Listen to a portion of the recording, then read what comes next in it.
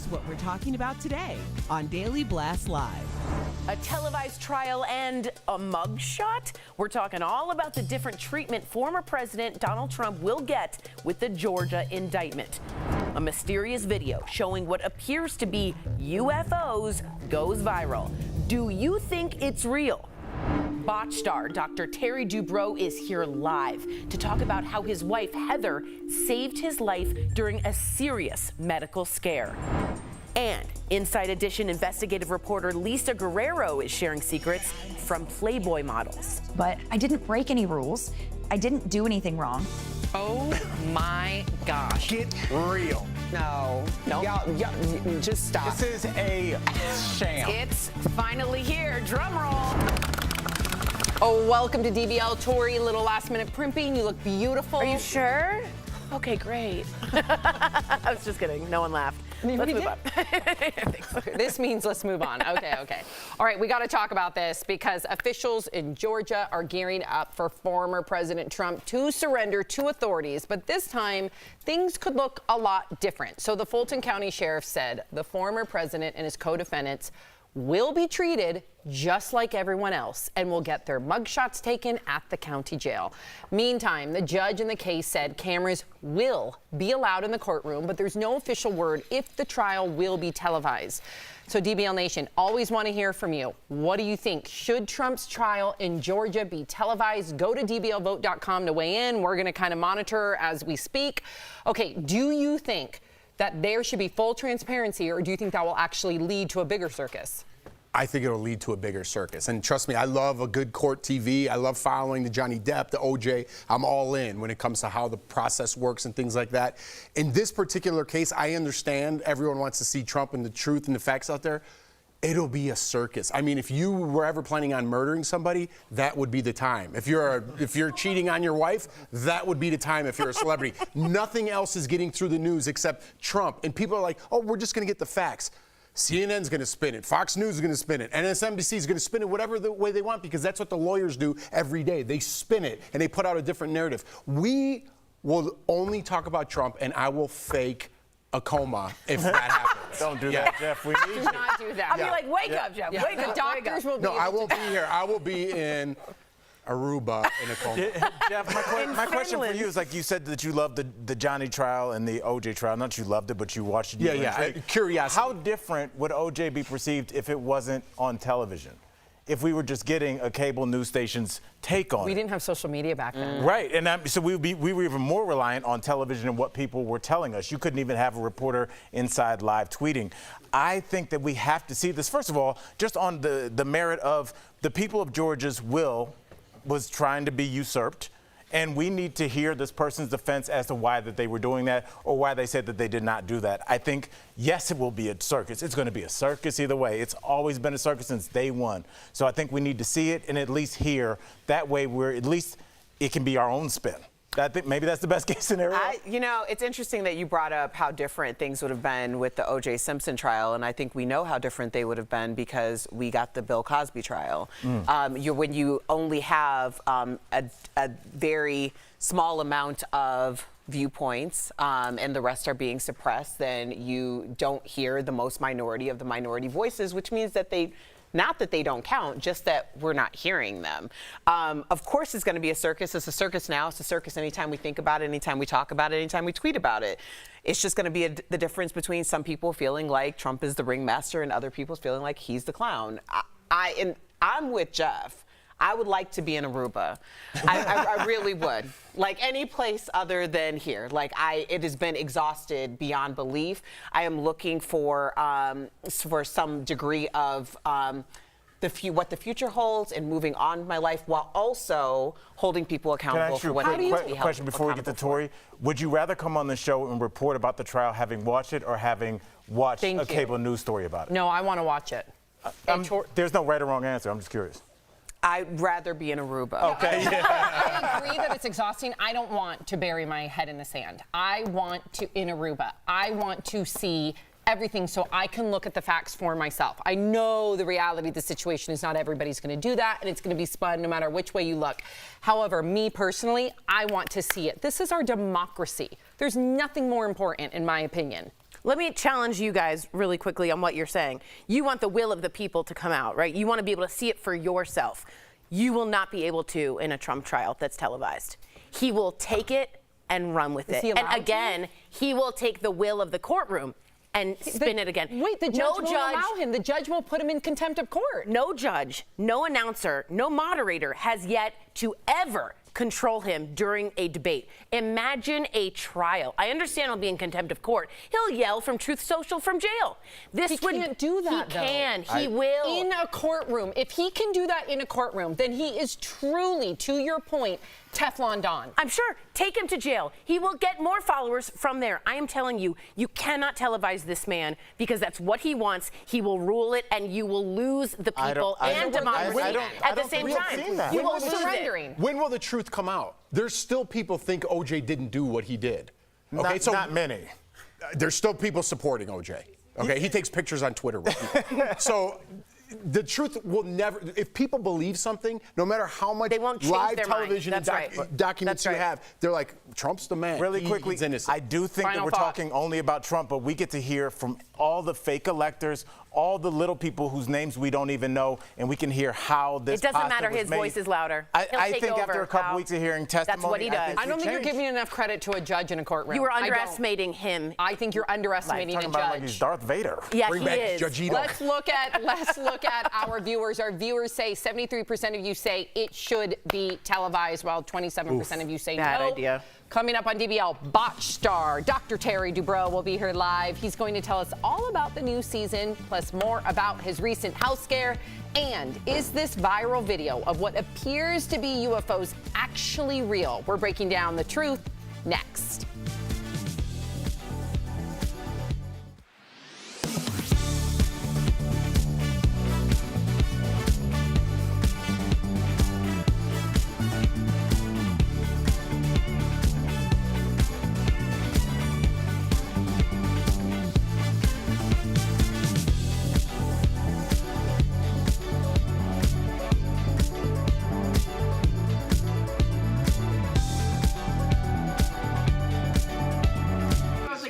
What's up? I'm so excited to see you. Girl, same. I heard that you are in DC, like your family's in Yeah, right by the zoo. I know. Am I jumping I'm down? in Chevy Chase. Right where my sister. So when let me get your number. Maybe we can connect. I'm coming in next week or 2 weeks from now. Yeah, maybe we can get Oh yeah. I don't know. I have no idea. I don't know. Oh, look if we can really have Yeah. a true opinion of what is going to go down with this trial without it being televised. Everything in our lives is televised. I can't imagine a judge not doing his or her job and just letting him run. You'd be in contempt of court. There's no way he would be in contempt in court. Then he'll go to jail and he'll have someone put on. Oh well, I don't want it. I don't want. He's controlling. He's controlling that Wait, narrative if you let him be televised. That's all he knows. Trump from 1970s.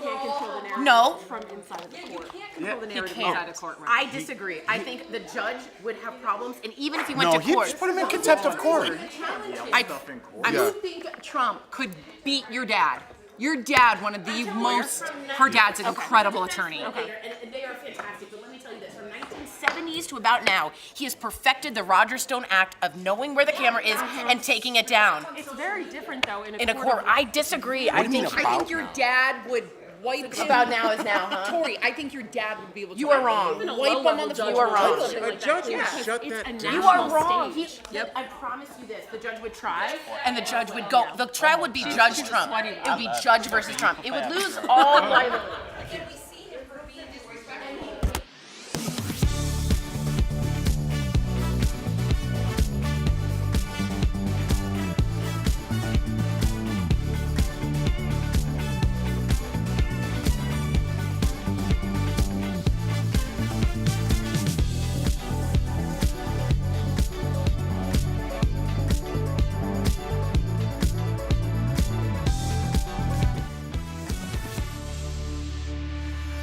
Welcome back. The world is a wild place, and these days it's hard to tell what's true or false, real or fake. I'm real. Well, you are real. Thank you. You are real.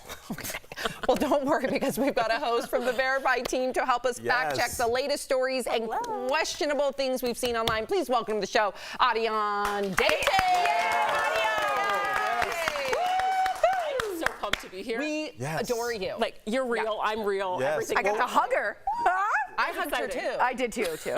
Mine was tighter. Oh, wow, ladies. I'm just happy to be here, guys. All right, I want to really get to these because we've obviously been hot on the discussion, these Trump indictments. We are certainly a new twist on the upcoming election year. We want to know definitively, and this is kind of going to be interesting to hear. Okay. If Trump is reelected, can Trump pardon himself? Okay, this is a split answer. So Trump has 4 indictments that has been issued against him right now, 2 federal, 2 state. When it comes to the state indictment, the Constitution is very, very clear. A president cannot pardon themselves in a state case. When it comes to the federal case, it's not so clear. All the U.S. Constitution says is that a president cannot pardon themselves when it comes to an impeachment. That's not what we're dealing with right now.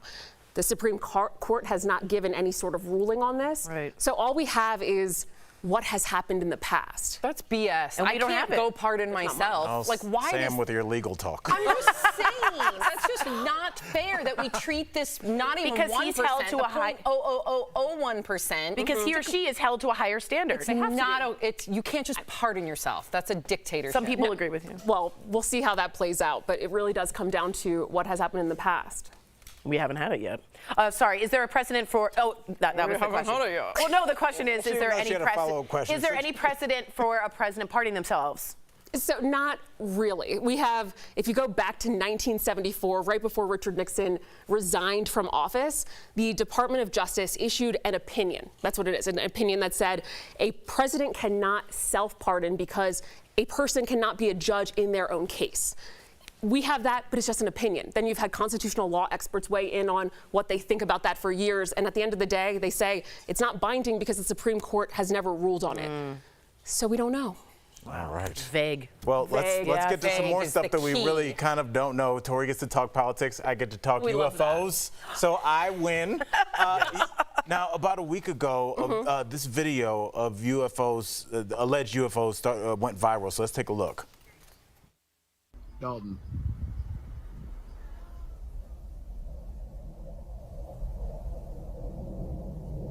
Dalton, are you seeing this? Bro, my heart just sank. The sound even let's- seems It looks like though ominous. it's like a I don't know, it looks like there's a wire. I don't. Oh, interesting. Okay. Video from the 40s? No, I know. I think it's a wire with like buoys on it or something. Okay, so you're not believing it. I believe in UFOs. I don't believe in that. Okay. So let's cut to the chase. Is this real? It's not. Okay. It's not. We took frames from that video and we put it through a reverse image search and we traced it back to a TikTok video and an Instagram video from the same creator. And that creator had in the caption that it was created using essentially a video game that creates different types of military constructs. It is not real, my friend. Wow. But wanna it got a pretend lot it of people talking about UFOs, especially given all the cases. But didn't You can crack it. Yeah. You made it seem like it was made out of paper mache. There's digital technology now. There's like a line and a stick. There was a puppet on a string. She did try to burst my bubble. But wait, You saw didn't me we all say puffy that? up here? Yeah. I feel On a like the government, string. and Jeff, I want you to chime in on this. It seemed like the government came out like a couple months ago and didn't say aliens are real, but they didn't say that they were kinda said they not were real, Sorry I for the double negative, but totally It's said okay. they They were real. so what's up with that? The government did not say that. Yes, There was a lot of misinformation about this one Yeah. going around, but It's on both sides of this panel. well, I'm in the middle, so I This is the safe zone. The government did not say that. There have been a number of congressional hearings about UFO sightings and what the Department of Defense would do about UFO sightings.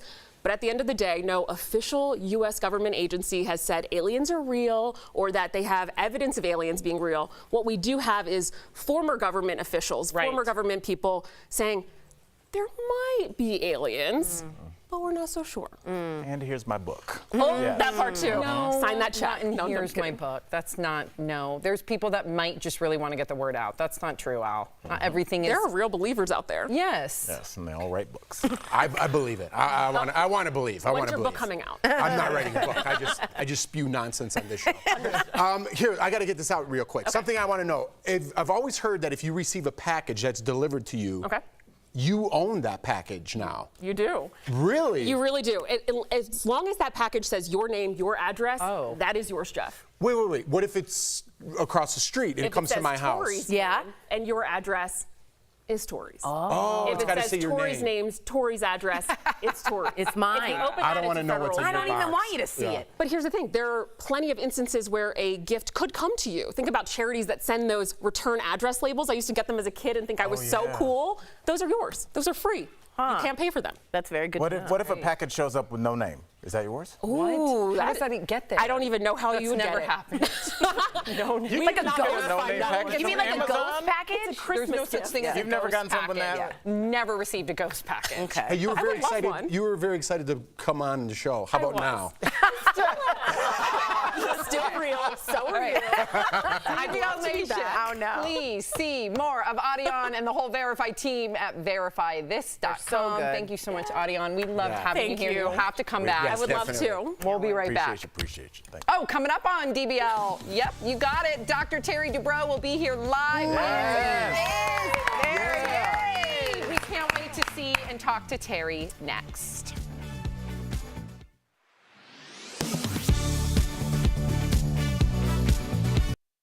More than 3.7 million people hold Parent Plus student loans, federal loans that parents can take out to help their child pay for college. We recently verified that those loans were excluded from the Biden administration's new income-driven repayment plan known as SAVE, which will forgive some student loan borrowers' balances after between 10 and 25 years of payments. Verify viewer Terry asked us if there are other loan forgiveness programs available for Parent Plus borrowers. And using these sources, we can verify that yes, there are. But there's a catch.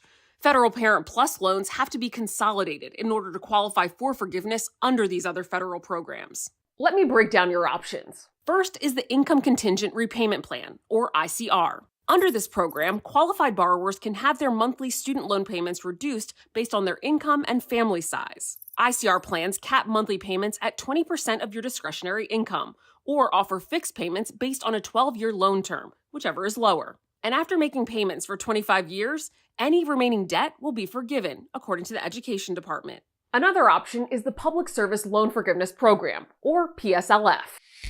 To qualify, the Education Department says Parent Plus borrowers must work full-time in a qualifying public service job. The student loans must be consolidated into a direct loan, and those loans must be repaid under an ICR plan. After making 10 years' worth of payments, totaling 120 payments, any remaining debt is forgiven. To apply for the Income Contingent Repayment Plan or the Public Service Loan Forgiveness Program, go to studentaid.gov. With your Verify, I'm Ariane Till.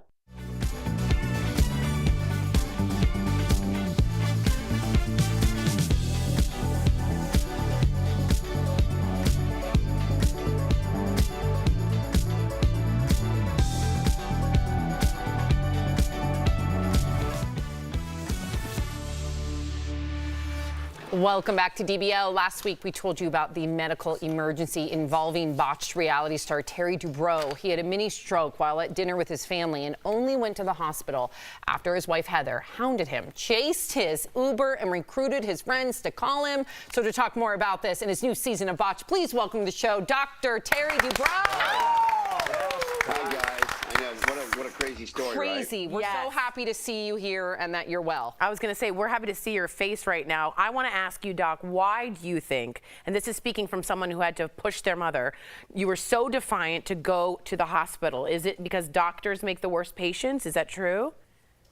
I don't think so. I think it's a general desire to deny something really bad happening. When you look at studies, and I have done this since this happened, of people who have strokes, literally 89% of people who are displaying signs of a stroke either refuse to go to our hospital or their caretakers, rather than calling 911, are calling relatives, and there's a delay. And as you probably know, you have about 4 hours to get to the hospital to dissolve that clot. And if you don't, you're going to have a major stroke. Wow. Terry, I get like you being reluctant because I don't know if it's a male thing or something like, I'm fine, don't worry about it. But what did your friends say to you that actually changed your mind? So I had 3 doctor friends of mine, very highly trained surgeons, call me. 2 of them said, listen, Terry, you know it could be a TIA, get it checked out. It wasn't until the 3rd one called me and said, don't do it for you. We know you're healthy. Do it for your wife, Heather, and your son, who are traumatized watching you go through this. They're not going to sleep. They're going to worry about you. And as soon as they appealed to me about making my family feel better, I went, okay, and I redirected the Uber. And thank goodness I did. Oh, man. Chills. Thank goodness. So happy to see you, Dr. Dubrow. Love your wife, Heather. I don't know if you've heard, but she's actually invited me to your new home in L.A. Let me tell you, on behalf of my girl, Heather, and everyone who really felt very passionately about this story, myself included, because here's the thing. I have someone, my husband, in my life who I know for a fact I would have had to chase down in an Uber too.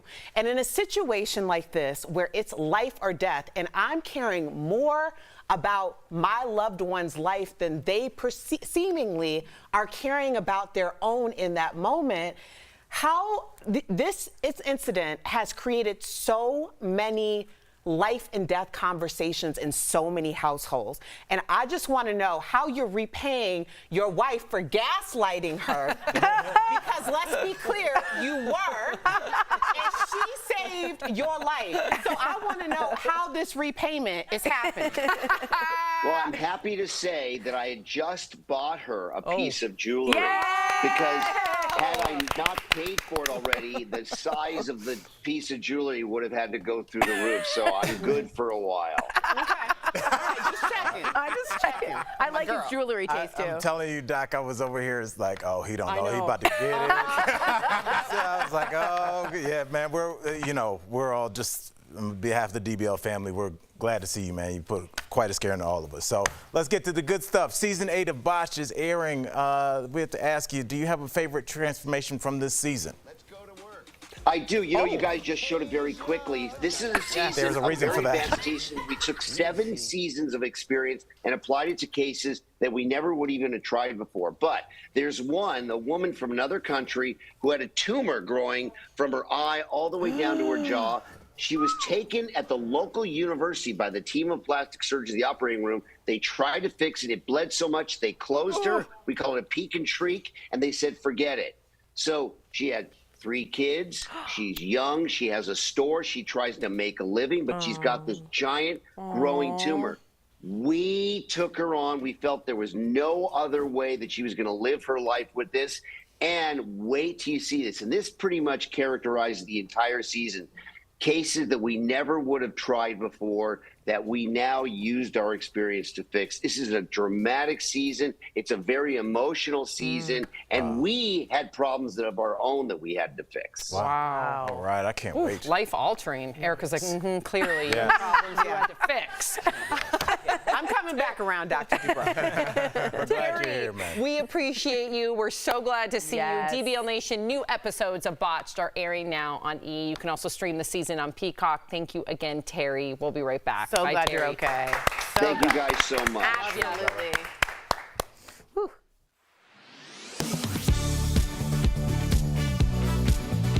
Nearly 100 people dead, a community with centuries of tradition destroyed. The Maui fires are among the most catastrophic in American history. As many people look to see how they can help, we've been getting some questions about online donation platforms. Namely, does GoFundMe take a cut of the donations? Several of our viewers wanted to know, so let's verify. Our sources are GoFundMe and Charity Watch. The answer is yes, GoFundMe takes a cut of donations. For each donation to a fundraiser, the company automatically deducts a 2.9% transaction fee plus an additional 30 cents. So if you and 14 friends each donated $100 to a fundraiser, of the $1,500 total dollars, $1,452 would go to the cause and 48 would go to fees. A lot of that money goes to covering the cost of securely processing the transactions. Some of it goes to just growing GoFundMe's business, since it is a for-profit company.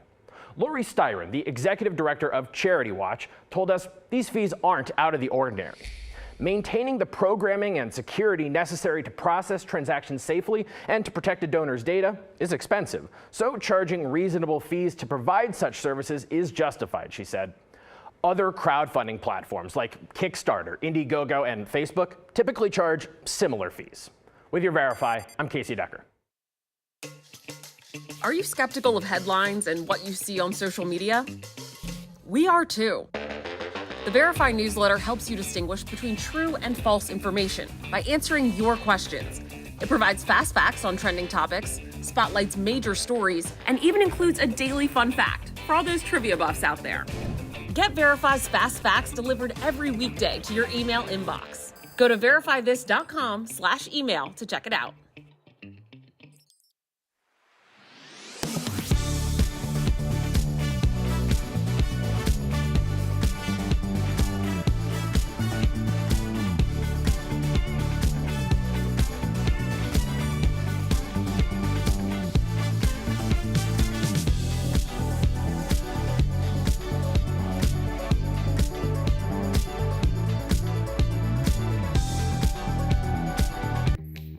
Verify here with your fast fact. This viral video with more than 1 million views claims to show 3 UFOs flying over New Mexico and asks, do you believe the footage? So let's verify. Is this video real? These are our sources. Verify took a few frames from the viral video and ran them through a reverse image search. This led us to both TikTok and Instagram videos posted on July 31st by user IcemanFox1 with the caption, filmed with Digital Combat Simulator. DCS is a video game that offers realistic simulations of aircraft and other military equipment. IcemanFox1's profile says they regularly post realistic DCS videos and confirmed in an email to Verify that the viral video was generated using DCS. So no, this video claiming to show UFOs in the sky over New Mexico is not real. With your fast fact, I'm Brandon Lewis.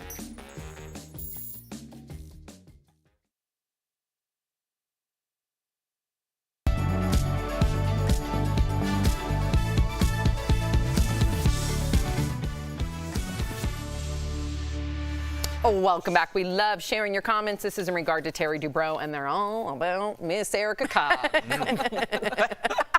Okay, so Barbara says, go Erica. It's all in caps, exclamation mark multiple times. Barb knows a Terry. Spurpus says, Erica is woman, hear her roar. They know too. And do you want that sound effect again? What's true is how many people felt what she just did cathartically. Yes. They were like, yes, Way Erica, to go, Erica. Yeah, exactly. Way to go. Very if you're fun. leaving us, you can watch the second half of the show online. Watch on YouTube, dailyblastlive.com, or our app. But if you get the second half of the show where you are, here is what's ahead. Inside Edition investigative reporter Lisa Guerrero is sharing secrets from Playboy models, including her own experience as a cover girl. And the Blindside bombshell continues with another response from the Toohey family after Michael Orr's allegations. We're talking all about it next.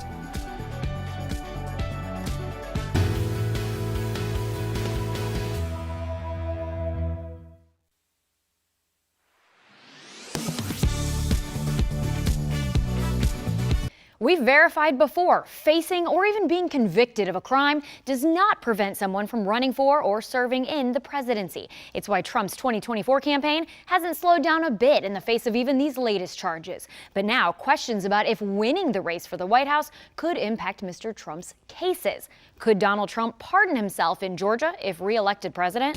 We turn to several sources here to verify no. The Constitution gives the president sweeping powers to issue pardons, allowing them to reduce or cancel punishments for crimes. The Supreme Court has ruled they can issue these pardons at any time after the crime. They don't have to wait for a conviction. There are 2 established limits to this power, though. The president can't unimpeach someone, including themselves, and it only applies to offenses against the United States, meaning federal crimes. Pardons for state crimes go through a different process, which varies by state but often involves the governor or a pardon board. Trump's indictments in Georgia for attempts to overturn their 2020 election results and in New York related to hush money payments allege violation of state crimes, not federal. And in Georgia, only a state board of pardons and paroles can grant official forgiveness to people who've qualified for pardon. They aren't available to those currently incarcerated, and a pardon does not remove the crime from someone's record. Trump's also appeared in federal court in Miami for possession of classified documents and right here in D.C. for his alleged actions leading up to the January 6th insurrection. The question of whether or not he could pardon himself in those cases is a topic of extensive debate amongst constitutional scholars, one that would potentially have to be settled in the Supreme Court. With your Verify, I'm Abby Larico.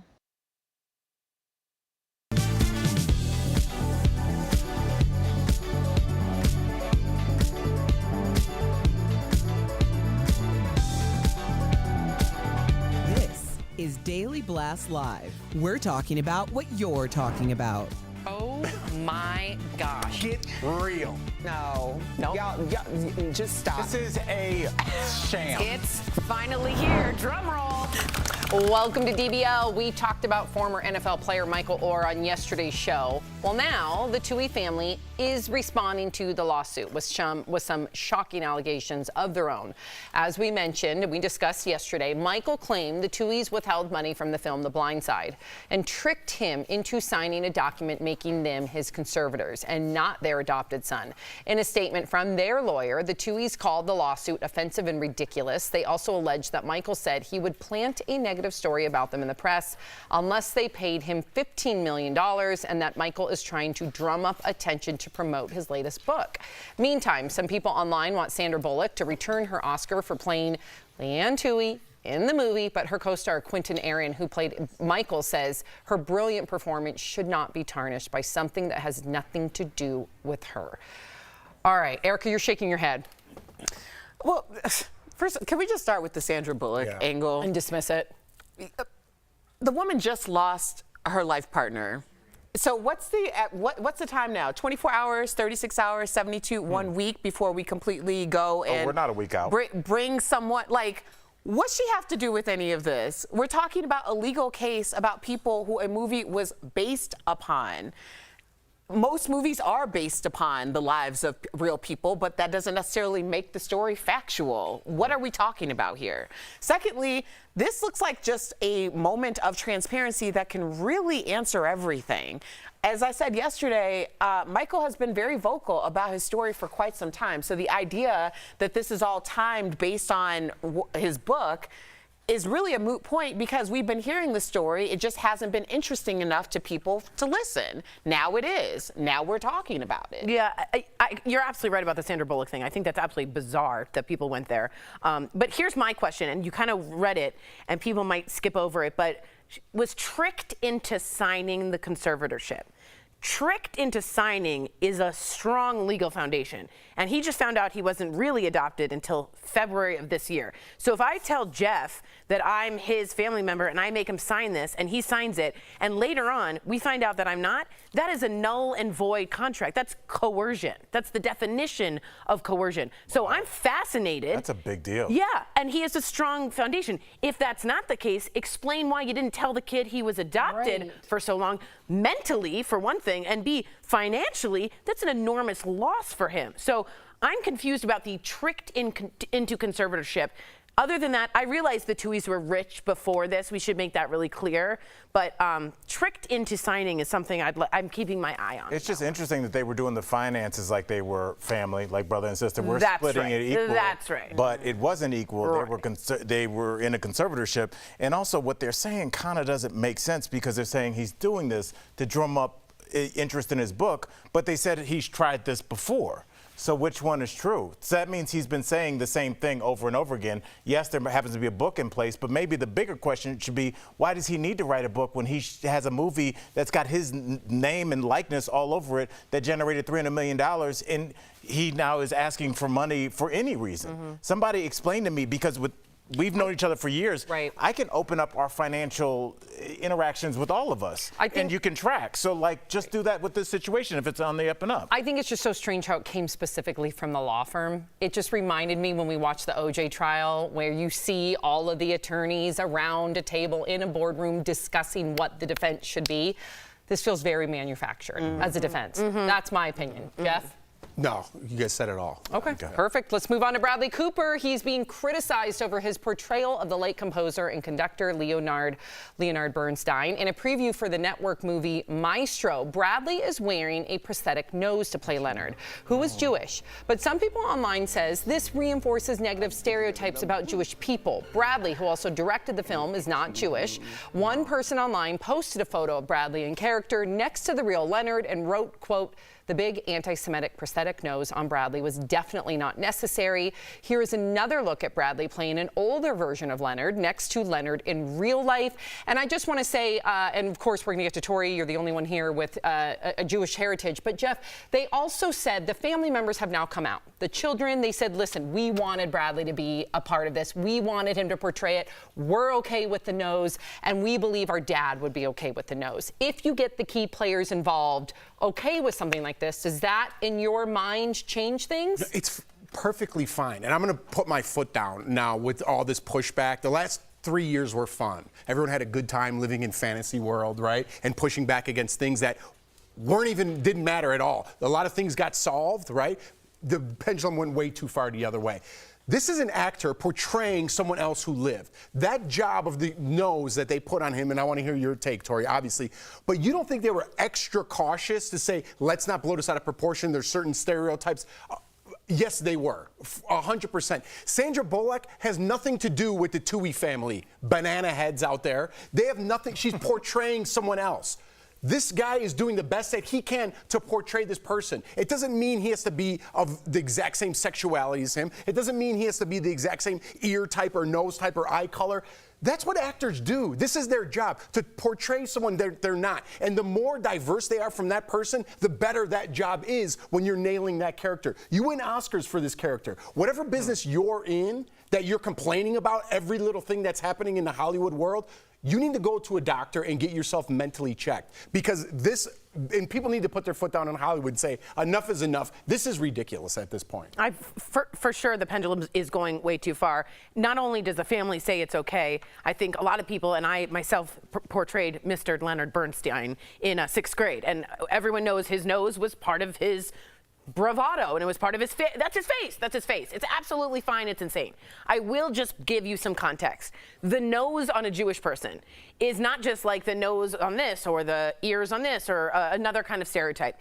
Because in the Holocaust, Hitler would have measuring rods for noses, and he thought the inferior race would have a certain type of nose, and that's become a big stereotype. And they'd literally measure you, and then those people would be sent to gas chambers. So there's a context here that's really sensitive, right? Big noses, Jewish, it's deeper than that. People were killed over their nose size. However, in this case, it's the man's face. Honor the man's face. It's absurd, and I agree with Jeff. But I mean, completely agree with Jeff. That was a good nuanced answer. Just a little bit more context. But that's the way that you get your narrative into the public domain. Why are we giving it credence? Why are we giving it credence? And you know what, Jeff? But at least we had this discussion, because I feel like that discussion. But I'm sick of having meaningless discussions. Sandra Bullock should give back her Oscar. Yes. That's insanity. But Jeff, you're with your family when these people are out tweeting. You're having fun. You're out doing things. I hope you guys understand that there are millions of people that are harassing these studios, harassing these producers, going after the Oscars until they bend, because you don't write in saying, I really enjoy the Oscars, because you enjoy it and you move on. And so these people, unfortunately, do have to be addressed. And the way that they get their narrative into the public is they take something real, like anti-Semitism, and they attach it to something that isn't real, like the fact that people might have issues with their nose. My issue, as somebody that is into the arts, is we're not talking about the cinematography. We're not talking about the storyline. We're not talking about his life. Right. What we're talking West Side about Story. is something that will have nothing to do once you sit down in that seat. And it's really, I don't know, it's really just undermines all the hard work that went into making a movie like this or any kind of movie, because all we're talking about is this narrative that's only meant to drive internet traffic. What else could this be for? Well, I think it's also important just to understand that when we say these people don't do this, these people don't do that, these people might be a person who just literally saw something, picked up their phone because there's no burden of entry of anything, sounded off a single tweet, went about their business, and the next thing they know, that tweet went viral. The split second of thought that just meandered in their head now lives in a platform. And it may not even be someone who had a tremendous amount of fault. That's the reason why we can't put too much into some of these ideas, because a lot of these ideas are just thoughts that have just been thrown out there. And because someone stumbled upon it at the right, going viral is something hitting at the right time with the right match. It means nothing. Let me push back a little bit. I understand, I get your positivity, what you're putting out there, and that's the way I should look at things and the world should. But studios have fired people because of the last 3 years. That the nonsense tweet that someone just wrote out and put down and put it into the universe, people have lost their jobs. Heads of studios, directors, producers, actors have lost their job. Networks have changed the way they produce television shows because of those nonsense tweets. So they do mean something. And now people are in positions that they shouldn't be in, and they can't get rid of them now because they hired them during this crazy time where everyone was just putting crazy thoughts out there, and they thought that's what they had to do. Now we're stuck in this world where people shouldn't have jobs. The people who did have their jobs are fired because the thinking was so crazy 3 years ago. So there's more to it than just writing a crazy tweet. It's people jumping on board. But what about the fact, is there a way to get to a point where we can ask these questions? Because I would want to hear, I'm not talking about Sandra Bullock, let's put that aside. Yeah. Right. But I would want to hear Tori's point of view on that, because I'm not of Jewish descent. So is there a way where we can bring up these hot button issues without it causing someone's livelihood? Obviously, I'm not talking about the Harvey Weinsteins. I'm just talking about polarizing conversations. There's no way to ask questions anymore and discuss it without there being like this crazy repercussion. Backlash. Right. Are we ever going to get to that point? Because I do want to have these conversations. I mean, I think the conversation about should you wear a prosthetic to play another person is a conversation. I think it does help. No different than if Ben Affleck puts on a suit of armor that has an 8-pack on it. We assume that's not him there, but it's part of the outfit of Batman. What do you guys think? Can you wear, if somebody has I say absolutely. It's no different than a storefront or a prop or something that you put in the back. It's trying to help reproduce that exact image that it was like when he walked around this planet. It's like Virginia Woolf. Remember so it's like, how are you not supposed to portray that? Right. But then if you tie it into anti-Semitism and you say, why I think Hollywood should do their thing. Well, that's because you're an anti-semite. Right. Yeah, that's where it gets too far. That's where it goes. But that's the problem is too far. The one thing is a conversation. The other has a real historical totally context. get Right. And bringing both of those up is also part of a nuanced conversation. We walk that line every day, though. When we first started this show in 2017, we were the microcosm of what was happening on Facebook. People were having the uncomfortable conversations, allowing there to be some nuance, and you didn't cancel each other necessarily because of the difference in it. Now, we're like walking, talking landmines. Yeah. Yes. Like, we're so behind to have these conversations. The Jamie Foxx conversation about the anti-Semitic thing. And I asked you, Tori, like, I've heard this a million times. It has never been about Jewish people. I am so sorry. Can you please explain this to me? And there's the trope. There is. And we had this conversation, and it made a lot of sense. But now it's like every day we're like, well, I don't know. We're just going to talk about it, see what happens with everybody else. I'm glad that we can have these conversations. Very proud of us on that. There you go, Tori. I'm proud of us. You be very proud of yourself. You can. Snoop Dogg was. Coming up on DBL Inside Edition, investigative reporter Lisa Guerrero will be here live to talk all about the secrets of Playboy docuseries. What does she think about it all as a former Playboy model herself?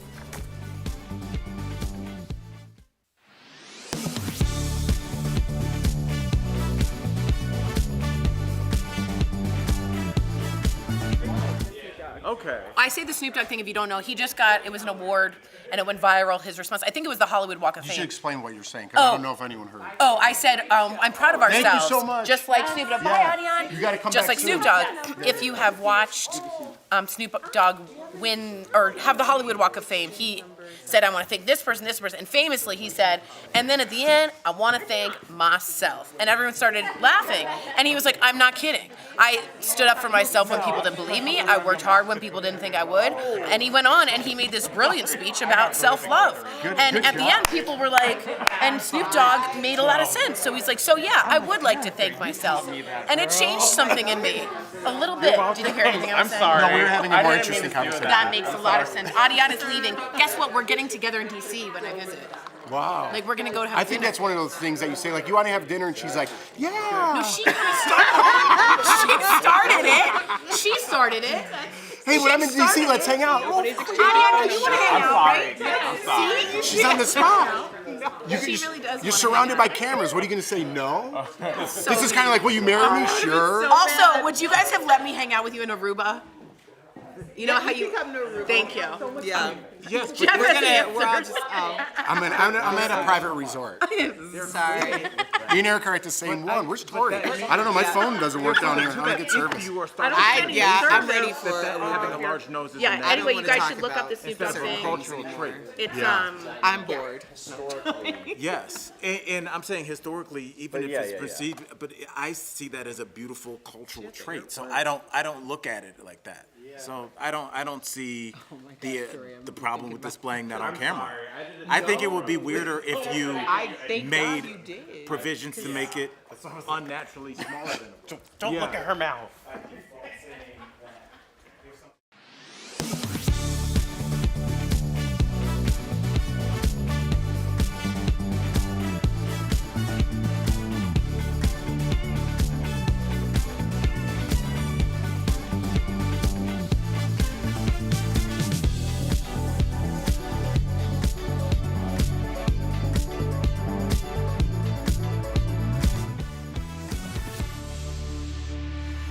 Welcome back. People often question if anyone reads the articles in Playboy magazine, but beyond those stories are eye-opening secrets from the models who made it a multi-million-dollar empire.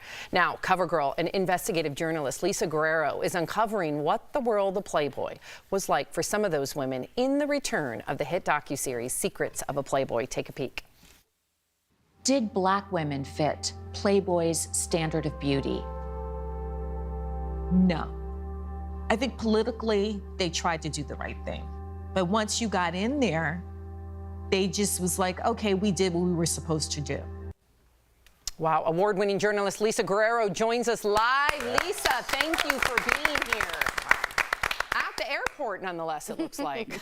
Thank you for having me. I don't know if that's a real background. But, I live at the airport, you guys. She is at the Oh, you are at the airport. All right, well, there you go. Multitasker. There you go. There you go. Lisa, I watched season 1 and I have season 2 on DVR. It really opened my eyes to Hugh Hefner and the whole thing.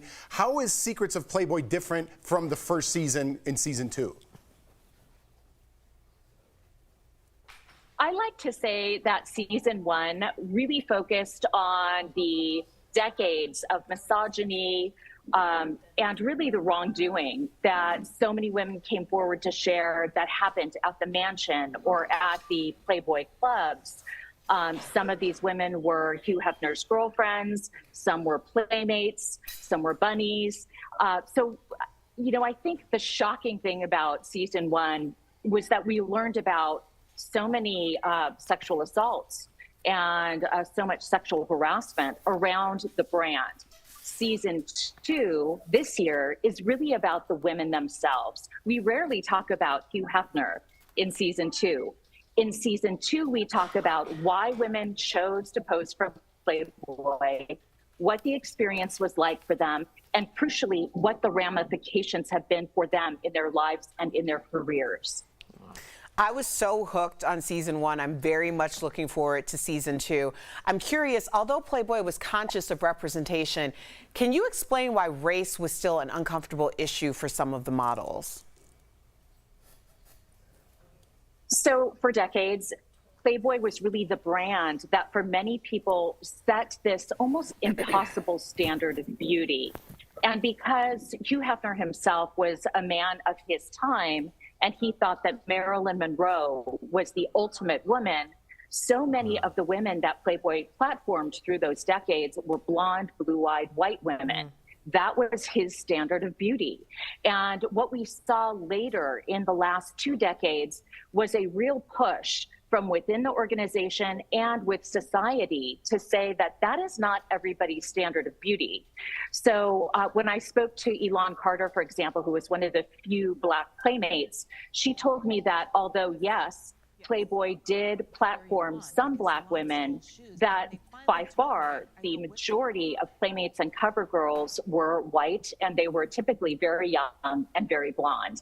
But it's time, you know, post Me Too, post Time's Up, it's really time to have these conversations about the hypocrisy surrounding the brand and about women being able to be the narrators of their own sexuality and we get to decide what's sexy, not some old white man, frankly. I love that soundbite. Cut it. You were on the cover of Playboy in January 2006, and I celebrate and applaud that decision. You were 40 and looking fierce. Why did you decide to pose, and what was your experience like? Was it comfortable? Yeah, you know, I posed for Playboy when I was 40 for a very strategic reason. I had been a sportscaster for over a decade. I went very quickly from local to regional to national sports. I ended up on Best Damn Sports Show, period, on Fox, and finally on Monday Night Football as the sideline reporter in 2003 for ABC. When my sports career ended, I wanted to be a correspondent for an entertainment news show. So I used the platform that Playboy provided to tell everybody during my press tour that I wanted to work for Inside Edition or Access Hollywood or Entertainment Tonight. Inside Edition heard me talking about that. They did a story about me appearing at 40 as one of the first Latinas on the cover ever. And they said, you know, we really like her, and we think that our middle-aged female fan base that watches Inside Edition is going to like her. And so they signed me to a 2-year contract. That was 17 years ago. Wow. And since then, I've been with this show. I've done 650 investigations, and it has turned into an amazing relationship. But what's weird is that I wouldn't have been able to do all these investigations had I not once posed for the cover of Playboy. Manifest. Fascinating. Manifest. I know, but put in the work. Thank you so much, Lisa. DBL Nation, you can watch Secrets of Playboy now on A&E. We'll be right back. Thanks again.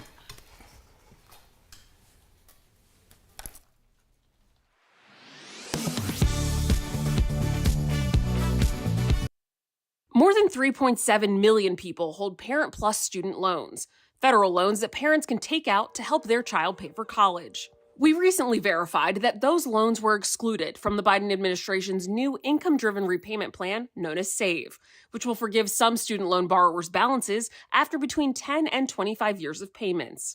Verify viewer Terry asked us if there are other loan forgiveness programs available for Parent Plus borrowers. And using these sources, we can verify that yes, there are. But there's a catch.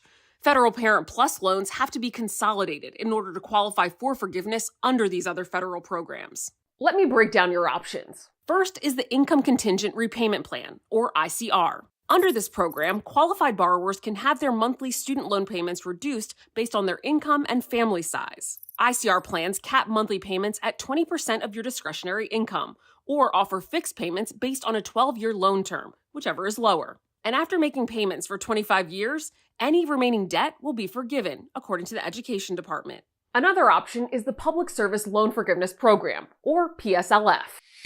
To qualify, the Education Department says Parent Plus borrowers must work full-time in a qualifying public service job. The student loans must be consolidated into a direct loan, and those loans must be repaid under an ICR plan. After making 10 years' worth of payments, totaling 120 payments, any remaining debt is forgiven. To apply for the Income Contingent Repayment Plan or the Public Service Loan Forgiveness Program, go to studentaid.gov. With your Verify, I'm Ariane Till.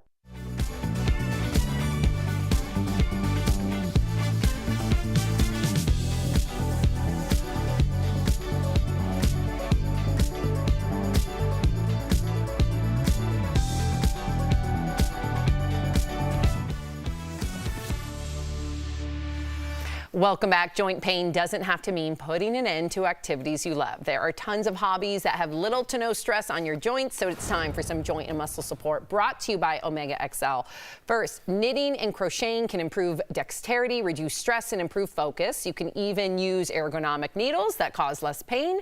Next, gardening. This can really help with mobility and flexibility. Make sure to have a stool to rest your knees and back. Lastly, cooking. This can be a great hobby to pick up. You can make balanced anti-inflammatory meals to reduce joint pain. Omega XL has improved the lives of millions of consumers. Supported by 30 years of clinical research, Omega XL's powerful and proven benefits have transformed the lives of athletes, celebrities, and dedicated daily users. Call 800-725-2612 or visit omegaxl.com for more information. We'll be right back.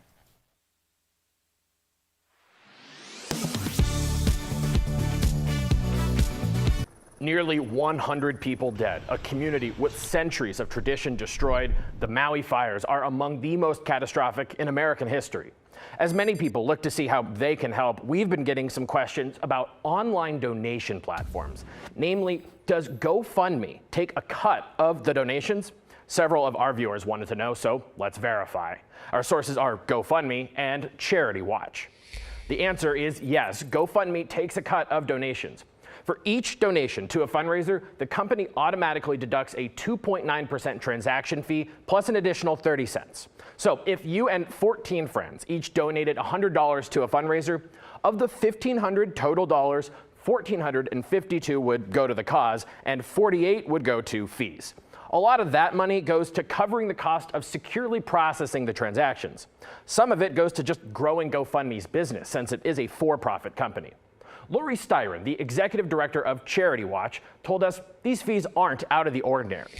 Maintaining the programming and security necessary to process transactions safely and to protect a donor's data is expensive, so charging reasonable fees to provide such services is justified, she said.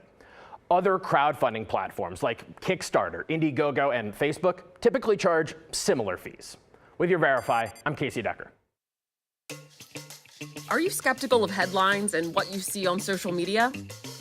We are too. The Verify newsletter helps you distinguish between true and false information by answering your questions. It provides fast facts on trending topics, spotlights major stories, and even includes a daily fun fact for all those trivia buffs out there. Get Verify's fast facts delivered every weekday to your email inbox. Go to verifythis.com/email to check it out.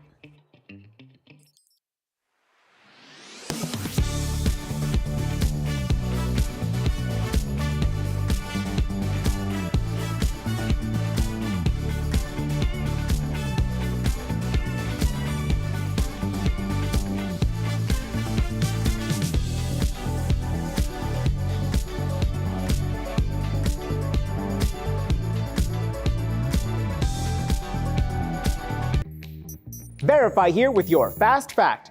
This viral video with more than 1 million views claims to show 3 UFOs flying over New Mexico and asks, do you believe the footage? So let's verify. Is this video real? These are our sources. Verify took a few frames from the viral video and ran them through a reverse image search. This led us to both TikTok and Instagram videos posted on July 31st by user IcemanFox1 with the caption, filmed with Digital Combat Simulator. DCS is a video game that offers realistic simulations of aircraft and other military equipment. IcemanFox1's profile says they regularly post realistic DCS videos and confirmed in an email to Verify that the viral video was generated using DCS. So no, this video claiming to show UFOs in the sky over New Mexico is not real. With your fast fact, I'm Brandon Lewis.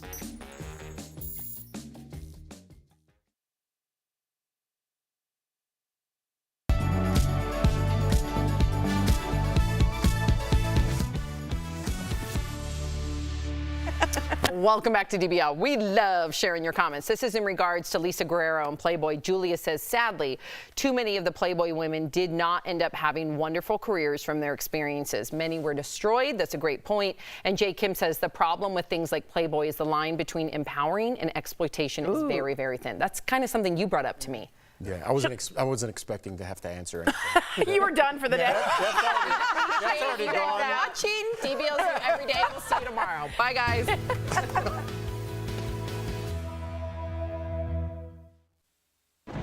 Where hope finds help. Where courage meets conviction. Where makers make fans.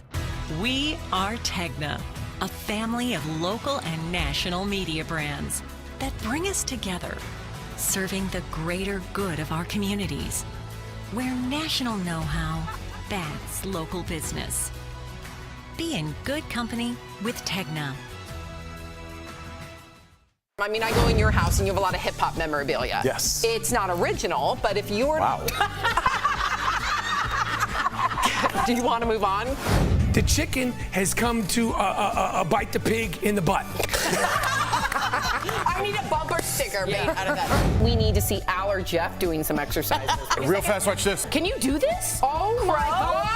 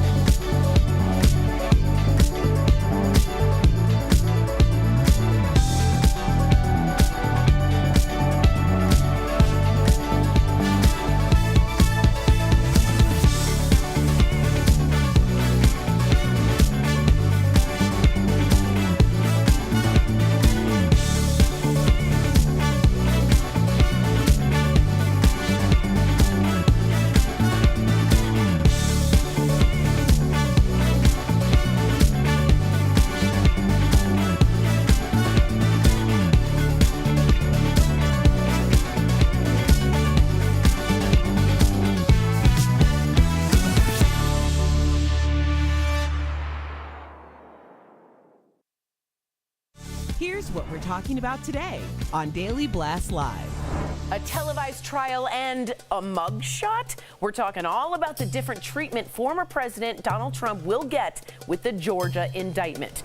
A mysterious video showing what appears to be UFOs goes viral.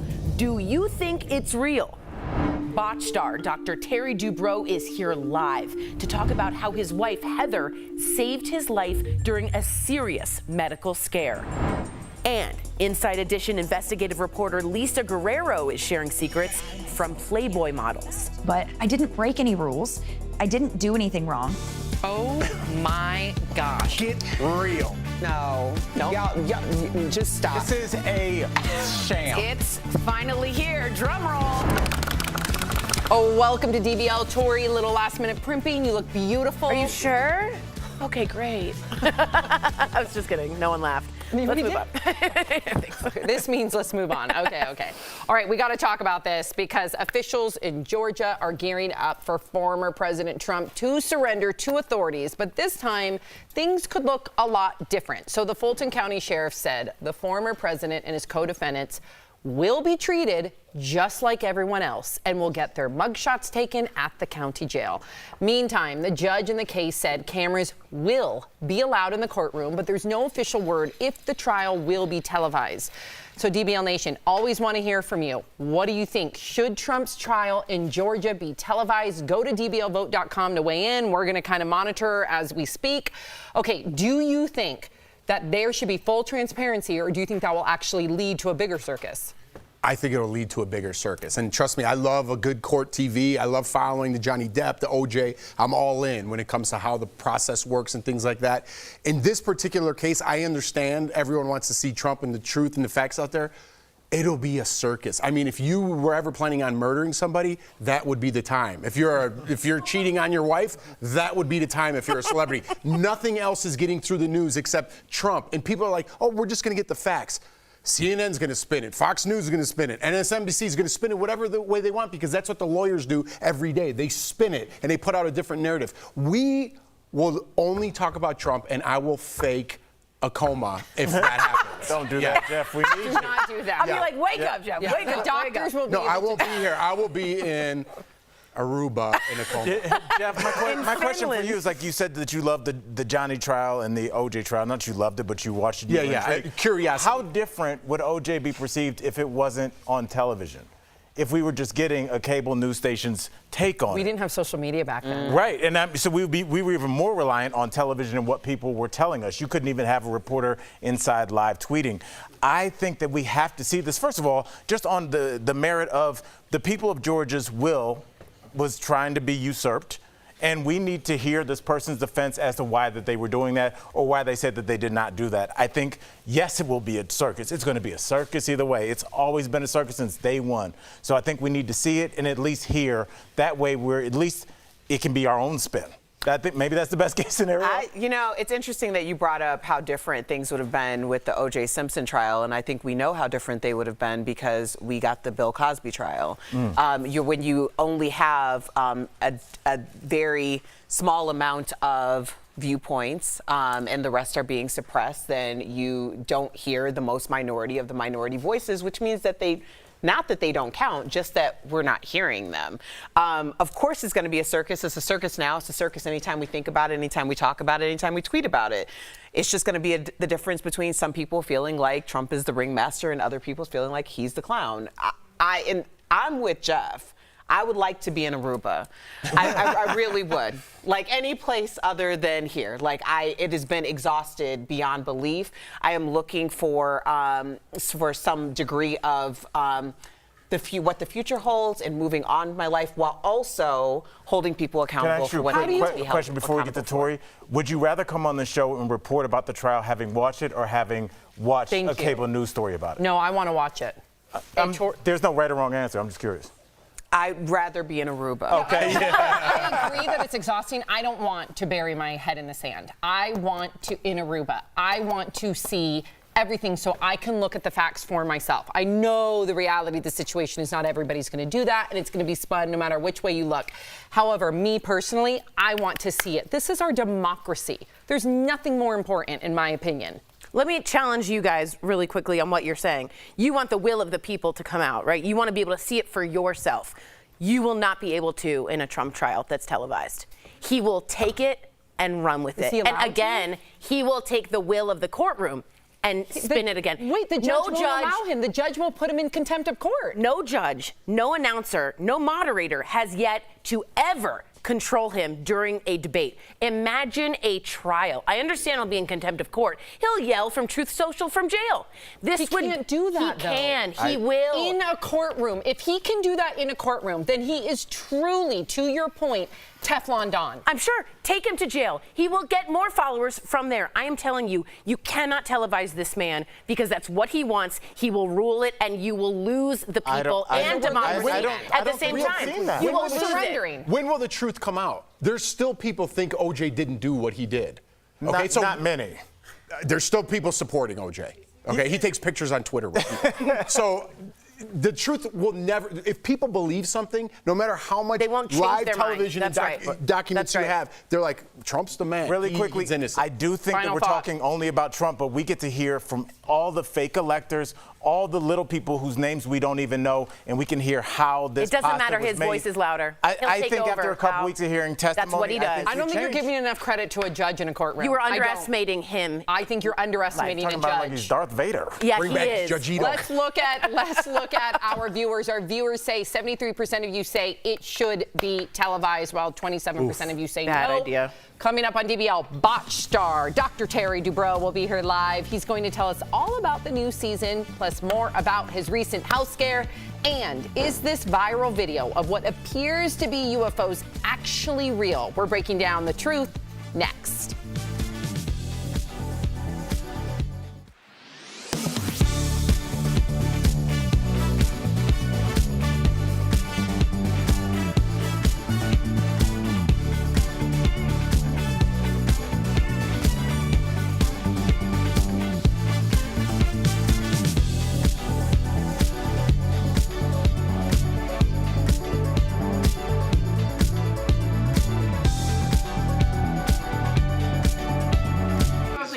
What's up? I'm so excited to see you. Girl, same. I heard that you are in DC, like your family's there. Yeah, right by the zoo. I know. Am I jumping down? I'm in Chevy Chase. Right where my sister. So when let me get your number. Maybe we can connect. I'm coming in next week or 2 weeks from now. Yeah. Maybe we can get Oh yeah. I don't know. Are you sitting here? I have no idea. Yes, I you're going don't know center. if we can really have Yeah. a true opinion of what is going to go down with this trial without it being televised. Everything in our lives is televised. I can't imagine a judge not doing his or her job and just letting him run. You be in contempt of court. There's no way he would be in contempt in court. Then he'll go to jail and he'll have someone put on. Oh well, I don't want it. I don't want. He's controlling. He's controlling that narrative if you let him be televised. That's all he knows. Trump from 1970s. No. From inside of the court. Inside a courtroom. I disagree. I think the judge would have problems, and even if he went to court, just put him in contempt of court. I do think Trump could beat your dad. Your dad, one of the most. Her dad's an incredible attorney. Okay, and they are fantastic. But let me tell you this: from 1970s to about now, he has perfected the Roger Stone act of knowing where the camera is and taking it down. It's very different though in a court. I disagree. I think your dad would wipe him. About now is now, huh? Tori, I think your dad would be able to. You are wrong. Wipe him on the floor. You are wrong. A judge would shut that down. You are wrong. I promise you this: the judge would try, and the judge would go. The trial would be Judge Trump. It would be Judge versus Trump. It would lose all liability. Can we see him for being disrespectful?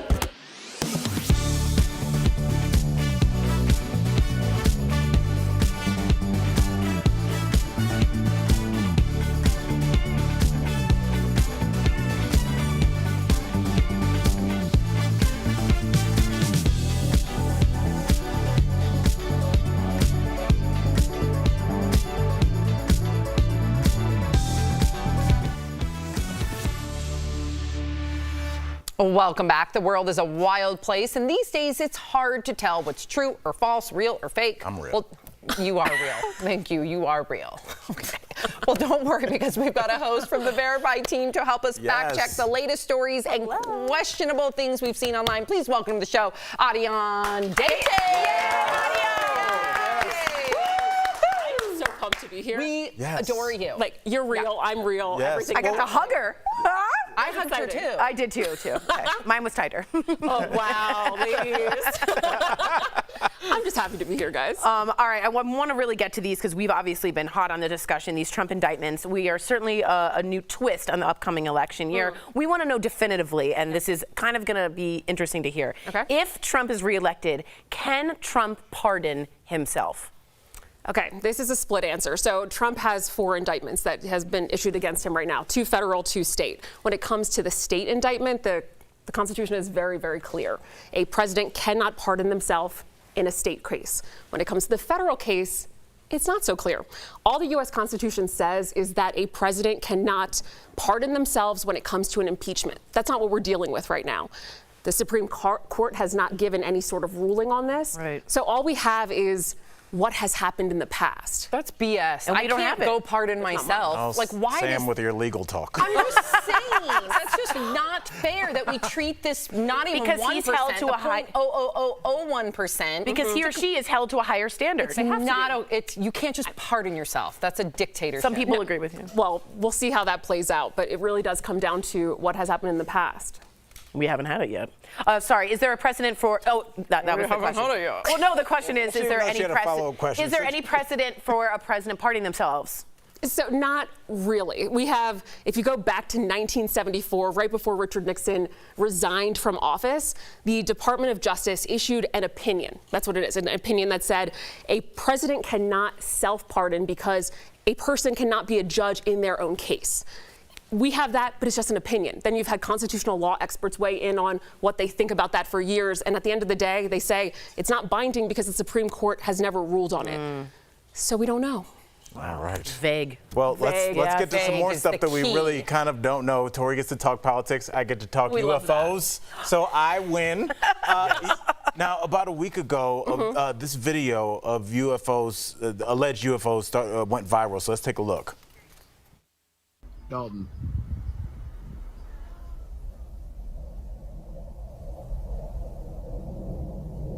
Dalton, are you seeing this? Bro, my heart just sank. The sound even seems. It looks like ominous. though it's like a, it looks like there's a wire. I don't. Oh, interesting. Okay, well, from the 40s? No, I know. I think it's a wire with like buoys on it or something. Okay, so you're not believing it.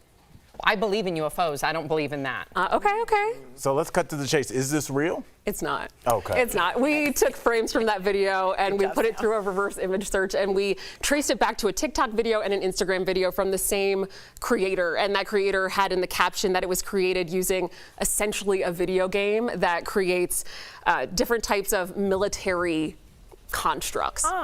It is not real, my friend. Wow. But it got a lot of people talking about UFOs, especially given all the cases. But didn't you can crack it? Yeah. You made it seem like it was made out of paper mache. There's digital technology now. There's like a line and a stick. Are you trying to? There was a puppet on a string.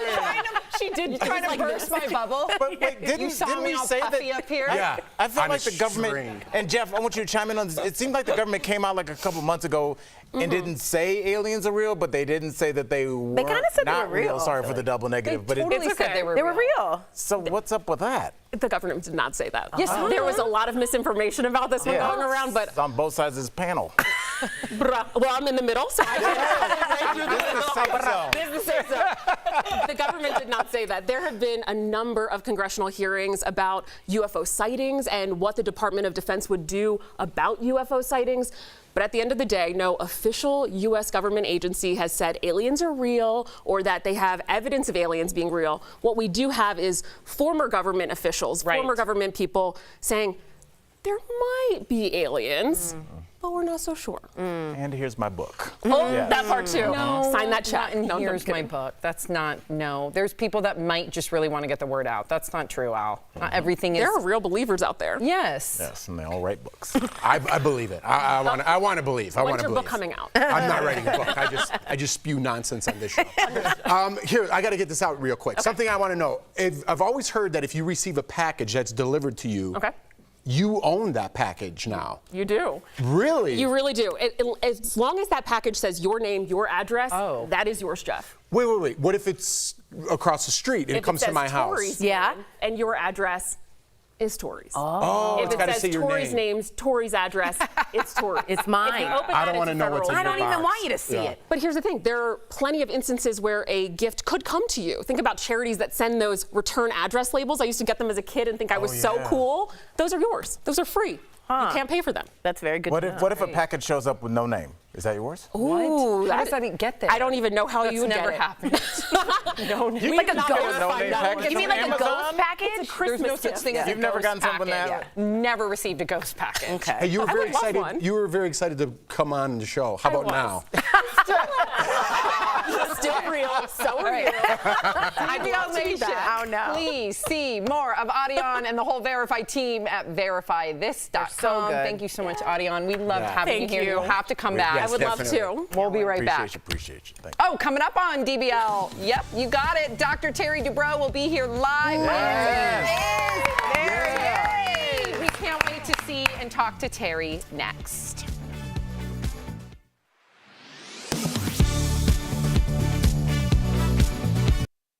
More than 3.7 million people hold Parent Plus student loans, federal loans that parents can take out to help their child pay for college. We recently verified that those loans were excluded from the Biden administration's new income-driven repayment plan known as SAVE, which will forgive some student loan borrowers' balances after between 10 and 25 years of payments.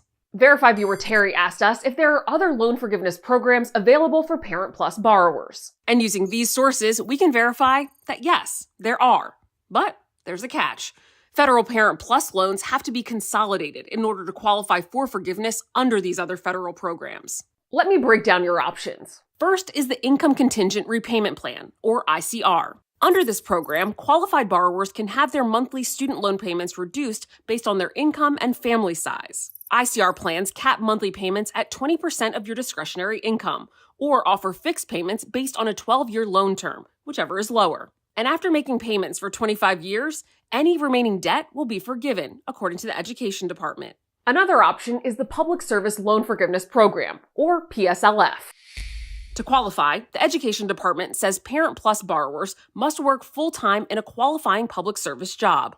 The student loans must be consolidated into a direct loan, and those loans must be repaid under an ICR plan. After making 10 years' worth of payments, totaling 120 payments, any remaining debt is forgiven. To apply for the Income Contingent Repayment Plan or the Public Service Loan Forgiveness Program, go to studentaid.gov. With your Verify, I'm Ariane Till.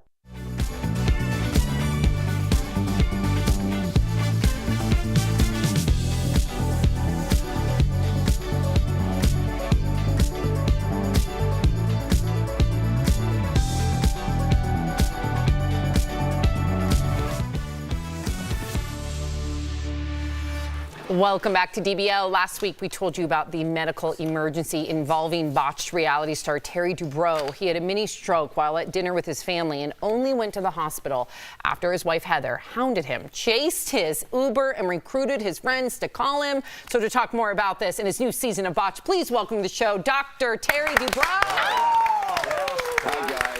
I know. What a crazy story, Crazy. right? We're so happy to see you here and that you're well. I was going to say, we're happy to see your face right now. I want to ask you, Doc, why do you think, and this is speaking from someone who had to push their mother, you were so defiant to go to the hospital? Is it because doctors make the worst patients? Is that true? I don't think so. I think it's a general desire to deny something really bad happening. When you look at studies, and I have done this since this happened, of people who have strokes, literally 89% of people who are displaying signs of a stroke either refuse to go to a hospital or their caretakers, rather than calling 911, are calling relatives, and there's a delay. And as you probably know, you have about 4 hours to get to the hospital to dissolve that clot. And if you don't, you're going to have a major stroke. Wow. Terry, I get like you being reluctant because I don't know if it's a male thing or something like, I'm fine, don't worry about it. But what did your friends say to you that actually changed your mind? So I had 3 doctor friends of mine, very highly trained surgeons, call me. 2 of them said, listen, Terry, you know it could be a TIA, get it checked out. It wasn't until the 3rd one called me and said, don't do it for you. We know you're healthy. Do it for your wife, Heather, and your son, who are traumatized watching you go through this. They're not going to sleep. They're going to worry about you. And as soon as they appealed to me about making my family feel better, I went, okay, and I redirected the Uber. And thank goodness I did. Oh my God. Chills. Thank goodness. So happy to see you, Dr. Dubrow. Love your wife, Heather. I don't know if you've heard, but she's actually invited me to your new home in LA. Let me tell you, on behalf of my girl Heather and everyone who really felt very passionately about this story, myself included, because here's the thing. I have someone, my husband, in my life who I know for a fact I would have had to chase down in an Uber too. And in a situation like this, where it's life or death, and I'm caring more about my loved one's life than they seemingly are caring about their own in that moment, how this incident has created so many life and death conversations in so many households. And I just want to know how you're repaying your wife for gaslighting her. Because let's be clear, you were, and she saved your life. So I want to know how this repayment is happening. Well, I'm happy to say that I had just bought her a piece of jewelry. Because had I not paid for it already, the size of the piece of jewelry would have had to go through the roof. So I'm good for a while. Just checking. I like his jewelry taste too. I'm telling you, Doc, I was over here. It's like, oh, he don't know. He about to get it. So I was like, oh, yeah, man. We're all just on behalf of the DBL family. We're glad to see you, man. You put quite a scare into all of us. So let's get to the good stuff. Season 8 of Botched is airing. We have to ask you, do you have a favorite transformation from this season? I do. You know, you guys just showed it very quickly. This is a season, there's a reason for that. advanced season. We took 7 seasons of experience and applied it to cases that we never would even have tried before. But there's one, a woman from another country who had a tumor growing from her eye all the way down to her jaw.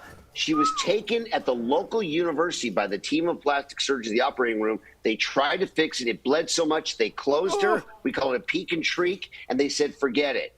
So she had 3 kids. She's young. She has a store. She tries to make a living, but she's got this giant growing tumor.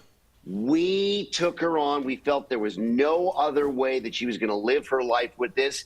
And wait till you see this. And this pretty much characterized the entire season. Cases that we never would have tried before that we now used our experience to fix. This is a dramatic season. It's a very emotional season. And we had problems of our own that we had to fix. Wow. All right, I can't wait. Life altering. Erica's like, clearly, problems you had to fix. I'm coming back around, Dr. Dubrow. We're glad you're here, man. We appreciate you. We're so glad to see you. DBL Nation, new episodes of Botched are airing now on E! You can also stream the season on Peacock. Thank you again, Terry. We'll be right back. So Bye, glad Terry. you're okay. Thank you guys so much. Absolutely.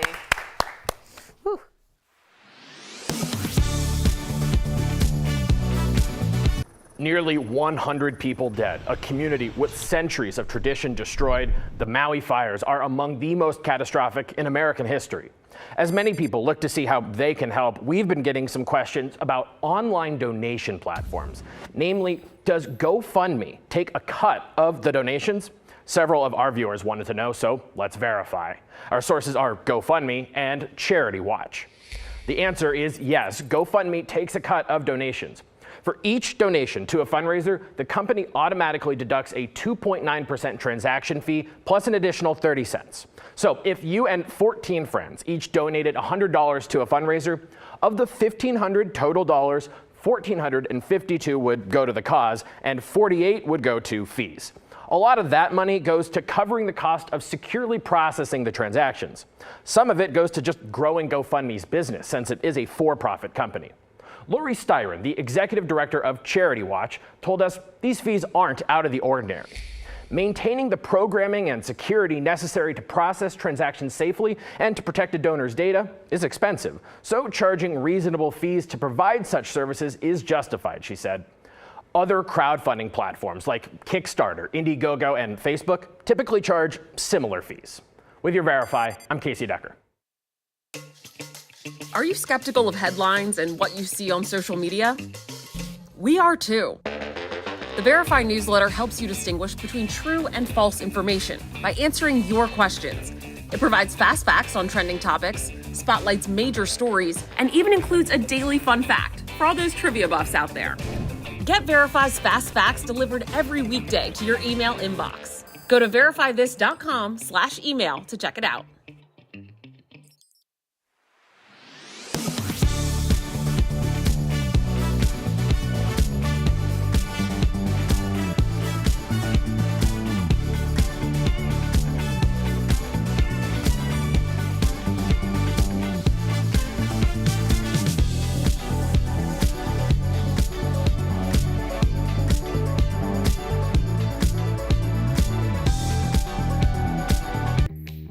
Verify here with your fast fact.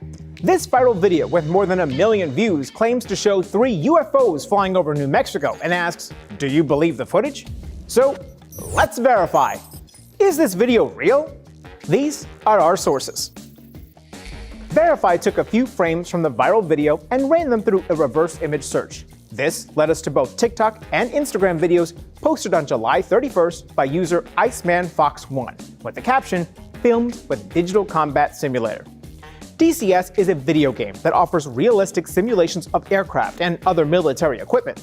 IcemanFox1's profile says they regularly post realistic DCS videos and confirmed in an email to Verify that the viral video was generated using DCS. So no, this video claiming to show UFOs in the sky over New Mexico is not real. With your fast fact, I'm Brandon Lewis.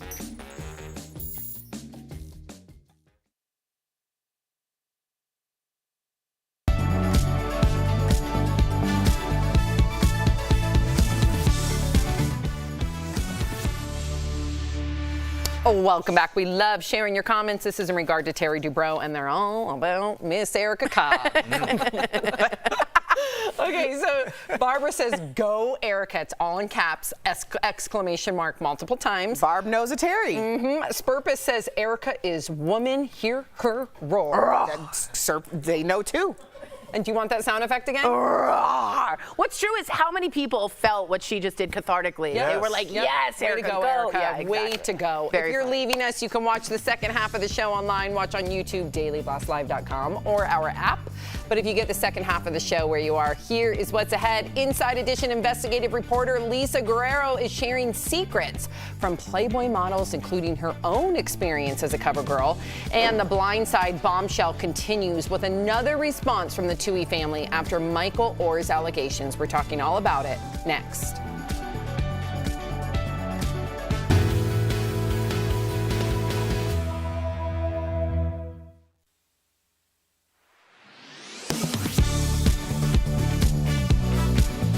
We've verified before, facing or even being convicted of a crime does not prevent someone from running for or serving in the presidency. It's why Trump's 2024 campaign hasn't slowed down a bit in the face of even these latest charges. But now, questions about if winning the race for the White House could impact Mr. Trump's cases.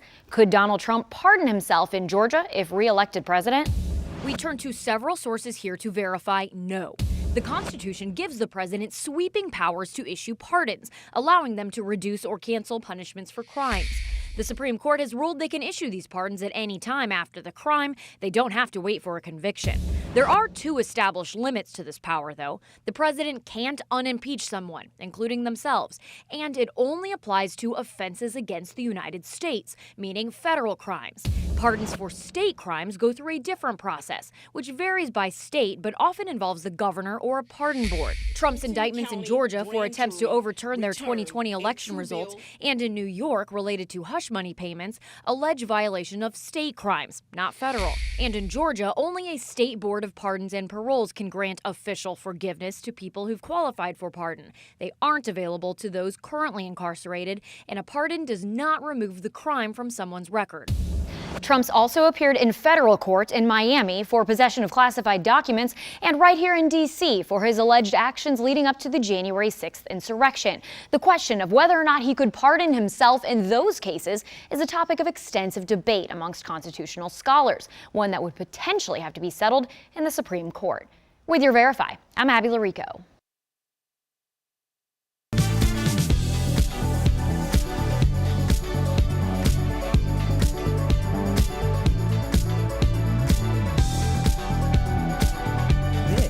is Daily Blast Live. We're talking about what you're talking about. Oh my gosh. Get real. No. Y'all, just stop. This is a sham. It's finally here. Drum roll. Welcome to DBL. We talked about former NFL player Michael Oher on yesterday's show. Well, now the Tuohy family is responding to the lawsuit with some shocking allegations of their own. As we mentioned, we discussed yesterday, Michael claimed the Tuohys withheld money from the film The Blind Side and tricked him into signing a document making them his conservators and not their adopted son. In a statement from their lawyer, the Tuohys called the lawsuit offensive and ridiculous. They also alleged that Michael said he would plant a negative story about them in the press unless they paid him $15 million, and that Michael is trying to drum up attention to promote his latest book. Meantime, some people online want Sandra Bullock to return her Oscar for playing Leanne Tuohy in the movie, but her co-star Quentin Aaron, who played Michael, says her brilliant performance should not be tarnished by something that has nothing to do with her. All right, Erica, you're shaking your head. Well, first, can we just start with the Sandra Bullock angle? And dismiss it? The woman just lost her life partner. So what's the time now? 24 hours, 36 hours, 72, 1 week before we completely go and we're not a week out. Bring someone, like, what's she have to do with any of this? We're talking about a legal case about people who a movie was based upon.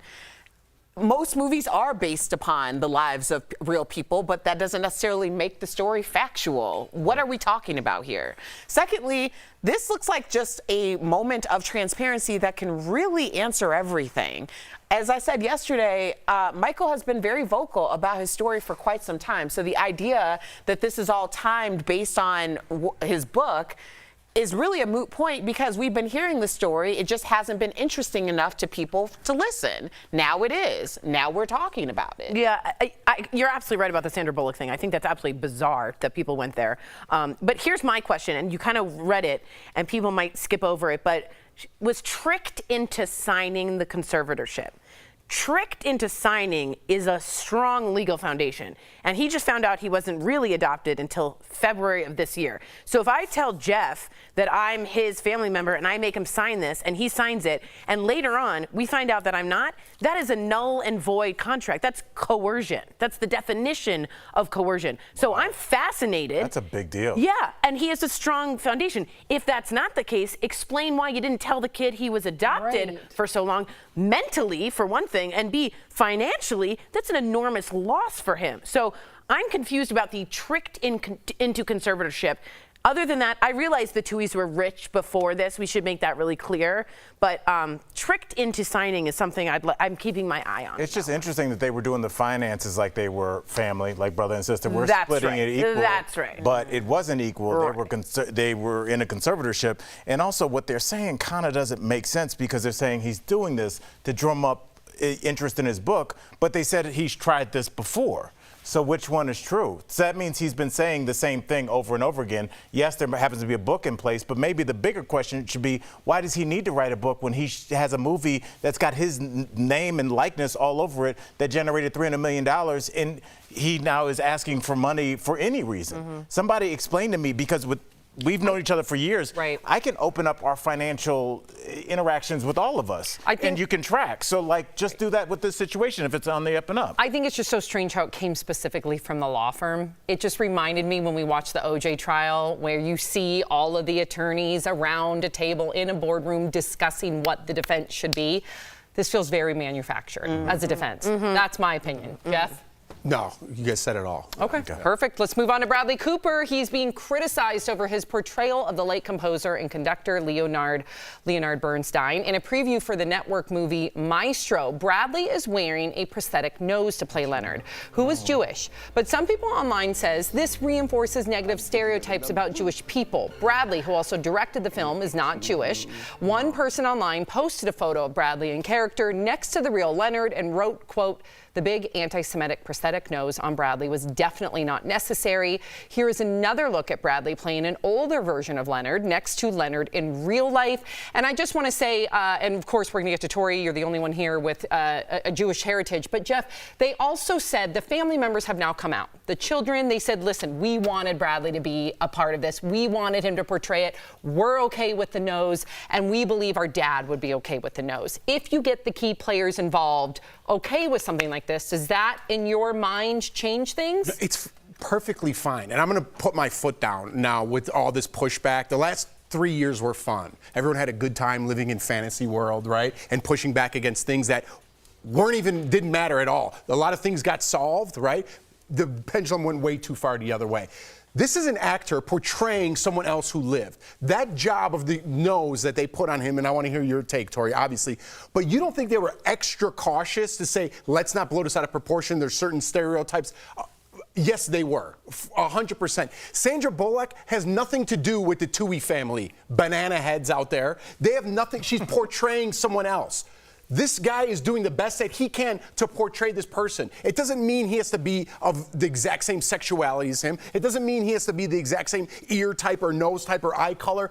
That's what actors do. This is their job, to portray someone they're not. And the more diverse they are from that person, the better that job is when you're nailing that character. You win Oscars for this character. Whatever business you're in that you're complaining about every little thing that's happening in the Hollywood world, you need to go to a doctor and get yourself mentally checked, because and people need to put their foot down in Hollywood and say, enough is enough. This is ridiculous at this point.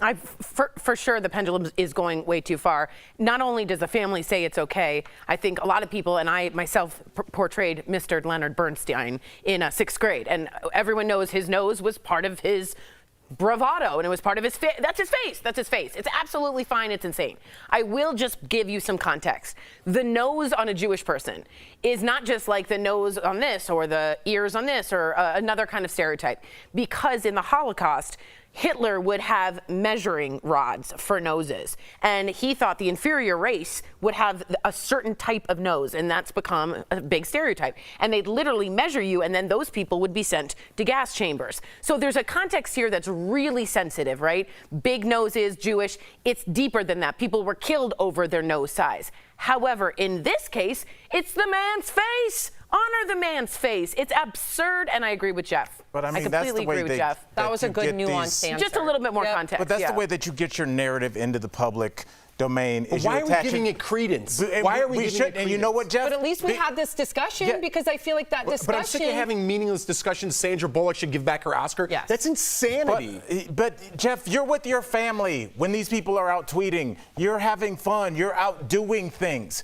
I hope you guys understand that there are millions of people that are harassing these studios, harassing these producers, going after the Oscars until they bend, because you don't write in saying, I really enjoy the Oscars, because you enjoy it and you move on. And so these people, unfortunately, do have to be addressed. And the way that they get their narrative into the public is they take something real, like anti-Semitism, and they attach it to something that isn't real, like the fact that people might have issues with their nose. My issue, as somebody that is into the arts, is we're not talking about the cinematography. We're not talking about the storyline. We're not talking about his life. Right. What we're talking about is something that will have nothing to do once you sit down in that seat. And it's really, I don't know, it's really just undermines all the hard work that went into making a movie like this, or any kind of movie, because all we're talking about is this narrative that's only meant to drive internet traffic. What else could this be for? Well, I think it's also important just to understand that when we say these people don't do this, these people don't do that, these people might be a person who just literally saw something, picked up their phone because there's no burden of entry of anything, sounded off a single tweet, went about their business, and the next thing they know, that tweet went viral. The split second of thought that just meandered in their head now lives in a platform. And it may not even be someone who had a tremendous amount of fault. That's the reason why we can't put too much into some of these ideas, because a lot of these ideas are just thoughts that have just been thrown out there. And because someone stumbled upon it at the right, going viral is something hitting at the right time with the right match. It means nothing. Let me push back a little bit. I understand, I get your positivity, what you're putting out there, and that's the way I should look at things and the world should. But studios have fired people because of the last 3 years. That the nonsense tweet that someone just wrote out and put down and put it into the universe, people have lost their jobs. Heads of studios, directors, producers, actors have lost their job. Networks have changed the way they produce television shows because of those nonsense tweets. So they do mean something. And now people are in positions that they shouldn't be in, and they can't get rid of them now because they hired them during this crazy time where everyone was just putting crazy thoughts out there, and they thought that's what they had to do. Now we're stuck in this world where people shouldn't have jobs. The people who did have their jobs were fired because the thinking was so crazy 3 years ago. So there's more to it than just writing a crazy tweet. It's people jumping on board. But what about the fact, is there a way to get to a point where we can ask these questions? Because I would want to hear, I'm not talking about Sandra Bullock, let's put that aside. Yeah. Right. But I would want to hear Tori's point of view on that, because I'm not of Jewish descent. So is there a way where we can bring up these hot button issues without it causing someone's livelihood? Obviously, I'm not talking about the Harvey Weinsteins. I'm just talking about polarizing conversations. There's no way to ask questions anymore and discuss it without there being like this crazy repercussion. Backlash. Right. Are we ever going to get to that point? Because I do want to have these conversations. I mean, I think the conversation about should you wear a prosthetic to play another person is a conversation. I think it does help. No different than if Ben Affleck puts on a suit of armor that has an 8-pack on it. We assume that's not him there, but it's part of the outfit of Batman.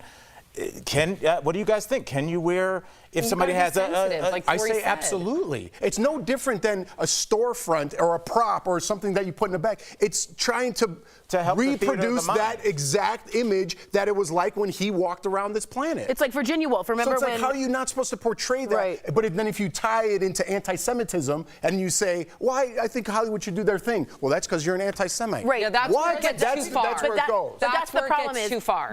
The one thing is a conversation. The other has a real historical context. Right. And bringing both of those up is also part of a nuanced conversation. We walk that line every day, though. When we first started this show in 2017, we were the microcosm of what was happening on Facebook. People were having the uncomfortable conversations, allowing there to be some nuance, and you didn't cancel each other necessarily because of the difference in it. Now, we're like walking, talking landmines. Yeah. Yes. Like, we're so behind to have these conversations. The Jamie Foxx conversation about the anti-Semitic thing. And I asked you, Tori, like, I've heard this a million times. It has never been about Jewish people. I am so sorry. Can you please explain this to me? And there's the trope. There is. And we had this conversation, and it made a lot of sense. But now it's like every day we're like, well, I don't know. We're just going to talk about it, see what happens with everybody else. I'm glad that we can have these conversations. Very proud of us on that. There you go, Tori. I'm proud of us. You can be very proud of yourself. You can. Snoop Dogg was. Coming up on DBL Inside Edition, investigative reporter Lisa Guerrero will be here live to talk all about the secrets of Playboy docuseries. What does she think about it all as a former Playboy model herself?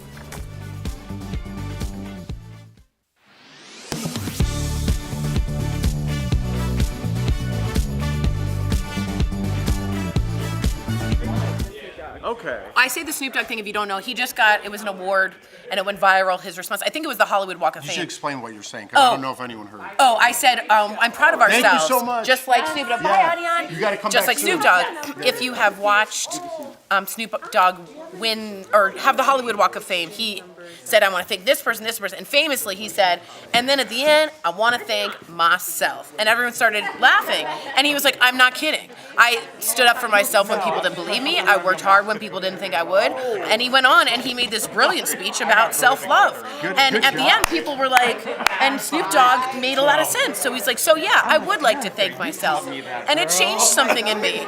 A little bit. Did you hear anything I was saying? I'm sorry. No, we were having a more interesting conversation. That makes a lot of sense. Adion is leaving. Guess what? We're getting together in D.C. when I visit. Wow. Like, we're going to go to have I think dinner. that's one of those things that you say, like, you want to have dinner, and she's like, yeah. No, she kind of started it. She started it. Hey, when I'm in D.C., let's hang out. Adion, you want to hang out, right? I'm sorry. See? She's on the spot. She really does. You're surrounded by cameras. What are you going to say, no? This is kind of like, will you marry me? Sure. Also, would you guys have let me hang out with you in Aruba? You know how you come to Aruba. Thank you. Yeah. Yes, but Jeff we're has gonna- answers. we're all just- I'm at a private resort. Sorry. Me and Eric are at the same one. We're starting. I don't know. My phone doesn't work down here. How do I get service? I'm ready for having a large nose is Yeah, a anyway, you guys should look up the Snoop Dogg Instead of a thing. cultural trait. It's, I'm bored. Yes, and I'm saying historically, even But if yeah, it's yeah, yeah. perceived, but I see that as a beautiful cultural trait. So I don't look at it like that. So I don't see the problem with displaying that on camera. I think it would be weirder if you made provisions to make it unnaturally smaller than them. Don't look at her mouth.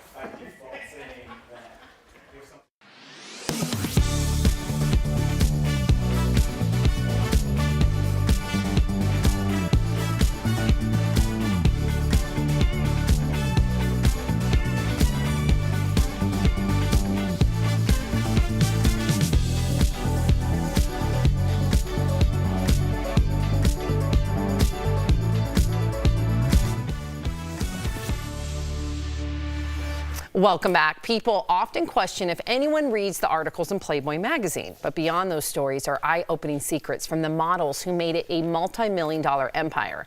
Now, CoverGirl and investigative journalist Lisa Guerrero is uncovering what the world of Playboy was like for some of those women in the return of the hit docuseries Secrets of a Playboy. Take a peek. Did Black women fit Playboy's standard of beauty? No. I think politically, they tried to do the right thing.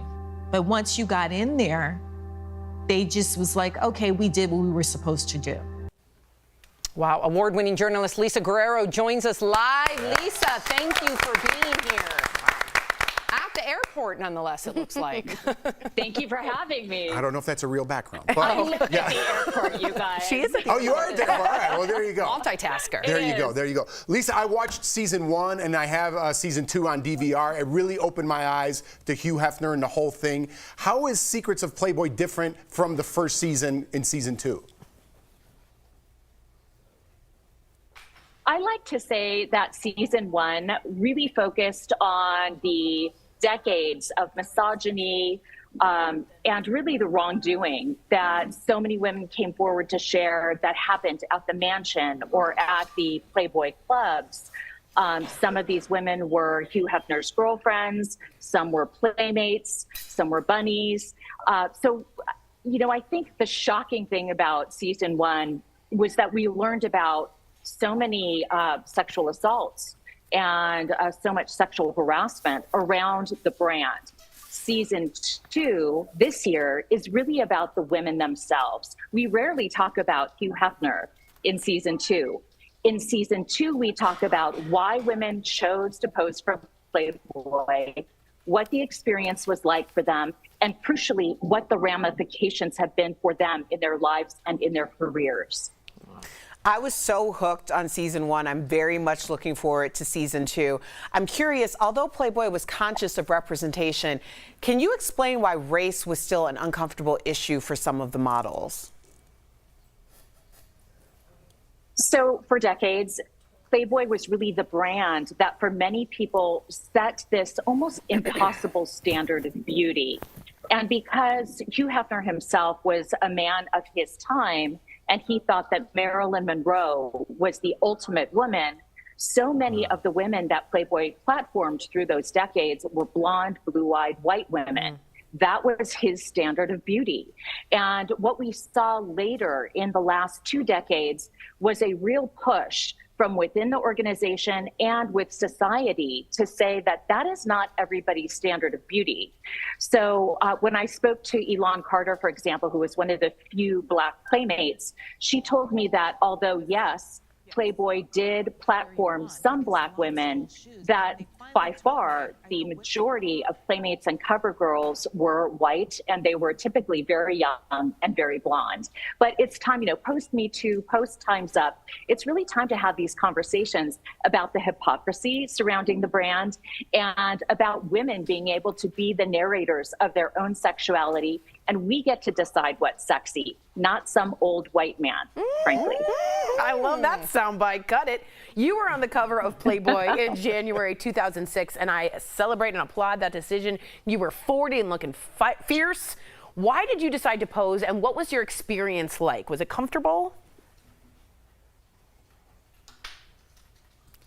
Yeah, you know, I posed for Playboy when I was 40 for a very strategic reason. I had been a sportscaster for over a decade. I went very quickly from local to regional to national sports. I ended up on Best Damn Sports Show, period, on Fox, and finally on Monday Night Football as the sideline reporter in 2003 for ABC.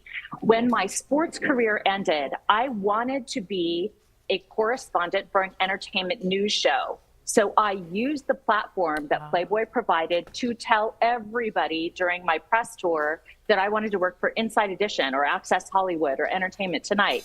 Inside Edition heard me talking about that. They did a story about me appearing at 40 as one of the first Latinas on the cover ever. And they said, you know, we really like her, and we think that our middle-aged female fan base that watches Inside Edition is going to like her. And so they signed me to a 2-year contract. That was 17 years ago. Wow. And since then, I've been with this show. I've done 650 investigations, and it has turned into an amazing relationship. But what's weird is that I wouldn't have been able to do all these investigations had I not once posed for the cover of Playboy. Manifest. Fascinating. Manifest. I know, but put in the work. Thank you so much, Lisa. DBL Nation, you can watch Secrets of Playboy now on A&E. We'll be right back. Thanks again.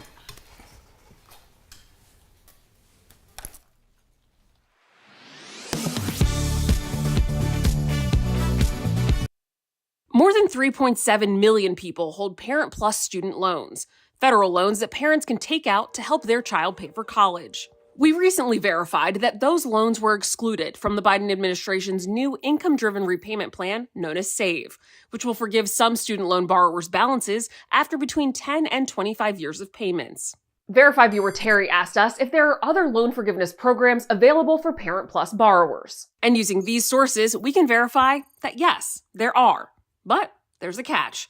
Federal Parent Plus loans have to be consolidated in order to qualify for forgiveness under these other federal programs. Let me break down your options. First is the Income Contingent Repayment Plan, or ICR. Under this program, qualified borrowers can have their monthly student loan payments reduced based on their income and family size. ICR plans cap monthly payments at 20% of your discretionary income, or offer fixed payments based on a 12-year loan term, whichever is lower. And after making payments for 25 years, any remaining debt will be forgiven, according to the Education Department. Another option is the Public Service Loan Forgiveness Program, or PSLF.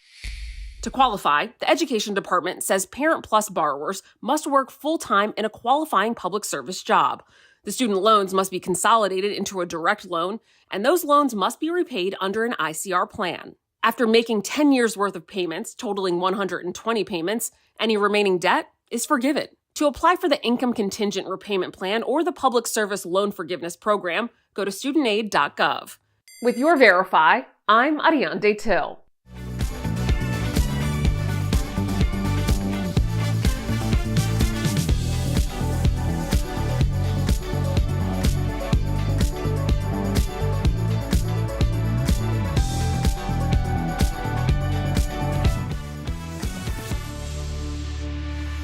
Welcome back. Joint pain doesn't have to mean putting an end to activities you love. There are tons of hobbies that have little to no stress on your joints, so it's time for some joint and muscle support brought to you by Omega XL. First, knitting and crocheting can improve dexterity, reduce stress, and improve focus. You can even use ergonomic needles that cause less pain. Next, gardening. This can really help with mobility and flexibility. Make sure to have a stool to rest your knees and back. Lastly, cooking. This can be a great hobby to pick up. You can make balanced anti-inflammatory meals to reduce joint pain.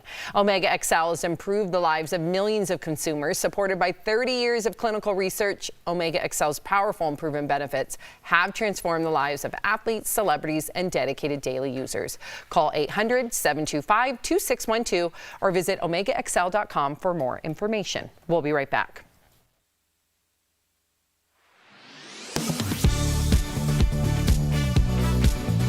Nearly 100 people dead, a community with centuries of tradition destroyed. The Maui fires are among the most catastrophic in American history. As many people look to see how they can help, we've been getting some questions about online donation platforms. Namely, does GoFundMe take a cut of the donations? Several of our viewers wanted to know, so let's verify. Our sources are GoFundMe and Charity Watch. The answer is yes, GoFundMe takes a cut of donations. For each donation to a fundraiser, the company automatically deducts a 2.9% transaction fee plus an additional 30 cents. So if you and 14 friends each donated $100 to a fundraiser, of the $1,500 total dollars, $1,452 would go to the cause and $48 would go to fees. A lot of that money goes to covering the cost of securely processing the transactions. Some of it goes to just growing GoFundMe's business, since it is a for-profit company. Lori Styron, the executive director of Charity Watch, told us these fees aren't out of the ordinary. Maintaining the programming and security necessary to process transactions safely and to protect a donor's data is expensive, so charging reasonable fees to provide such services is justified, she said.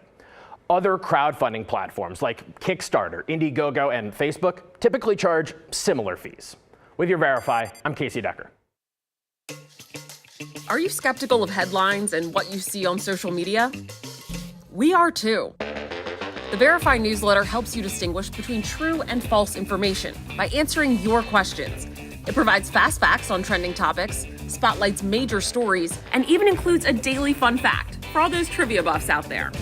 Get Verify's fast facts delivered every weekday to your email inbox. Go to verifythis.com/email to check it out.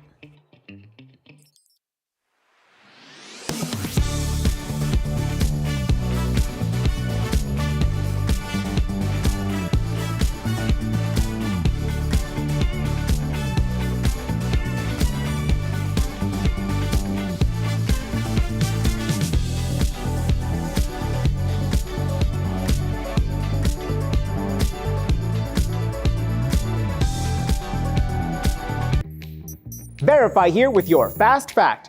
This viral video with more than 1 million views claims to show 3 UFOs flying over New Mexico and asks, do you believe the footage? So let's verify. Is this video real? These are our sources.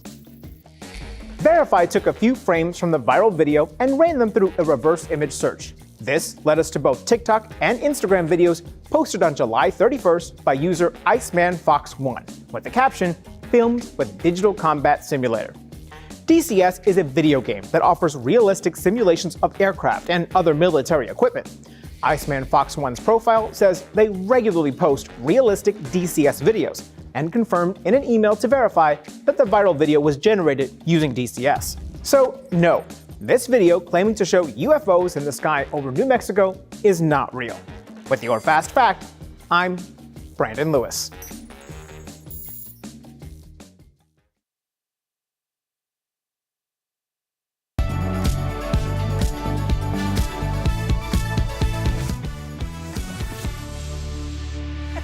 Welcome back to DBL. We love sharing your comments. This is in regards to Lisa Guerrero and Playboy. Julia says, sadly, too many of the Playboy women did not end up having wonderful careers from their experiences. Many were destroyed. That's a great point. And Jay Kim says the problem with things like Playboy is the line between empowering and exploitation is very, very thin. That's kind of something you brought up to me.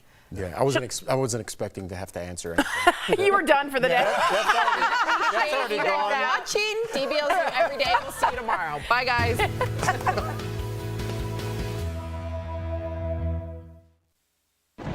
Where hope finds help.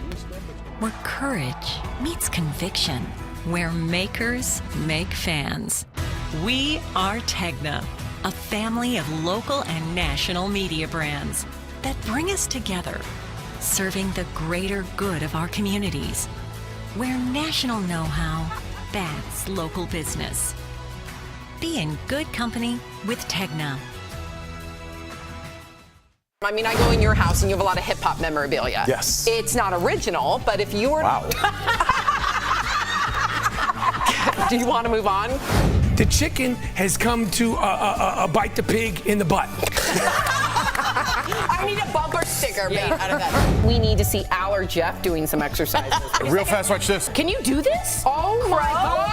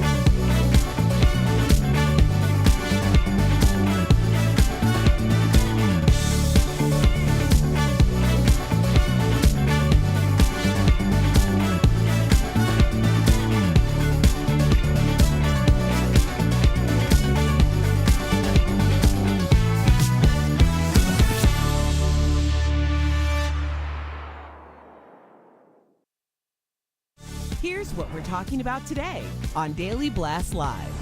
A televised trial and a mugshot? We're talking all about the different treatment former President Donald Trump will get with the Georgia indictment. A mysterious video showing what appears to be UFOs goes viral. Do you think it's real? Botch star Dr. Terry Dubrow is here live to talk about how his wife Heather saved his life during a serious medical scare. And Inside Edition investigative reporter Lisa Guerrero is sharing secrets from Playboy models. But I didn't break any rules. I didn't do anything wrong. Oh my gosh. Get real. No. Y'all, just stop. This is a sham. It's finally here. Drum roll. Oh, welcome to DBL, Tori. Little last minute primping. You look beautiful. Are you sure? Okay, great. I was just kidding. No one laughed. Let's move on. This means let's move on. Okay. All right, we got to talk about this because officials in Georgia are gearing up for former President Trump to surrender to authorities. But this time, things could look a lot different. So the Fulton County Sheriff said the former president and his co-defendants will be treated just like everyone else and will get their mugshots taken at the county jail. Meantime, the judge in the case said cameras will be allowed in the courtroom, but there's no official word if the trial will be televised. So DBL Nation, always want to hear from you. What do you think? Should Trump's trial in Georgia be televised? Go to dblvote.com to weigh in. We're going to kind of monitor as we speak. Okay, do you think that there should be full transparency, or do you think that will actually lead to a bigger circus? I think it'll lead to a bigger circus. And trust me, I love a good court TV. I love following the Johnny Depp, the OJ. I'm all in when it comes to how the process works and things like that. In this particular case, I understand everyone wants to see Trump and the truth and the facts out there. It'll be a circus. I mean, if you were ever planning on murdering somebody, that would be the time. If you're cheating on your wife, that would be the time if you're a celebrity. Nothing else is getting through the news except Trump. And people are like, oh, we're just going to get the facts. CNN's going to spin it. Fox News is going to spin it. MSNBC is going to spin it whatever the way they want because that's what the lawyers do every day. They spin it and they put out a different narrative. We will only talk about Trump and I will fake a coma if that happens. Don't do that, Jeff. We need you. Do not do that. I'll be like, wake up, Jeff. Wake up. The doctors will be. No, I won't be here. I will be in Aruba in a coma. Jeff, my question for you is, like you said that you loved the Johnny trial and the OJ trial. Not that you loved it, but you watched it. Curiosity. How different would OJ be perceived if it wasn't on television? If we were just getting a cable news station's take on it. We didn't have social media back then. Right, and so we were even more reliant on television and what people were telling us. You couldn't even have a reporter inside live tweeting. I think that we have to see this, first of all, just on the merit of the people of Georgia's will was trying to be usurped.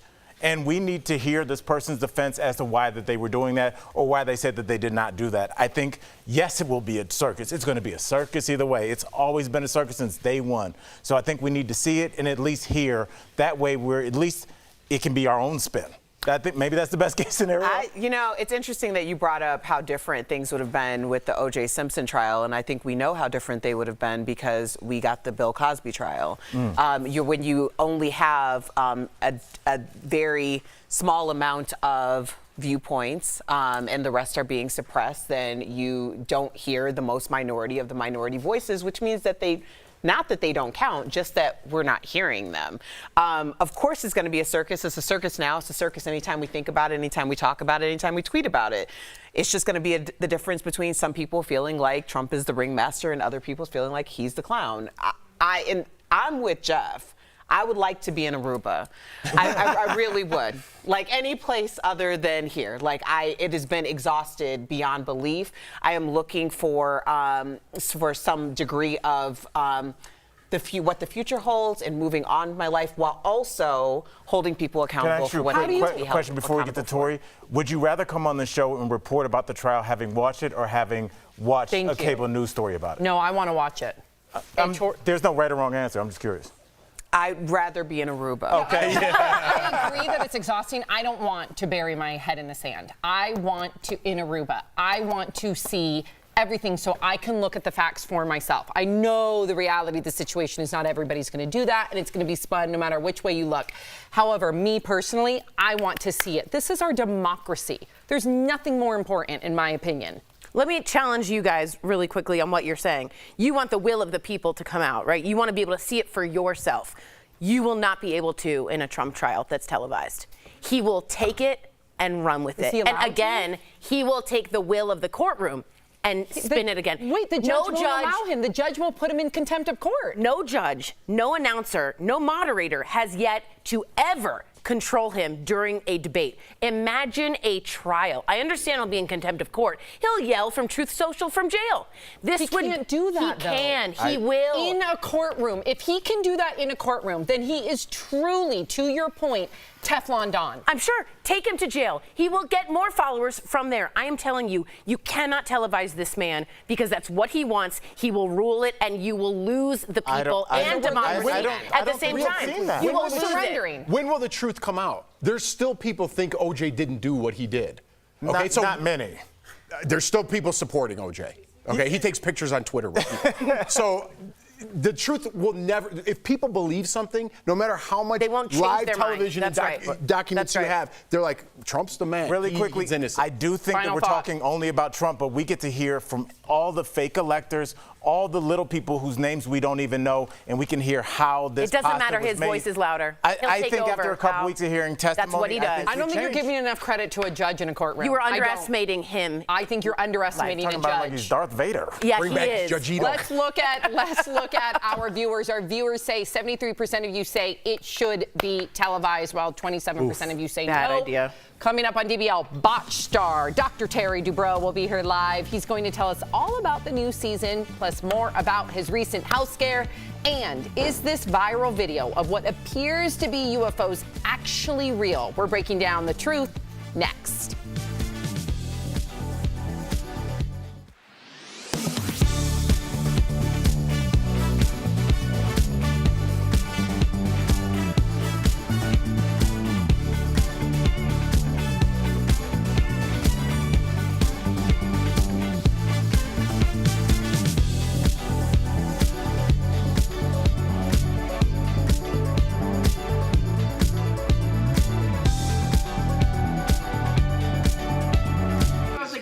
What's up? I'm so excited to see you. Girl, same. I heard that you are in DC, like your family. Yeah, right by the zoo. I know. Am I jumping down? I'm in Chevy Chase. Right where my sister. So when let me get your number. Maybe we can connect. I'm coming in next week or 2 weeks from now. Yeah. Maybe we can. Oh yeah. I don't know. Are you sitting here? I have no idea. I don't know if we can really have Yeah.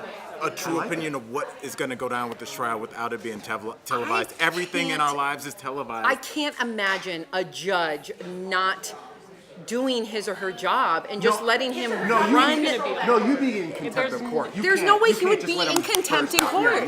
Then he'll go to jail and he'll have someone put on. Oh well, I don't want it. I don't want. He's controlling that Wait, narrative if you let him be televised. That's all he knows, Trump, from 1970s. No. From inside of the court. You can't control the narrative inside a courtroom. I disagree. I think the judge would have problems, and even if he went to he court. just put him in contempt of court. I think Trump could beat your dad. Your dad, one of the most. Her dad's an incredible attorney. Okay, and they are fantastic. But let me tell you this: from 1970s to about now, he has perfected the Roger Stone act of knowing where the camera is and taking it down. It's very different though in a court. I disagree. I think your dad would wipe him. About now is now, huh? Tori, I think your dad would be able to. You are wrong. Wipe him on the floor. You are wrong. A judge would shut that down. You are wrong. I promise you this: the judge would try, and the judge would go. The trial would be Judge Trump. It would be Judge versus Trump. It would lose all liability.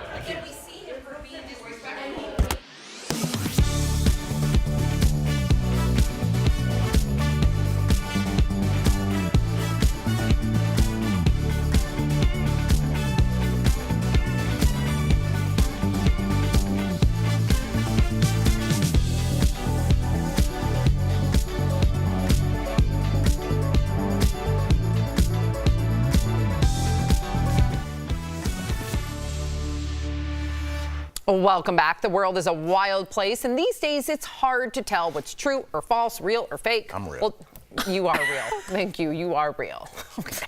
Well, don't worry, because we've got a host from the Verified team to help us fact check the latest stories and questionable things we've seen online. Please welcome to the show, Adian Date. I'm so pumped to be here. We adore you. Like, you're real, I'm real, everything. I got to hug her. I hugged her too. I did too. Okay. Mine was tighter. Oh, wow, ladies. I'm just happy to be here, guys. All right, I want to really get to these because we've obviously been hot on the discussion, these Trump indictments. We are certainly a new twist on the upcoming election year. We want to know definitively, and this is kind of going to be interesting to hear. Okay. If Trump is reelected, can Trump pardon himself? Okay, this is a split answer. So Trump has 4 indictments that has been issued against him right now, 2 federal, 2 state. When it comes to the state indictment, the Constitution is very, very clear. A president cannot pardon themselves in a state case. When it comes to the federal case, it's not so clear. All the U.S. Constitution says is that a president cannot pardon themselves when it comes to an impeachment. That's not what we're dealing with right now.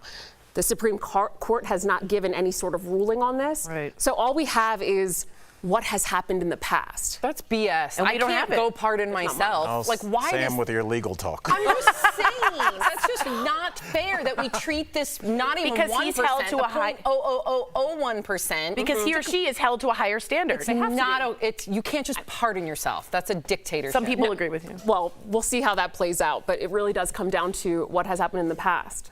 We haven't had it yet. Sorry, is there a precedent for? Oh, that was the question. Well, no, the question is there any precedent? Is there any precedent for a president pardoning themselves? So not really. We have, if you go back to 1974, right before Richard Nixon resigned from office, the Department of Justice issued an opinion. That's what it is, an opinion that said a president cannot self-pardon because a person cannot be a judge in their own case. We have that, but it's just an opinion. Then you've had constitutional law experts weigh in on what they think about that for years, and at the end of the day, they say it's not binding because the Supreme Court has never ruled on it. So we don't know. All right. Vague. Well, let's get to some more is stuff the that we key. really kind of don't know. Tori gets to talk politics. I get to talk UFOs. So I win. Now, about a week ago, this video of UFOs, alleged UFOs, went viral. So let's take a look. Dalton.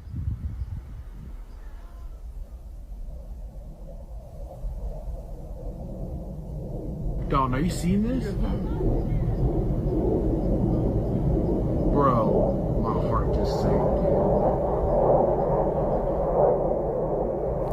The sound even seems It looks like ominous. though it's like a. It looks like there's a wire. I don't. Oh, interesting. Okay, well, from the 40s? No, I know. it's a wire with like buoys on it or something. Okay, so you're not believing it. I believe in UFOs. I don't believe in that. Okay. So let's cut to the chase. Is this real? It's not. Okay. It's not. We took frames from that video and we put it through a reverse image search and we traced it back to a TikTok video and an Instagram video from the same creator. And that creator had in the caption that it was created using essentially a video game that creates different types of military constructs. It is not real, my friend. Wow. But it got a lot of people talking about UFOs, especially given all the cases. But didn't You can crack it. Yeah. You made it seem like it was made out of paper mache. There's digital technology now. There's like a line and a stick. There was a puppet on a string. She did try to burst my bubble. But wait, didn't me we all say puffy that? up here? Yeah. I feel on like a the government, string. and Jeff, I want you to chime in on this. It seemed like the government came out like a couple months ago and didn't say aliens are real, but they didn't say that they weren't kinda said they not were real, Sorry I for feel the double negative, but totally said they were They were real. So what's up with that? The government did not say that. Yes, there was a lot of misinformation about this one going around, but It's on both sides of this panel. well, I'm in the middle, so I This is the safe zone. This is the safe zone. The government did not say that. There have been a number of congressional hearings about UFO sightings and what the Department of Defense would do about UFO sightings. But at the end of the day, no official U.S. government agency has said aliens are real or that they have evidence of aliens being real. What we do have is former government officials, former government people saying there might be aliens. oh, we're not so sure. And here's my book. Oh, Yes. that part too. No, Sign that check. And No, here's my book. That's not, no. There's people that might just really want to get the word out. That's not true, Al. Not everything is. There are real believers out there. Yes. Yes, and they all write books. I believe it. I want to believe. I want When's to your believe. book coming out? I'm not writing a book. I just spew nonsense on this show. Here, I got to get this out real quick. Something I want to know. I've always heard that if you receive a package that's delivered to you, you own that package now. You do. Really? You really do.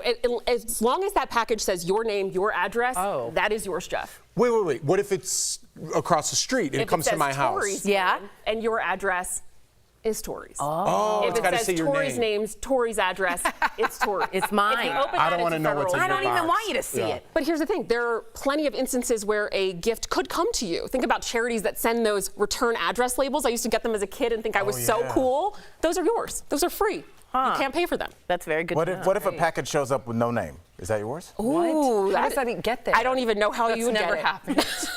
No, You like can a get ghost. a no-name package You mean from like a ghost Amazon? package? It's a Christmas There's no such gift. thing as a You've never ghost gotten something package. that? Never received a ghost package. Okay. Hey, you were very would love excited. one. You were very excited to come on the show. How about now? Still real. So are you. DBL Nation. Oh, no. Please see more of Adion and the whole Verify team at verifythis.com. so good. Thank you so much, Adion. We loved having you Thank here. you. You'll have to come back. I would love definitely. to. We'll be right back. Appreciate you. Thank you. Oh, coming up on DBL. Yep, you got it. Dr. Terry Dubrow will be here live. Yes. There he is. We can't wait to see and talk to Terry next.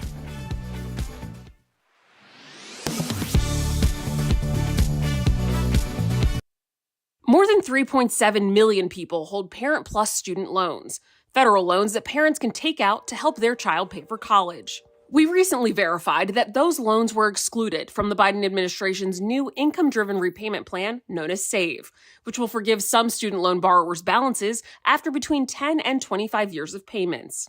Verify viewer Terry asked us if there are other loan forgiveness programs available for Parent Plus borrowers. And using these sources, we can verify that yes, there are. But there's a catch.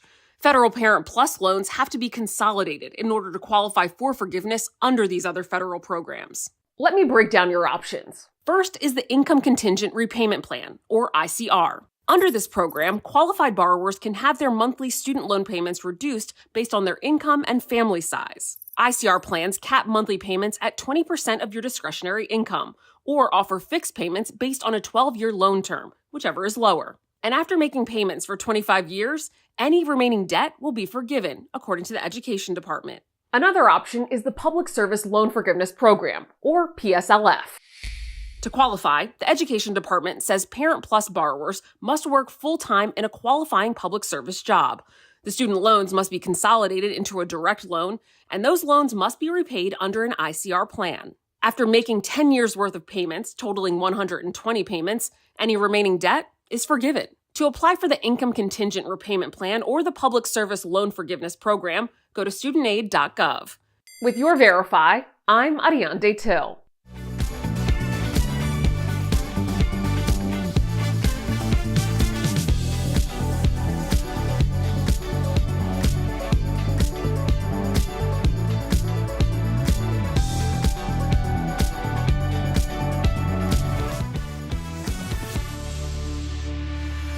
Welcome back to DBL. Last week, we told you about the medical emergency involving botched reality star Terry Dubrow. He had a mini stroke while at dinner with his family and only went to the hospital after his wife Heather hounded him, chased his Uber, and recruited his friends to call him. So to talk more about this and his new season of Botched, please welcome to the show Dr. Terry Dubrow. Hi, guys. I know. What a crazy story, Crazy. right? We're so happy to see you here and that you're well. I was going to say, we're happy to see your face right now. I want to ask you, Doc, why do you think, and this is speaking from someone who had to push their mother, you were so defiant to go to the hospital? Is it because doctors make the worst patients? Is that true? I don't think so. I think it's a general desire to deny something really bad happening. When you look at studies, and I have done this since this happened, of people who have strokes, literally 89% of people who are displaying signs of a stroke either refuse to go to our hospital or their caretakers, rather than calling 911, are calling relatives, and there's a delay. And as you probably know, you have about 4 hours to get to the hospital to dissolve that clot. And if you don't, you're going to have a major stroke. Wow. Terry, I get like you being reluctant because I don't know if it's a male thing or something like, I'm fine, don't worry about it. But what did your friends say to you that actually changed your mind? So I had 3 doctor friends of mine, very highly trained surgeons, call me. 2 of them said, listen, Terry, you know it could be a TIA, get it checked out. It wasn't until the 3rd one called me and said, don't do it for you. We know you're healthy. Do it for your wife, Heather, and your son, who are traumatized watching you go through this. They're not going to sleep. They're going to worry about you. And as soon as they appealed to me about making my family feel better, I went, okay, and I redirected the Uber. And thank goodness I did. Oh, chills. Thank goodness. So happy to see you, Dr. Dubrow. Love your wife, Heather. I don't know if you've heard, but she's actually invited me to your new home in LA. Let me tell you, on behalf of my girl, Heather, and everyone who really felt very passionately about this story, myself included, because here's the thing. I have someone, my husband, in my life who I know for a fact I would have had to chase down in an Uber too. And in a situation like this, where it's life or death, and I'm caring more about my loved one's life than they seemingly are caring about their own in that moment, how this incident has created so many life and death conversations in so many households. And I just want to know how you're repaying your wife for gaslighting her. Because let's be clear, you were, and she saved your life. So I want to know how this repayment is happening. Well, I'm happy to say that I had just bought her a piece of jewelry. Because had I not paid for it already, the size of the piece of jewelry would have had to go through the roof. So I'm good for a while. I'm just checking. I like his jewelry taste too. I'm telling you, Doc, I was over here. It's like, oh, he don't know. He about to get it. So I was like, oh, yeah, man. We're all just on behalf of the DBL family. We're glad to see you, man. You put quite a scare into all of us. So let's get to the good stuff. Season 8 of Botched is airing. We have to ask you, do you have a favorite transformation from this season? I do. You know, you guys just showed it very quickly. This is a season, there's a reason for that. bad season. We took 7 seasons of experience and applied it to cases that we never would even have tried before. But there's one, a woman from another country who had a tumor growing from her eye all the way down to her jaw. She was taken at the local university by the team of plastic surgeons in the operating room. They tried to fix it. It bled so much they closed her. We call it a peek and shriek, and they said, forget it. So she had 3 kids. She's young. She has a store. She tries to make a living, but she's got this giant growing tumor. We took her on. We felt there was no other way that she was going to live her life with this. And wait till you see this. And this pretty much characterizes the entire season. Cases that we never would have tried before that we now used our experience to fix. This is a dramatic season. It's a very emotional season. And we had problems of our own that we had to fix. Wow. All right, I can't wait. Life altering. Erica's like, clearly, your problems you had to fix. I'm coming back around, Dr. Dubrow. We're glad you're here, man. We appreciate you. We're so glad to see you. DBL Nation, new episodes of Botched are airing now on E! You can also stream the season on Peacock. Thank you again, Terry. We'll be right back. So Bye, glad Terry. you're okay. Thank you guys so much. Absolutely.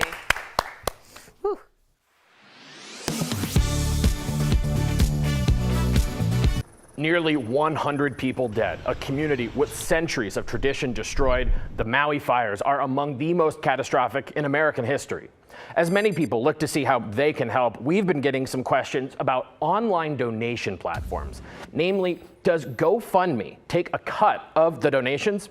Several of our viewers wanted to know, so let's verify. Our sources are GoFundMe and Charity Watch. The answer is yes, GoFundMe takes a cut of donations. For each donation to a fundraiser, the company automatically deducts a 2.9% transaction fee plus an additional 30 cents. So if you and 14 friends each donated $100 to a fundraiser, of the 1,500 total dollars, 1,452 would go to the cause and 48 would go to fees. A lot of that money goes to covering the cost of securely processing the transactions. Some of it goes to just growing GoFundMe's business, since it is a for-profit company. Lori Styron, the executive director of Charity Watch, told us these fees aren't out of the ordinary. Maintaining the programming and security necessary to process transactions safely and to protect a donor's data is expensive, so charging reasonable fees to provide such services is justified, she said. Other crowdfunding platforms like Kickstarter, Indiegogo, and Facebook typically charge similar fees. With your Verify, I'm Casey Decker.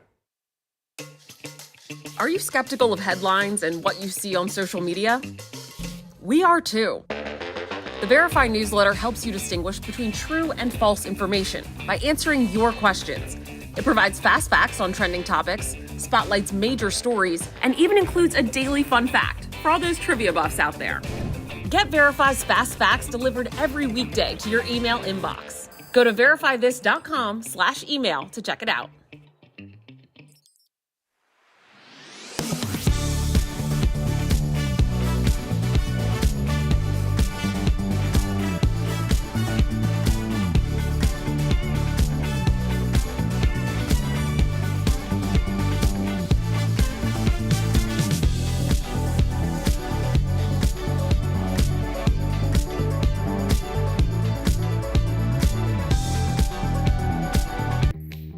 Verify here with your Fast Fact. This viral video with more than 1 million views claims to show 3 UFOs flying over New Mexico and asks, do you believe the footage? So let's verify. Is this video real? These are our sources. Verify took a few frames from the viral video and ran them through a reverse image search. This led us to both TikTok and Instagram videos posted on July 31st by user IcemanFox1 with the caption, filmed with Digital Combat Simulator. DCS is a video game that offers realistic simulations of aircraft and other military equipment. IcemanFox1's profile says they regularly post realistic DCS videos and confirmed in an email to Verify that the viral video was generated using DCS. So no, this video claiming to show UFOs in the sky over New Mexico is not real. With your Fast Fact, I'm Brandon Lewis.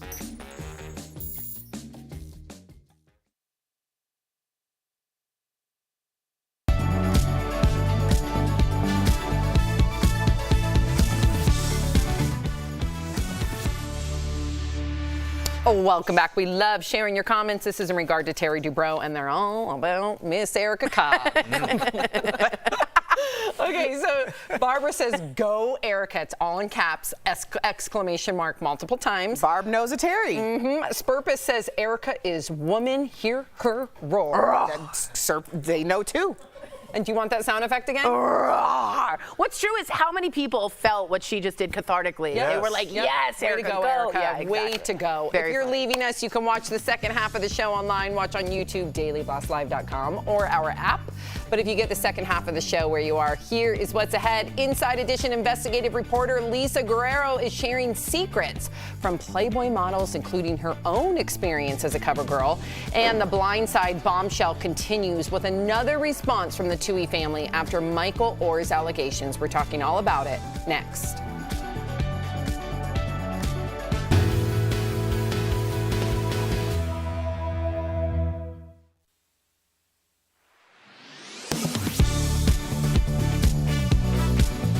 We've verified before, facing or even being convicted of a crime does not prevent someone from running for or serving in the presidency. It's why Trump's 2024 campaign hasn't slowed down a bit in the face of even these latest charges. But now, questions about if winning the race for the White House could impact Mr. Trump's cases. Could Donald Trump pardon himself in Georgia if re-elected president? We turn to several sources here to verify no. The Constitution gives the president sweeping powers to issue pardons, allowing them to reduce or cancel punishments for crimes. The Supreme Court has ruled they can issue these pardons at any time after the crime. They don't have to wait for a conviction. There are two established limits to this power, though. The president can't unimpeach someone, including themselves, and it only applies to offenses against the United States, meaning federal crimes. Pardons for state crimes go through a different process, which varies by state but often involves the governor or a pardon board. Trump's indictments in Georgia for attempts to overturn their 2020 election results and in New York related to hush money payments allege violation of state crimes, not federal. And in Georgia, only a state board of pardons and paroles can grant official forgiveness to people who've qualified for pardon. They aren't available to those currently incarcerated, and a pardon does not remove the crime from someone's record. Trump's also appeared in federal court in Miami for possession of classified documents and right here in D.C. for his alleged actions leading up to the January 6th insurrection. The question of whether or not he could pardon himself in those cases is a topic of extensive debate amongst constitutional scholars, one that would potentially have to be settled in the Supreme Court. With your Verify, I'm Abby Larico.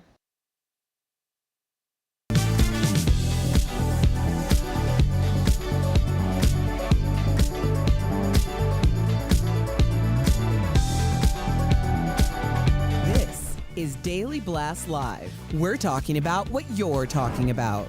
Oh my gosh. Get real. No. Y'all, Just stop. This is a sham. It's finally here. Drum roll. Welcome to DBL. We talked about former NFL player Michael Oher on yesterday's show. Well, now the Tuohy family is responding to the lawsuit with some shocking allegations of their own. As we mentioned, and we discussed yesterday, Michael claimed the Tuohys withheld money from the film The Blind Side and tricked him into signing a document making them his conservators and not their adopted son. In a statement from their lawyer, the Tuohys called the lawsuit offensive and ridiculous. They also alleged that Michael said he would plant a negative story about them in the press unless they paid him $15 million, and that Michael is trying to drum up attention to promote his latest book. Meantime, some people online want Sandra Bullock to return her Oscar for playing Leanne Tuohy in the movie, but her co-star Quentin Aaron, who played Michael, says her brilliant performance should not be tarnished by something that has nothing to do with her. All right, Erica, you're shaking your head. Well, first, can we just start with the Sandra Bullock angle? And dismiss it? The woman just lost her life partner. So what's the time now? 24 hours, 36 hours, 72, 1 week before we completely go and we're not a week out. Bring someone, like, what's she have to do with any of this? We're talking about a legal case about people who a movie was based upon. Most movies are based upon the lives of real people, but that doesn't necessarily make the story factual. What are we talking about here? Secondly, this looks like just a moment of transparency that can really answer everything. As I said yesterday, Michael has been very vocal about his story for quite some time. So the idea that this is all timed based on his book is really a moot point because we've been hearing the story. It just hasn't been interesting enough to people to listen. Now it is. Now we're talking about it. Yeah, you're absolutely right about the Sandra Bullock thing. I think that's absolutely bizarre that people went there. But here's my question, and you kind of read it, and people might skip over it, but was tricked into signing the conservatorship. Tricked into signing is a strong legal foundation.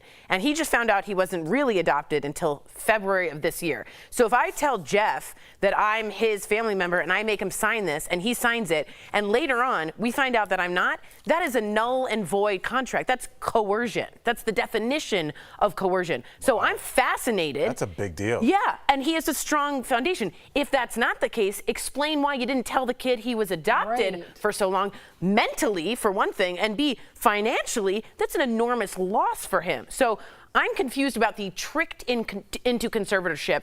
Other than that, I realize the Tuohys were rich before this. We should make that really clear.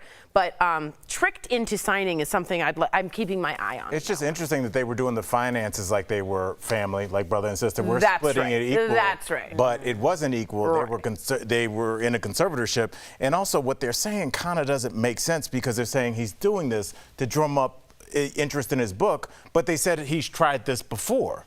So which one is true? So that means he's been saying the same thing over and over again. Yes, there happens to be a book in place, but maybe the bigger question should be, why does he need to write a book when he has a movie that's got his name and likeness all over it that generated $300 million and he now is asking for money for any reason? Somebody explain to me, because with we've known each other for years. Right. I can open up our financial interactions with all of us, and you can track. So, like, just do that with this situation if it's on the up and up. I think it's just so strange how it came specifically from the law firm. It just reminded me when we watched the OJ trial, where you see all of the attorneys around a table in a boardroom discussing what the defense should be.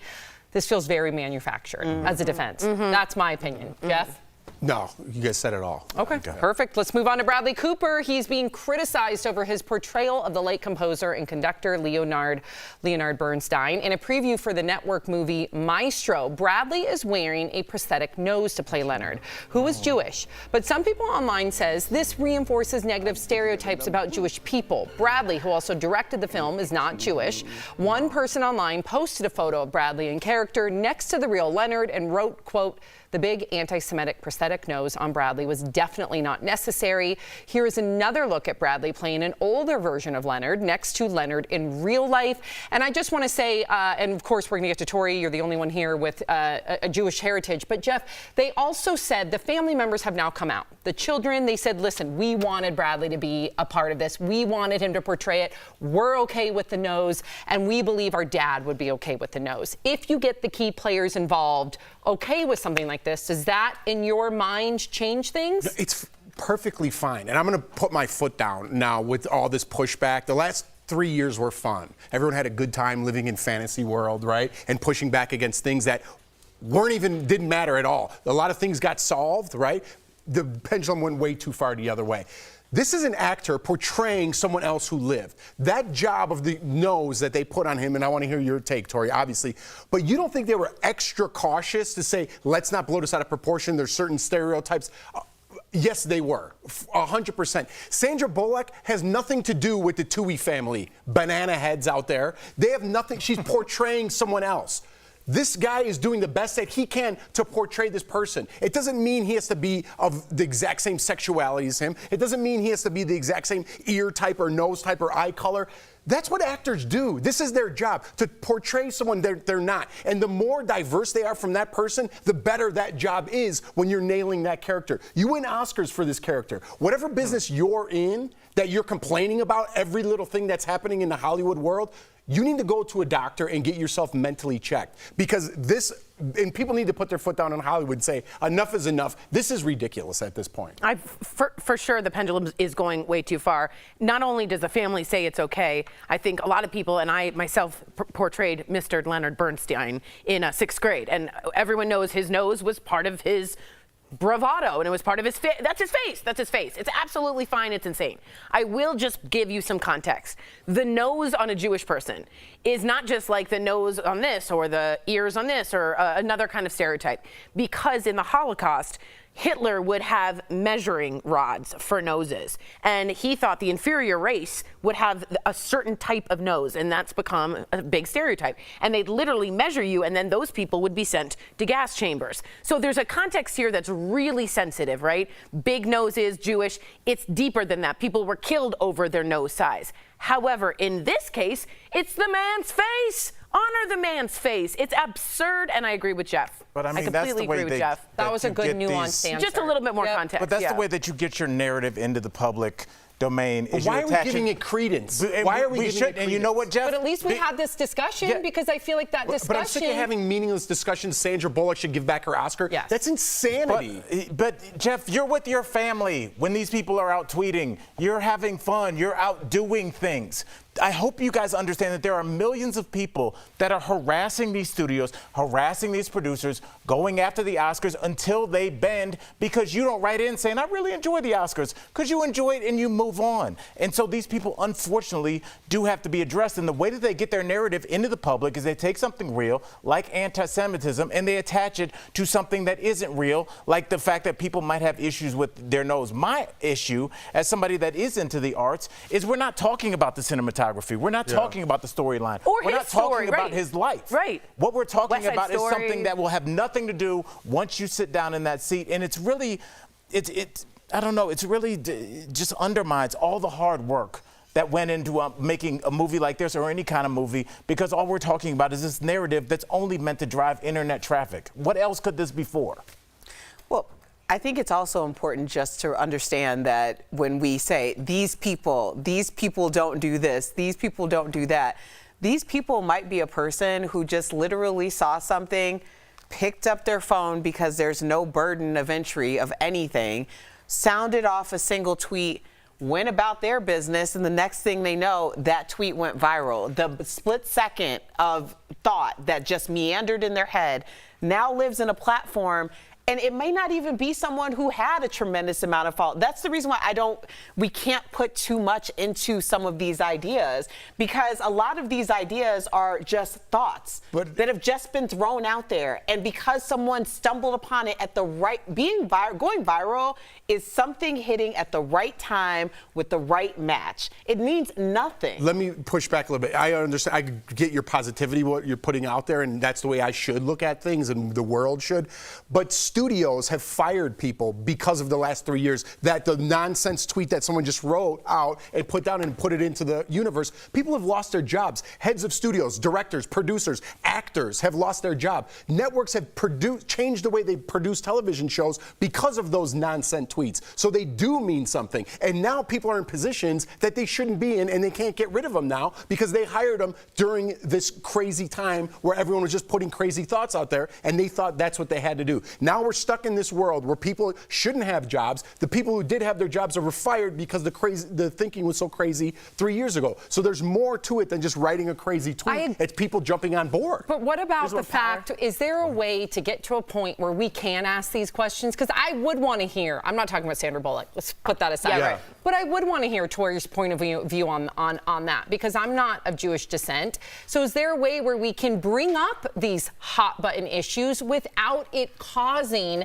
someone's livelihood? Obviously, I'm not talking about the Harvey Weinsteins. I'm just talking about polarizing conversations. There's no way to ask questions anymore and discuss it without there being like this crazy repercussion. Backlash. Right. Are we ever going to get to that point? Because I do want to have these conversations. I mean, I think the conversation about should you wear a prosthetic to play another person is a conversation. I think it does help. No different than if Ben Affleck puts on a suit of armor that has an 8-pack on it. We assume that's not him there, but it's part of the outfit of Batman. What do you guys think? Can you wear, if somebody has I say absolutely. It's no different than a storefront or a prop or something that you put in the back. It's trying to help reproduce that exact image that it was like when he walked around this planet. It's like Virginia Woolf. Remember so it's like, how are you not supposed to portray that? Right. But then if you tie it into anti-Semitism and you say, well, I think Hollywood should do their thing. Well, that's because you're an anti-Semite. Right. Yeah, that's where it gets too far. That's where it goes. But that's the problem is too far. The one thing is a conversation. The other has a real historical totally context. get Right. And bringing both of those up is also part of a nuanced conversation. We walk that line every day, though. When we first started this show in 2017, we were the microcosm of what was happening on Facebook. People were having the uncomfortable conversations, allowing there to be some nuance, and you didn't cancel each other necessarily because of the difference in it. Now, we're like walking, talking landmines. Yeah. Yes. Like, we're so behind to have these conversations. The Jamie Foxx conversation about the anti-Semitic thing. And I asked you, Tori, like, I've heard this a million times. It has never been about Jewish people. I am so sorry. Can you please explain this to me? And there's the trope. There is. And we had this conversation, and it made a lot of sense. But now it's like every day we're like, well, I don't know. We're just going to talk about it, see what happens with everybody else. I'm glad that we can have these conversations. Very proud of us on that. There you go, Tori. I'm proud of us. You can be very proud of yourself. You can. Snoop Dogg was. Coming up on DBL Inside Edition, investigative reporter Lisa Guerrero will be here live to talk all about the secrets of Playboy docuseries. What does she think about it all as a former Playboy model herself?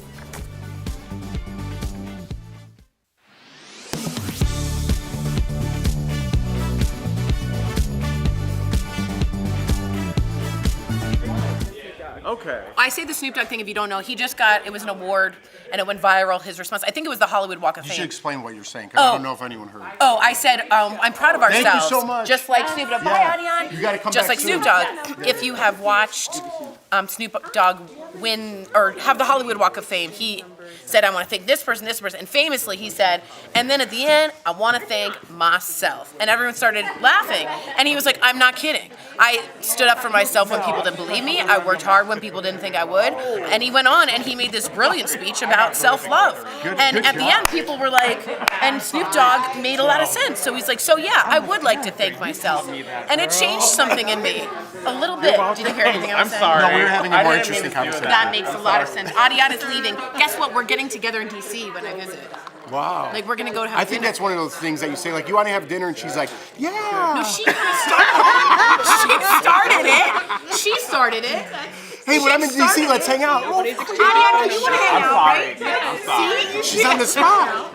She really does. You're surrounded by cameras. What are you going to say? No? This is kind of like, will you marry me? Sure. Also, would you guys have let me hang out with you in Aruba? You know how you come to Aruba. Thank you. Yeah. Yes, but Jeff we're all just. I'm at a private resort. Sorry. Me and Eric are at the same one. Where's Tori? I don't know. My phone doesn't work down here. I don't get service. I'm ready for having a large nose. Yeah. Anyway, you guys should look up this Snoop Dogg thing. Cultural trait. It's I'm bored. Yes, and I'm saying historically, even if it's perceived, but I see that as a beautiful cultural trait. So I don't look at it like that. So I don't see the problem with displaying that on camera. I think it would be weirder if you made provisions to make it unnaturally smaller than him. Don't look at her mouth.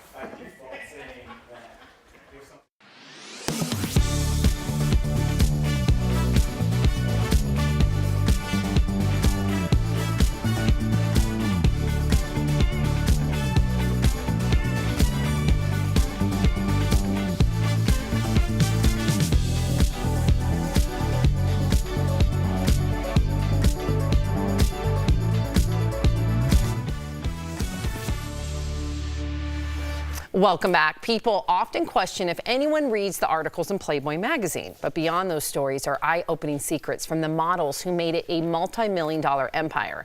Now, CoverGirl and investigative journalist Lisa Guerrero is uncovering what the world of Playboy was like for some of those women in the return of the hit docuseries Secrets of a Playboy. Take a peek. Did Black women fit Playboy's standard of beauty? No. I think politically, they tried to do the right thing. But once you got in there, they just was like, okay, we did what we were supposed to do. Wow, award-winning journalist Lisa Guerrero joins us live. Lisa, thank you for being here. At the airport, nonetheless, it looks like. Thank you for having me. I don't know if that's a real background. I But live at the airport, you guys. She is. Oh, you are there. All right. Well, there you go. Multitasker. There you go. There you go. Lisa, I watched season 1 and I have season 2 on DVR. It really opened my eyes to Hugh Hefner and the whole thing. How is Secrets of Playboy different from the first season in season 2? I like to say that season 1 really focused on the decades of misogyny and really the wrongdoing that so many women came forward to share that happened at the mansion or at the Playboy clubs. Some of these women were Hugh Hefner's girlfriends, some were playmates, some were bunnies. So, you know, I think the shocking thing about season 1 was that we learned about so many sexual assaults and so much sexual harassment around the brand. Season 2 this year is really about the women themselves. We rarely talk about Hugh Hefner in season 2. In season 2, we talk about why women chose to pose for Playboy, what the experience was like for them, and crucially, what the ramifications have been for them in their lives and in their careers. I was so hooked on season 1. I'm very much looking forward to season 2. I'm curious, although Playboy was conscious of representation, can you explain why race was still an uncomfortable issue for some of the models? So for decades, Playboy was really the brand that for many people set this almost impossible standard of beauty. And because Hugh Hefner himself was a man of his time, and he thought that Marilyn Monroe was the ultimate woman, so many of the women that Playboy platformed through those decades were blonde, blue-eyed white women. That was his standard of beauty. And what we saw later in the last 2 decades was a real push from within the organization and with society to say that that is not everybody's standard of beauty. So when I spoke to Elon Carter, for example, who was one of the few Black playmates, she told me that although, yes, Playboy did platform some Black women, that by far the majority of playmates and cover girls were white, and they were typically very young and very blonde. But it's time, post Me Too, post Time's Up, it's really time to have these conversations about the hypocrisy surrounding the brand and about women being able to be the narrators of their own sexuality. And we get to decide what's sexy, not some old white man, frankly. I love that soundbite. Cut it. You were on the cover of Playboy in January 2006, and I celebrate and applaud that decision. You were 40 and looking fierce. Why did you decide to pose, and what was your experience like? Was it comfortable? Yeah, I posed for Playboy when I was 40 for a very strategic reason. I had been a sportscaster for over a decade. I went very quickly from local to regional to national sports. I ended up on Best Damn Sports Show, period, on Fox, and finally on Monday Night Football as the sideline reporter in 2003 for ABC. When my sports career ended, I wanted to be a correspondent for an entertainment news show. So I used the platform that Playboy provided to tell everybody during my press tour that I wanted to work for Inside Edition or Access Hollywood or Entertainment Tonight. Inside Edition heard me talking about that. They did a story about me appearing at 40 as one of the first Latinas on the cover ever. And they said, we really like her, and we think that our middle-aged female fan base that watches Inside Edition is going to like her. And so they signed me to a 2-year contract. That was 17 years ago. Wow. And since then, I've been with the show. I've done 650 investigations, and it has turned into an amazing relationship. But what's weird is that I wouldn't have been able to do all these investigations had I not once posed for the cover of Playboy. Manifest. Fascinating. Manifest. I know, but put in the work. Thank you so much, Lisa. DBL Nation, you can watch Secrets of Playboy now on A&E. We'll be right back. Thanks again.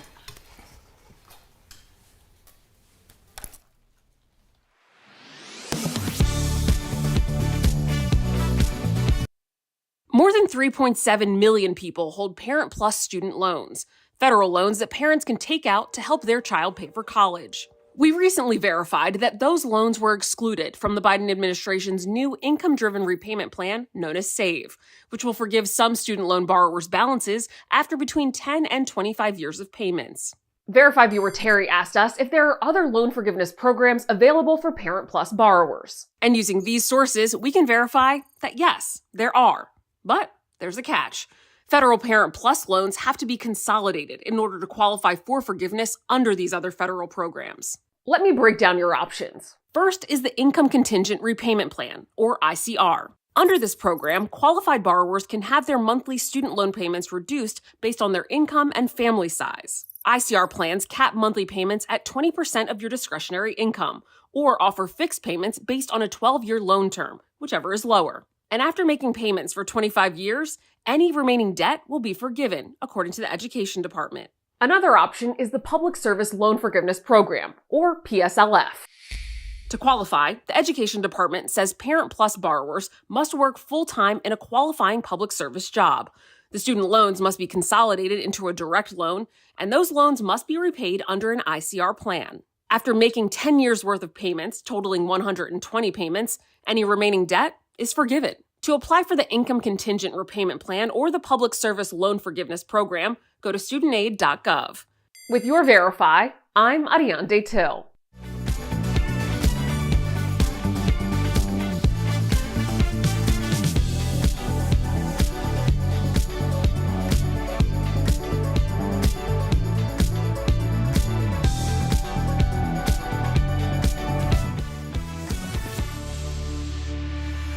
Welcome back. Joint pain doesn't have to mean putting an end to activities you love. There are tons of hobbies that have little to no stress on your joints, so it's time for some joint and muscle support brought to you by Omega XL. First, knitting and crocheting can improve dexterity, reduce stress, and improve focus. You can even use ergonomic needles that cause less pain. Next, gardening. This can really help with mobility and flexibility. Make sure to have a stool to rest your knees and back. Lastly, cooking. This can be a great hobby to pick up. You can make balanced anti-inflammatory meals to reduce joint pain. Omega XL has improved the lives of millions of consumers. Supported by 30 years of clinical research, Omega XL's powerful and proven benefits have transformed the lives of athletes, celebrities, and dedicated daily users. Call 800-725-2612 or visit omegaxl.com for more information. We'll be right back.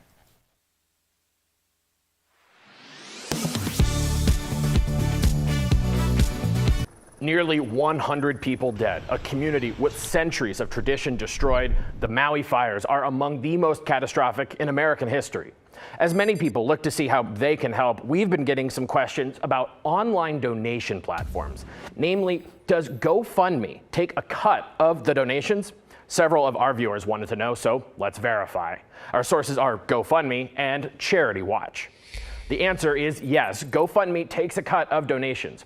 For each donation to a fundraiser, the company automatically deducts a 2.9% transaction fee plus an additional 30 cents. So if you and 14 friends each donated $100 to a fundraiser, of the $1,500 total dollars, $1,452 would go to the cause and $48 would go to fees. A lot of that money goes to covering the cost of securely processing the transactions. Some of it goes to just growing GoFundMe's business, since it is a for-profit company. Lori Styron, the executive director of Charity Watch, told us these fees aren't out of the ordinary. Maintaining the programming and security necessary to process transactions safely and to protect a donor's data is expensive, so charging reasonable fees to provide such services is justified, she said. Other crowdfunding platforms like Kickstarter, Indiegogo, and Facebook typically charge similar fees. With your Verify, I'm Casey Decker. Are you skeptical of headlines and what you see on social media? We are too. The Verify newsletter helps you distinguish between true and false information by answering your questions. It provides fast facts on trending topics, spotlights major stories, and even includes a daily fun fact for all those trivia buffs out there.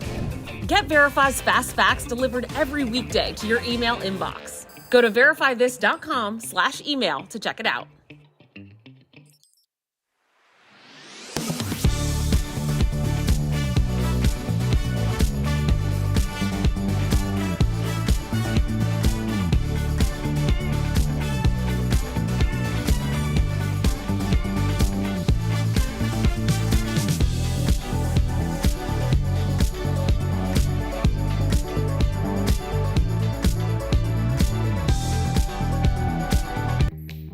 Verify here with your Fast Fact.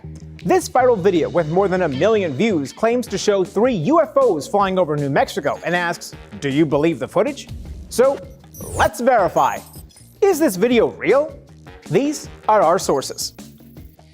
Verify took a few frames from the viral video and ran them through a reverse image search. This led us to both TikTok and Instagram videos posted on July 31st by user IcemanFox1 with the caption, filmed with Digital Combat Simulator. DCS is a video game that offers realistic simulations of aircraft and other military equipment. IcemanFox1's profile says they regularly post realistic DCS videos and confirmed in an email to Verify that the viral video was generated using DCS. So no, this video claiming to show UFOs in the sky over New Mexico is not real. With your Fast Fact, I'm Brandon Lewis.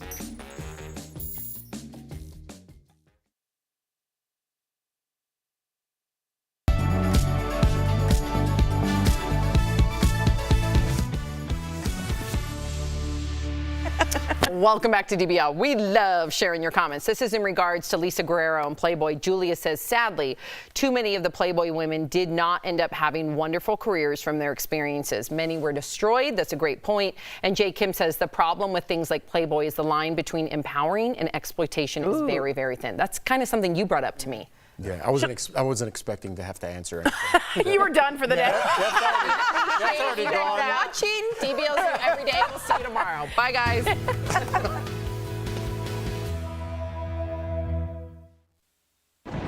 Where hope finds help.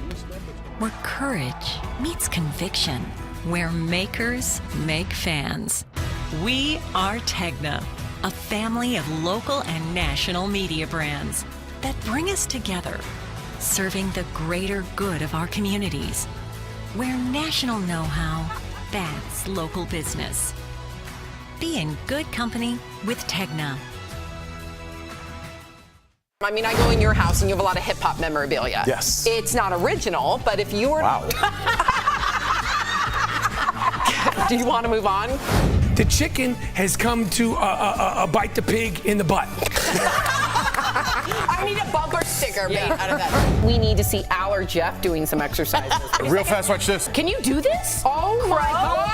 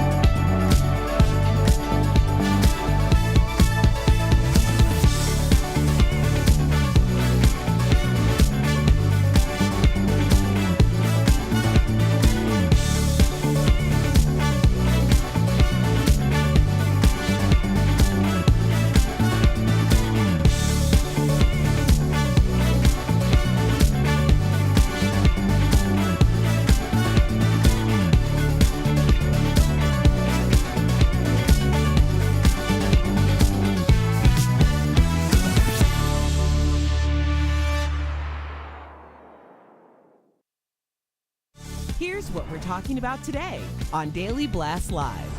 A televised trial and a mugshot? We're talking all about the different treatment former President Donald Trump will get with the Georgia indictment.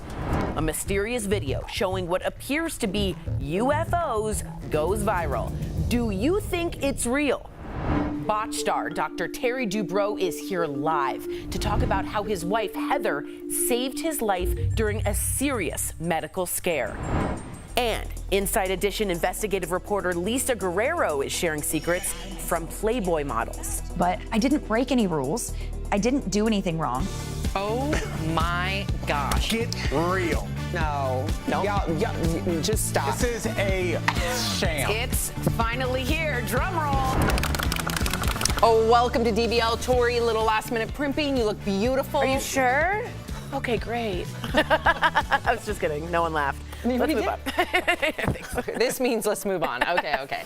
All right, we got to talk about this because officials in Georgia are gearing up for former President Trump to surrender to authorities. But this time, things could look a lot different. So the Fulton County Sheriff said the former president and his co-defendants will be treated just like everyone else and will get their mugshots taken at the county jail.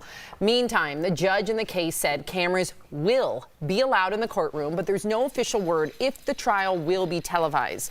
So DBL Nation, always want to hear from you. What do you think? Should Trump's trial in Georgia be televised? Go to dblvote.com to weigh in. We're going to kind of monitor as we speak.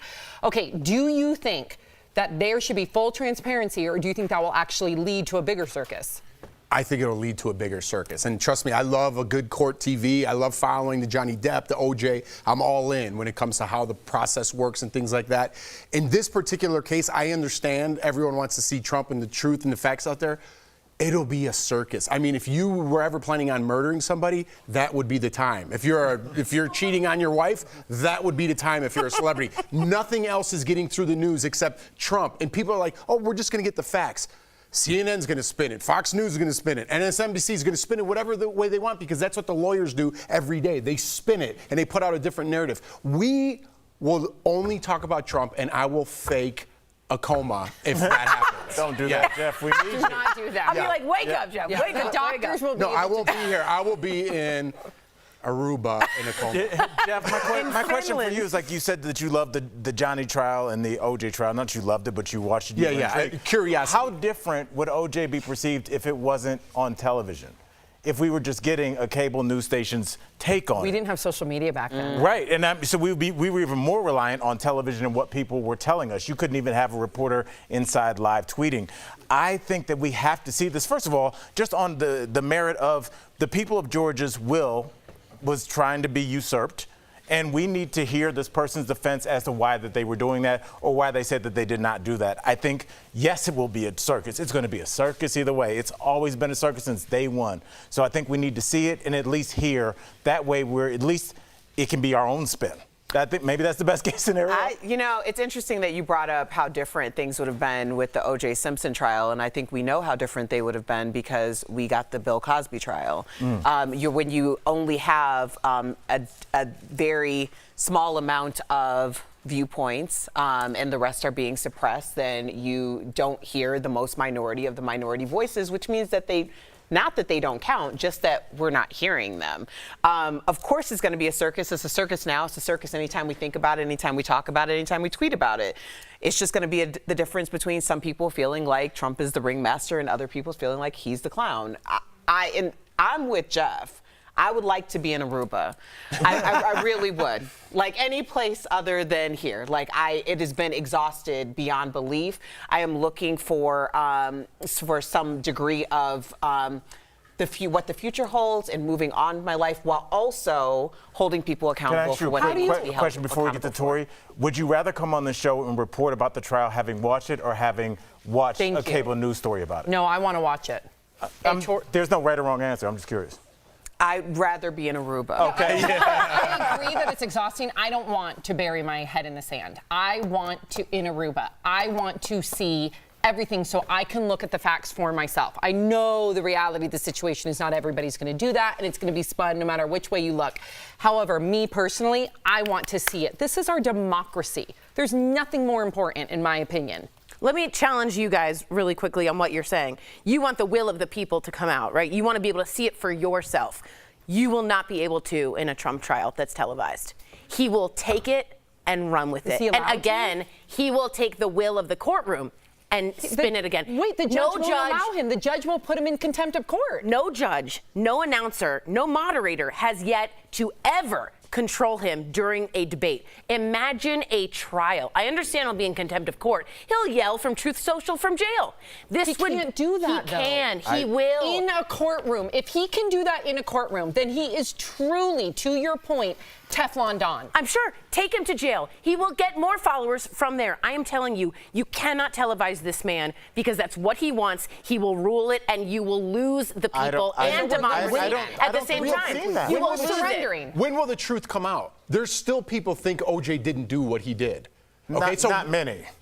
There's still people supporting OJ. Okay, he takes pictures on Twitter with me. So the truth will never, if people believe something, no matter how much live television and documents you have, they're like, Trump's the man. Really quickly, I do think that we're talking only about Trump, but we get to hear from all the fake electors, all the little people whose names we don't even know, and we can hear how this It doesn't matter. was His made. voice is louder. I think over. after a couple weeks of hearing testimony, that's what he does. I don't think you're giving enough credit to a judge in a courtroom. You were underestimating him. I think you're underestimating a talking judge. about like he's Darth Vader. Yeah, Bring he back is. Judge Ito. Let's look at our viewers. Our viewers say 73% of you say it should be televised, while 27% of you say bad no. idea. Coming up on DBL, Botch star Dr. Terry Dubrow will be here live. He's going to tell us all about the new season, plus more about his recent house scare. And is this viral video of what appears to be UFOs actually real? We're breaking down the truth next.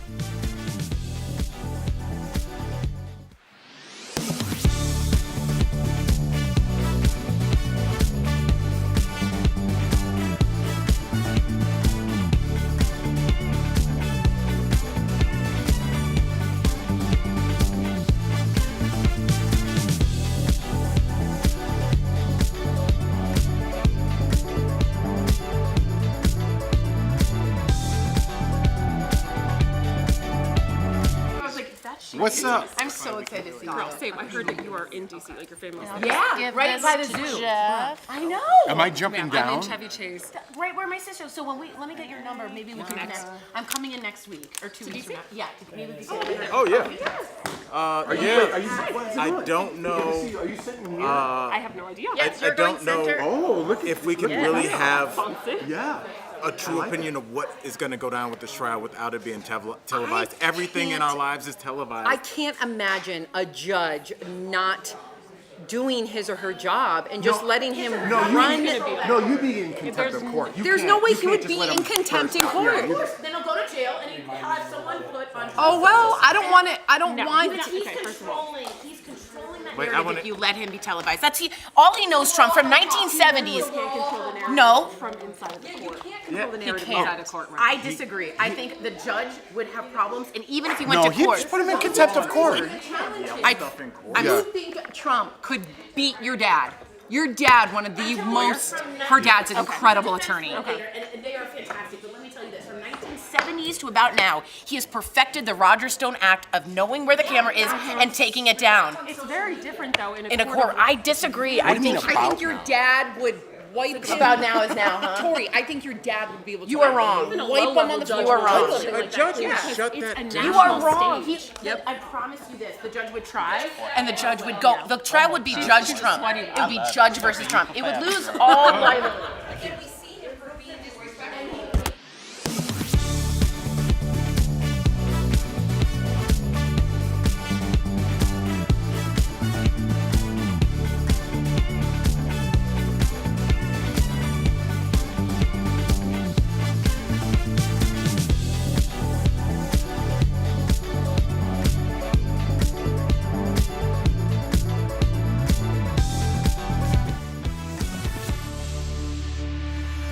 Welcome back. The world is a wild place, and these days it's hard to tell what's true or false, real or fake. I'm real. Well, you are real. Thank you. You are real.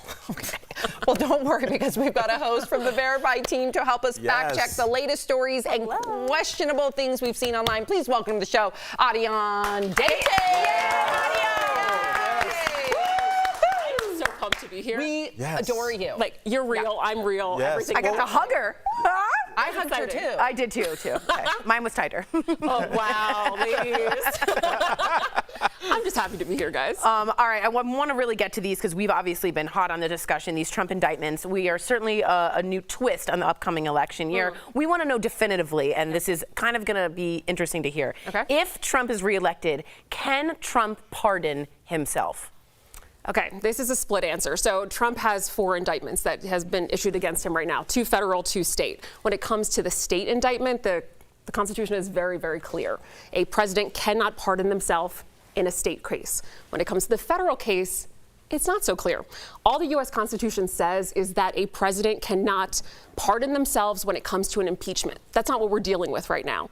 The Supreme Court has not given any sort of ruling on this. Right. So all we have is what has happened in the past. That's BS. And we I don't can't have it. go pardon myself. Like, why Sam does... with your legal talk. I'm just saying, that's just not fair that we treat this not even Because 1%, he's held to a high 0.0001%. Because he or she is held to a higher standard. It's not you can't just pardon yourself. That's a dictatorship. Some people agree with you. Well, we'll see how that plays out, but it really does come down to what has happened in the past.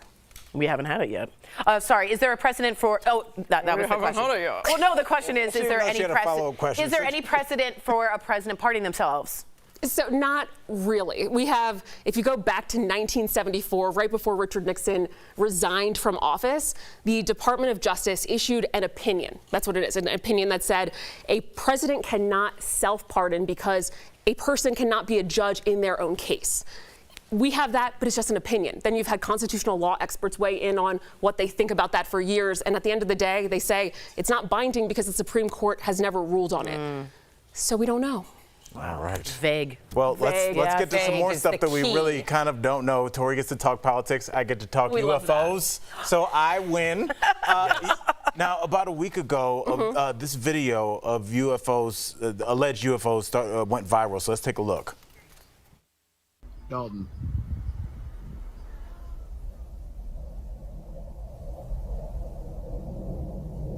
Dalton, are you seeing this?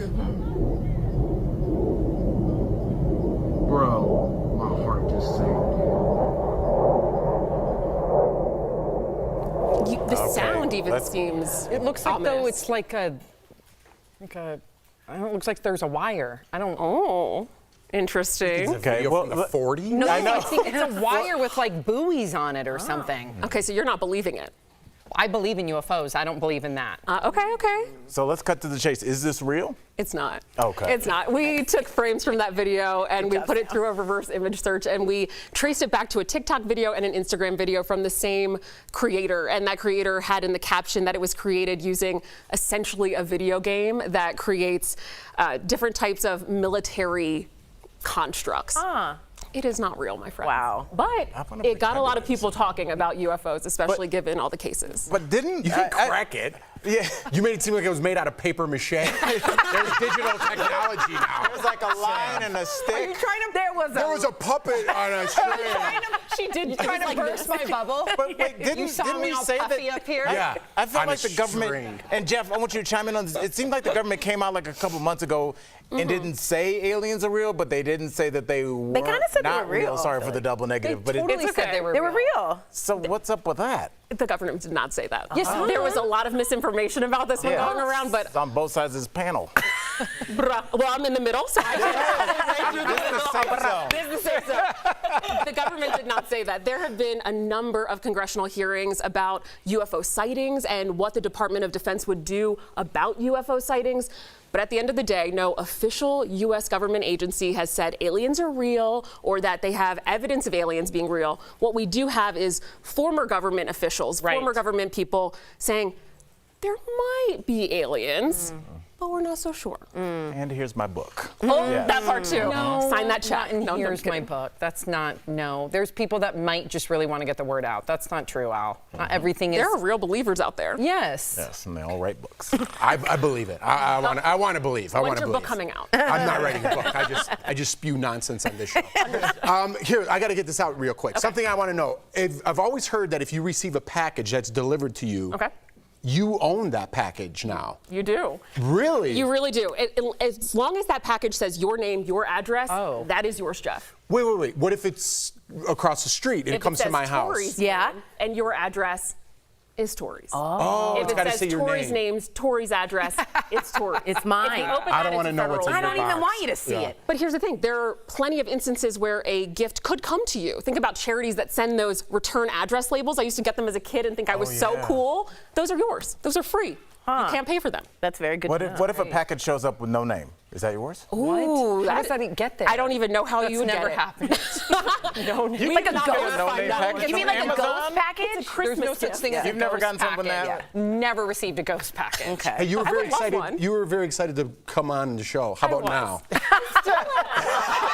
Still real. So real. I'd love to be back. Oh, no. Please see more of Adion and the whole Verify team at verifythis.com. so good. Thank you so much, Adion. We loved having you Thank here. you. You'll have to come back. Yes, I would definitely. love to. We'll be right back. Appreciate you. Thank you. Oh, coming up on DBL. Yep, you got it. Dr. Terry Dubrow will be here live.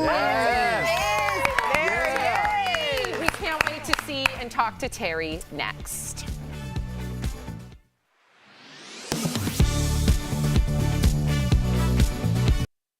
More than 3.7 million people hold Parent Plus student loans, federal loans that parents can take out to help their child pay for college. We recently verified that those loans were excluded from the Biden administration's new income-driven repayment plan known as SAVE, which will forgive some student loan borrowers' balances after between 10 and 25 years of payments. Verify viewer Terry asked us if there are other loan forgiveness programs available for Parent Plus borrowers. And using these sources, we can verify that yes, there are. But there's a catch. Federal Parent Plus loans have to be consolidated in order to qualify for forgiveness under these other federal programs. Let me break down your options. First is the Income Contingent Repayment Plan, or ICR. Under this program, qualified borrowers can have their monthly student loan payments reduced based on their income and family size. ICR plans cap monthly payments at 20% of your discretionary income, or offer fixed payments based on a 12-year loan term, whichever is lower. And after making payments for 25 years, any remaining debt will be forgiven, according to the Education Department. Another option is the Public Service Loan Forgiveness Program, or PSLF. To qualify, the Education Department says Parent Plus borrowers must work full-time in a qualifying public service job. The student loans must be consolidated into a direct loan, and those loans must be repaid under an ICR plan. After making 10 years' worth of payments, totaling 120 payments, any remaining debt is forgiven. To apply for the Income Contingent Repayment Plan or the Public Service Loan Forgiveness Program, go to studentaid.gov. With your Verify, I'm Ariane Till.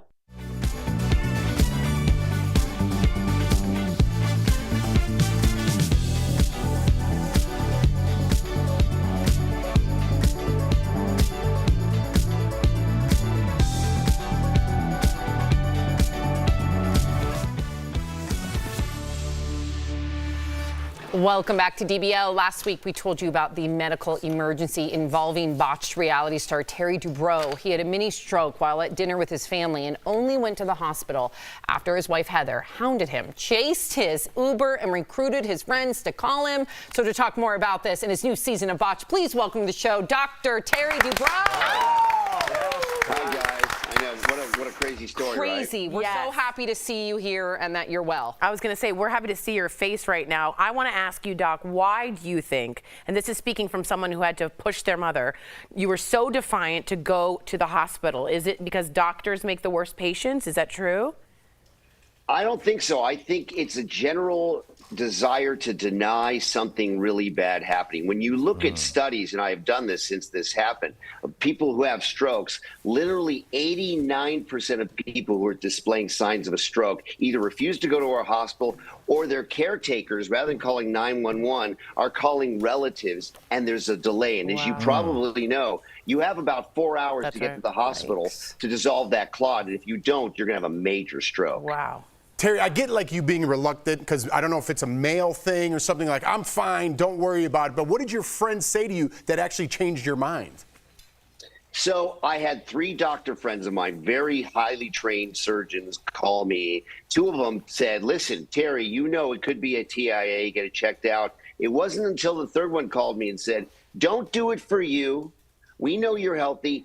Do it for your wife, Heather, and your son, who are traumatized watching you go through this. They're not going to sleep. They're going to worry about you. And as soon as they appealed to me about making my family feel better, I went, okay, and I redirected the Uber. And thank goodness I did. Oh, chills. Thank goodness. So happy to see you, Dr. Dubrow. Love your wife, Heather. I don't know if you've heard, but she's actually invited me to your new home in LA. Let me tell you, on behalf of my girl, Heather, and everyone who really felt very passionately about this story, myself included, because here's the thing. I have someone, my husband, in my life who I know for a fact I would have had to chase down in an Uber too. And in a situation like this, where it's life or death, and I'm caring more about my loved one's life than they seemingly are caring about their own in that moment, how this incident has created so many life and death conversations in so many households. And I just want to know how you're repaying your wife for gaslighting her. Because let's be clear, you were, and she saved your life. So I want to know how this repayment is happening. Well, I'm happy to say that I had just bought her a piece of jewelry. Because had I not paid for it already, the size of the piece of jewelry would have had to go through the roof. So I'm good for a while. I'm just checking. I like his jewelry taste too. I'm telling you, Doc, I was over here. It's like, oh, he don't know. He about to get it. So I was like, oh, yeah, man. We're all just on behalf of the DBL family. We're glad to see you, man. You put quite a scare into all of us. So let's get to the good stuff. Season 8 of Botched is airing. We have to ask you, do you have a favorite transformation from this season? I do. You know, you guys just showed it very quickly. This is a season, there's a reason for that. advanced season. We took 7 seasons of experience and applied it to cases that we never would even have tried before. But there's one, a woman from another country who had a tumor growing from her eye all the way down to her jaw. She was taken at the local university by the team of plastic surgeons in the operating room. They tried to fix it. It bled so much they closed her. We call it a peek and shriek, and they said, forget it. So she had 3 kids. She's young. She has a store. She tries to make a living, but she's got this giant growing tumor. We took her on. We felt there was no other way that she was going to live her life with this.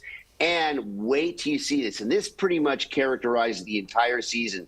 Cases that we never would have tried before that we now used our experience to fix. This is a dramatic season. It's a very emotional season. And we had problems of our own that we had to fix. Wow. All right, I can't wait. Life altering. Erica's like, clearly Yeah. your problems you had to fix. I'm coming back around, Dr. Dubrow. We're glad you're here, man. We appreciate you. We're so glad to see Yes. you. DBL Nation, new episodes of Botched are airing now on E! You can also stream the season on Peacock. Thank you again, Terry. We'll be right back. So Bye, glad Terry. you're okay. Thank you guys so much. Absolutely.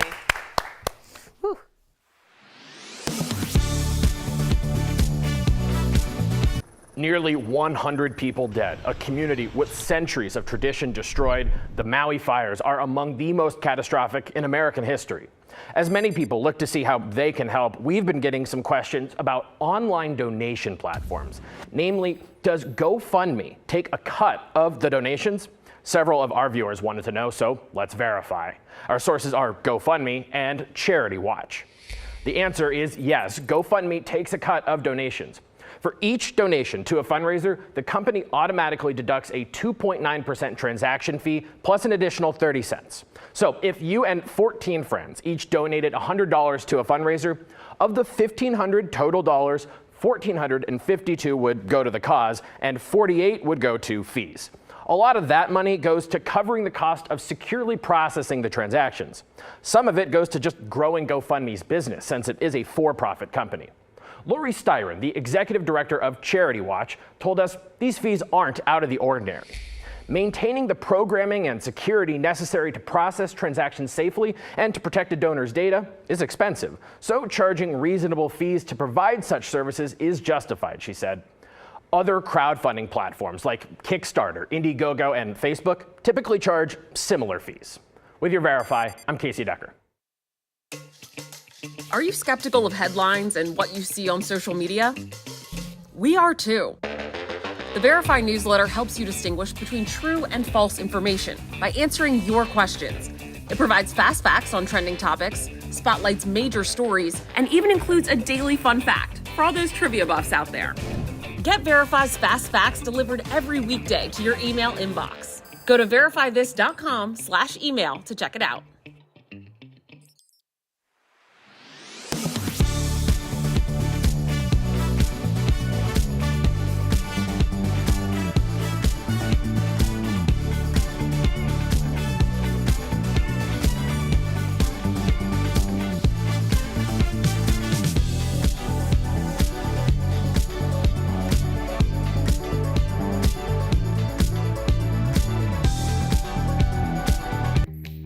Verify here with your Fast Fact. This viral video with more than 1 million views claims to show 3 UFOs flying over New Mexico and asks, do you believe the footage? So let's verify. Is this video real? These are our sources. Verify took a few frames from the viral video and ran them through a reverse image search. This led us to both TikTok and Instagram videos posted on July 31st by user IcemanFox1 with the caption, filmed with Digital Combat Simulator. DCS is a video game that offers realistic simulations of aircraft and other military equipment.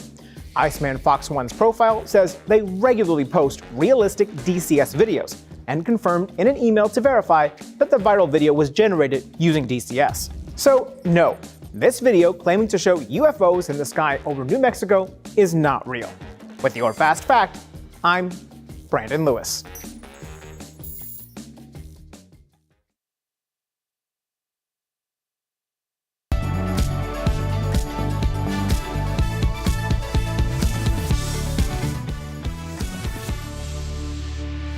Oh, welcome back. We love sharing your comments. This is in regard to Terry Dubrow, and they're all about Miss Erica Cobb.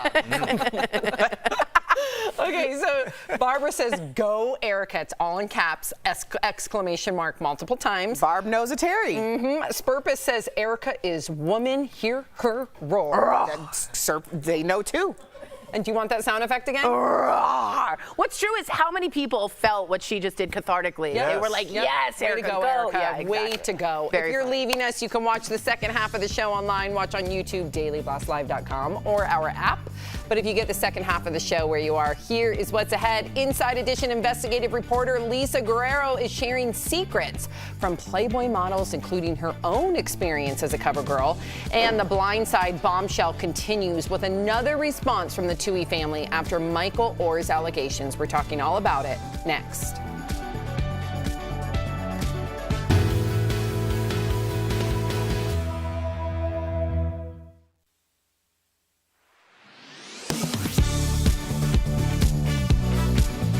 We've verified before, facing or even being convicted of a crime does not prevent someone from running for or serving in the presidency. It's why Trump's 2024 campaign hasn't slowed down a bit in the face of even these latest charges. But now, questions about if winning the race for the White House could impact Mr. Trump's cases. Could Donald Trump pardon himself in Georgia if re-elected president? We turn to several sources here to verify no. The Constitution gives the president sweeping powers to issue pardons, allowing them to reduce or cancel punishments for crimes. The Supreme Court has ruled they can issue these pardons at any time after the crime. They don't have to wait for a conviction.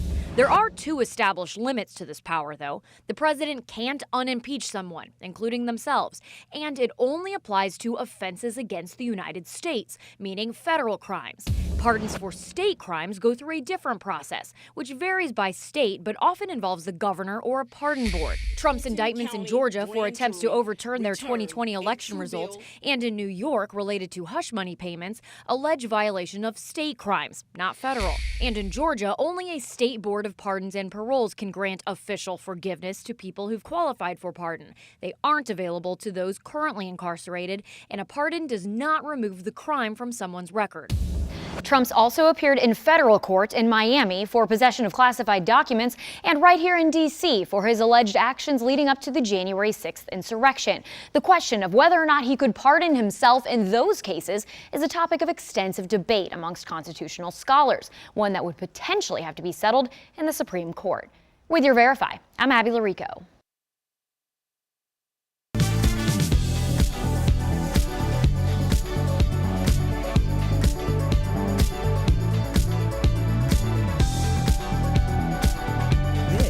Is Daily Blast Live. We're talking about what you're talking about. Oh my gosh. Get real. No. Y'all, just stop. This is a sham. It's finally here. Drum roll. Welcome to DBL. We talked about former NFL player Michael Oher on yesterday's show. Well, now the Tuohy family is responding to the lawsuit with some shocking allegations of their own. As we mentioned, we discussed yesterday, Michael claimed the Tuohys withheld money from the film The Blind Side and tricked him into signing a document making them his conservators and not their adopted son. In a statement from their lawyer, the Tuohys called the lawsuit offensive and ridiculous. They also alleged that Michael said he would plant a negative story about them in the press unless they paid him $15 million, and that Michael is trying to drum up attention to promote his latest book. Meantime, some people online want Sandra Bullock to return her Oscar for playing Leanne Tuohy in the movie, but her co-star Quentin Aaron, who played Michael, says her brilliant performance should not be tarnished by something that has nothing to do with her. All right, Erica, you're shaking your head. Well, first, can we just start with the Sandra Bullock angle? And dismiss it? The woman just lost her life partner. So what's the time now? 24 hours, 36 hours, 72, 1 week before we completely go and we're not a week out. Bring someone, like, what's she have to do with any of this? We're talking about a legal case about people who a movie was based upon. Most movies are based upon the lives of real people, but that doesn't necessarily make the story factual. What are we talking about here? Secondly, this looks like just a moment of transparency that can really answer everything. As I said yesterday, Michael has been very vocal about his story for quite some time. So the idea that this is all timed based on his book is really a moot point because we've been hearing the story. It just hasn't been interesting enough to people to listen. Now it is. Now we're talking about it. Yeah, you're absolutely right about the Sandra Bullock thing. I think that's absolutely bizarre that people went there. But here's my question, and you kind of read it, and people might skip over it, but was tricked into signing the conservatorship. Tricked into signing is a strong legal foundation. And he just found out he wasn't really adopted until February of this year. So if I tell Jeff that I'm his family member and I make him sign this and he signs it, and later on we find out that I'm not, that is a null and void contract. That's coercion. That's the definition of coercion. So I'm fascinated. That's a big deal. Yeah, and he has a strong foundation. If that's not the case, explain why you didn't tell the kid he was adopted for so long. Mentally, for one thing, and B, financially, that's an enormous loss for him. So I'm confused about the tricked into conservatorship. Other than that, I realize the Tuohys were rich before this. We should make that really clear. But tricked into signing is something I'm keeping my eye on. It's just interesting that they were doing the finances like they were family, like brother and sister. We're That's splitting right. it equal. That's right. But it wasn't equal. Right. They were in a conservatorship. And also what they're saying kind of doesn't make sense because they're saying he's doing this to drum up interest in his book. But they said he's tried this before. So which one is true? So that means he's been saying the same thing over and over again. Yes, there happens to be a book in place, but maybe the bigger question should be, why does he need to write a book when he has a movie that's got his name and likeness all over it that generated $300 million and he now is asking for money for any reason? Somebody explain to me, because we've known each other for years. Right. I can open up our financial interactions with all of us, and you can track. So, like, just do that with this situation if it's on the up and up. I think it's just so strange how it came specifically from the law firm. It just reminded me when we watched the OJ trial, where you see all of the attorneys around a table in a boardroom discussing what the defense should be. This feels very manufactured as a defense. That's my opinion. Jeff? No, you guys said it all. Okay, perfect. Let's move on to Bradley Cooper. He's being criticized over his portrayal of the late composer and conductor Leonard Bernstein. In a preview for the network movie Maestro, Bradley is wearing a prosthetic nose to play Leonard, who is Jewish. But some people online says this reinforces negative stereotypes about Jewish people. Bradley, who also directed the film, is not Jewish. One person online posted a photo of Bradley in character next to the real Leonard and wrote, quote, "The big anti-Semitic prosthetic nose on Bradley was definitely not necessary." Here is another look at Bradley playing an older version of Leonard next to Leonard in real life.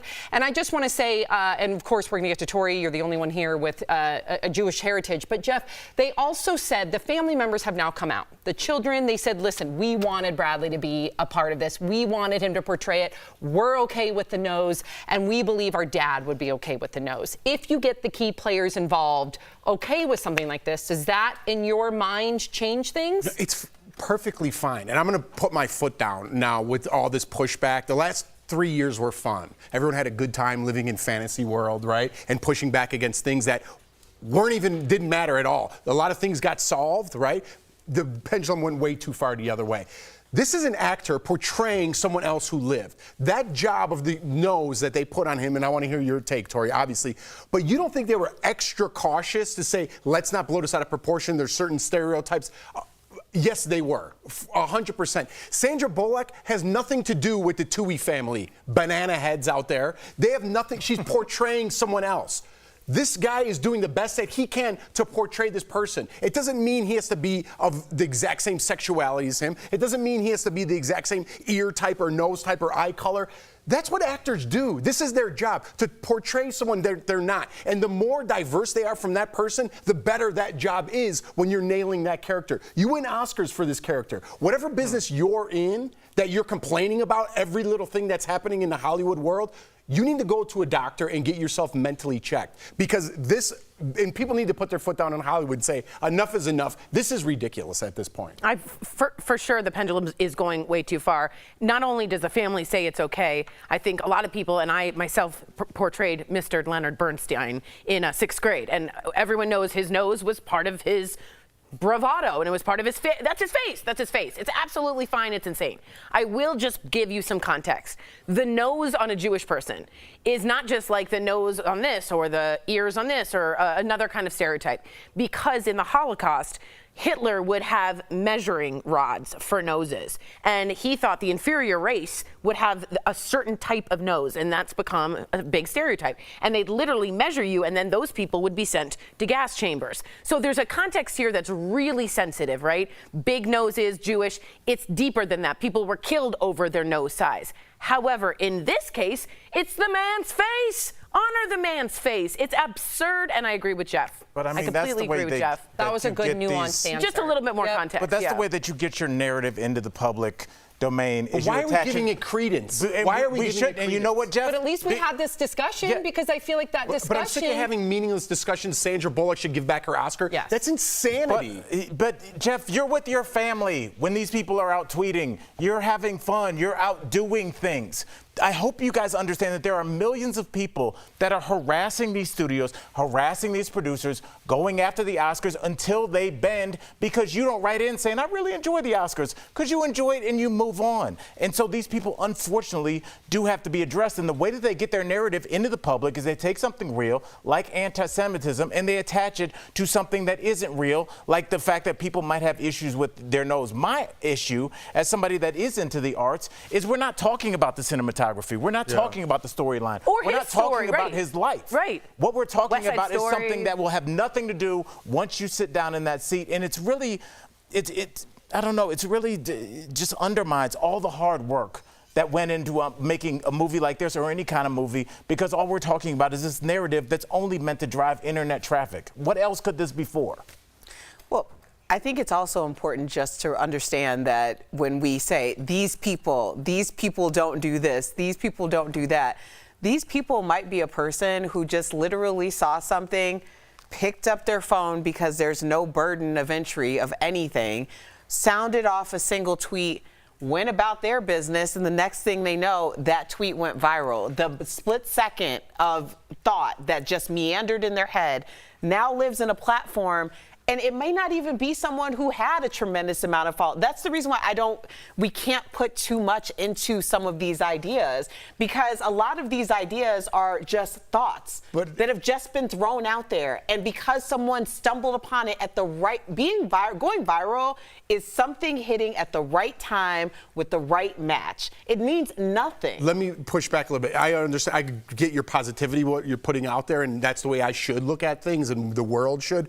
But studios have fired people because of the last 3 years, that the nonsense tweet that someone just wrote out and put down and put it into the universe. People have lost their jobs. Heads of studios, directors, producers, actors have lost their job. Networks have changed the way they produce television shows because of those nonsense tweets. So they do mean something. And now people are in positions that they shouldn't be in, and they can't get rid of them now because they hired them during this crazy time where everyone was just putting crazy thoughts out there, and they thought that's what they had to do. Now we're stuck in this world where people shouldn't have jobs. The people who did have their jobs were fired because the thinking was so crazy 3 years ago. So there's more to it than just writing a crazy tweet. It's people jumping on board. But what about the fact, is there a way to get to a point where we can ask these questions? Because I would want to hear, I'm not talking about Sandra Bullock, let's put that aside. Yeah, right. But I would want to hear Tori's point of view on that, because I'm not of Jewish descent. So is there a way where we can bring up these hot button issues without it causing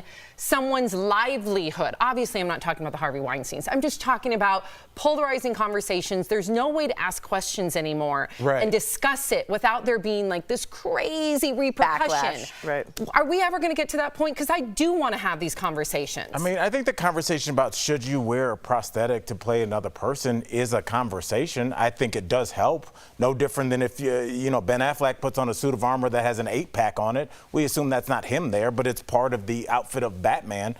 What do you guys think? Can you wear, if somebody has I say absolutely. It's no different than a storefront or a prop or something that you put in the back. It's trying to help reproduce that exact image that it was like when he walked around this planet. It's like Virginia Woolf. Remember so it's like, how are you not supposed to portray that? Right. But then if you tie it into anti-Semitism and you say, why I think Hollywood should do their thing. Well, that's because you're an anti-Semite. Right. Yeah, that's where it gets too far. That's where it goes. But that's the problem is too far. The one thing is a conversation. The other has a real historical totally context. Right. And bringing both of those up is also part of a nuanced conversation. We walk that line every day, though. When we first started this show in 2017, we were the microcosm of what was happening on Facebook. People were having the uncomfortable conversations, allowing there to be some nuance, and you didn't cancel each other necessarily because of the difference in it. Now, we're like walking, talking landmines. Yeah. Yes. Like, we're so behind to have these conversations. The Jamie Foxx conversation about the anti-Semitic thing.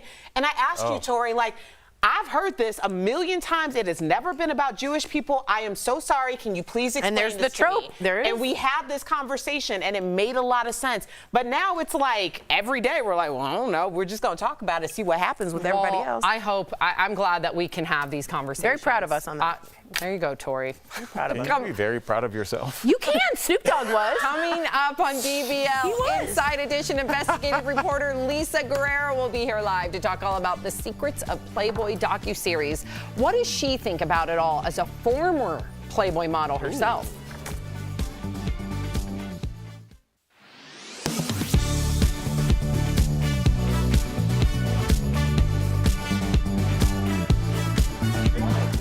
Okay. I say the Snoop Dogg thing if you don't know. He just got, it was an award and it went viral, his response. I think it was the Hollywood Walk of You Fame. should explain what you're saying, because I don't know if anyone heard. Oh, I said, I'm proud of ourselves. Thank you so much. Just like Snoop Dogg. Bye, Adion. You got to come Just back like Snoop Dogg. If you have watched Snoop Dogg win or have the Hollywood Walk of Fame, he said, I want to thank this person, and famously he said, and then at the end, I want to thank myself. And everyone started laughing. And he was like, I'm not kidding. I stood up for myself when people didn't believe me. I worked hard when people didn't think I would. And he went on and he made this brilliant speech about self-love. And at the end, people were like, and Snoop Dogg made a lot of sense. So he's like, so yeah, I would like to thank myself. And it changed something in me.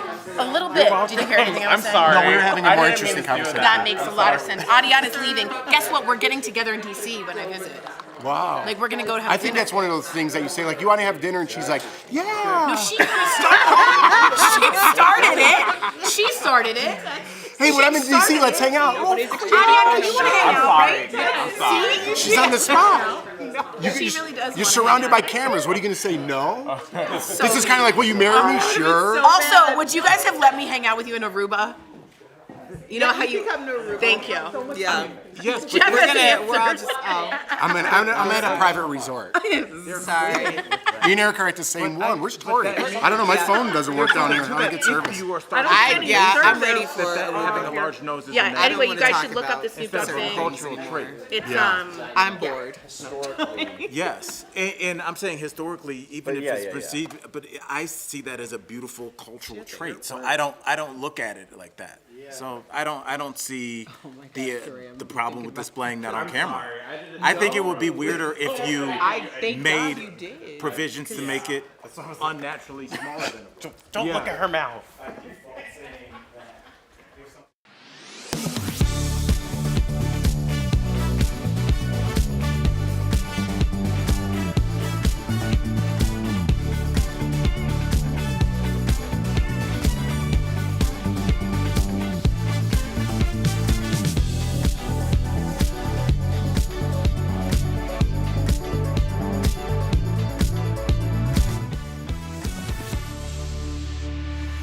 Welcome back. People often question if anyone reads the articles in Playboy magazine, but beyond those stories are eye-opening secrets from the models who made it a multi-million-dollar empire. Now, CoverGirl and investigative journalist Lisa Guerrero is uncovering what the world of Playboy was like for some of those women in the return of the hit docuseries Secrets of a Playboy. Take a peek. Did Black women fit Playboy's standard of beauty? No. I think politically, they tried to do the right thing. But once you got in there, they just was like, okay, we did what we were supposed to do.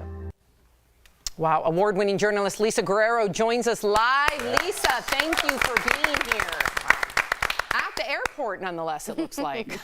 Thank you for having me. I don't know if that's a real background. But I live at the airport, you guys. She is. Oh, you are there. All right. Well, there you go. Multitasker. There you go. There you go. Lisa, I watched season 1 and I have season 2 on DVR. It really opened my eyes to Hugh Hefner and the whole thing. How is Secrets of Playboy different from the first season in season 2?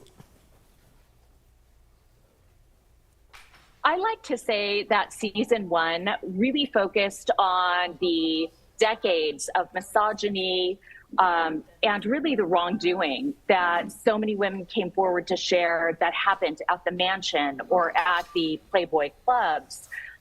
Some of these women were Hugh Hefner's girlfriends, some were playmates, some were bunnies. So, I think the shocking thing about season 1 was that we learned about so many sexual assaults and so much sexual harassment around the brand. Season 2 this year is really about the women themselves. We rarely talk about Hugh Hefner in season 2. In season 2, we talk about why women chose to pose for Playboy, what the experience was like for them, and crucially, what the ramifications have been for them in their lives and in their careers. I was so hooked on season 1. I'm very much looking forward to season 2. I'm curious, although Playboy was conscious of representation, can you explain why race was still an uncomfortable issue for some of the models?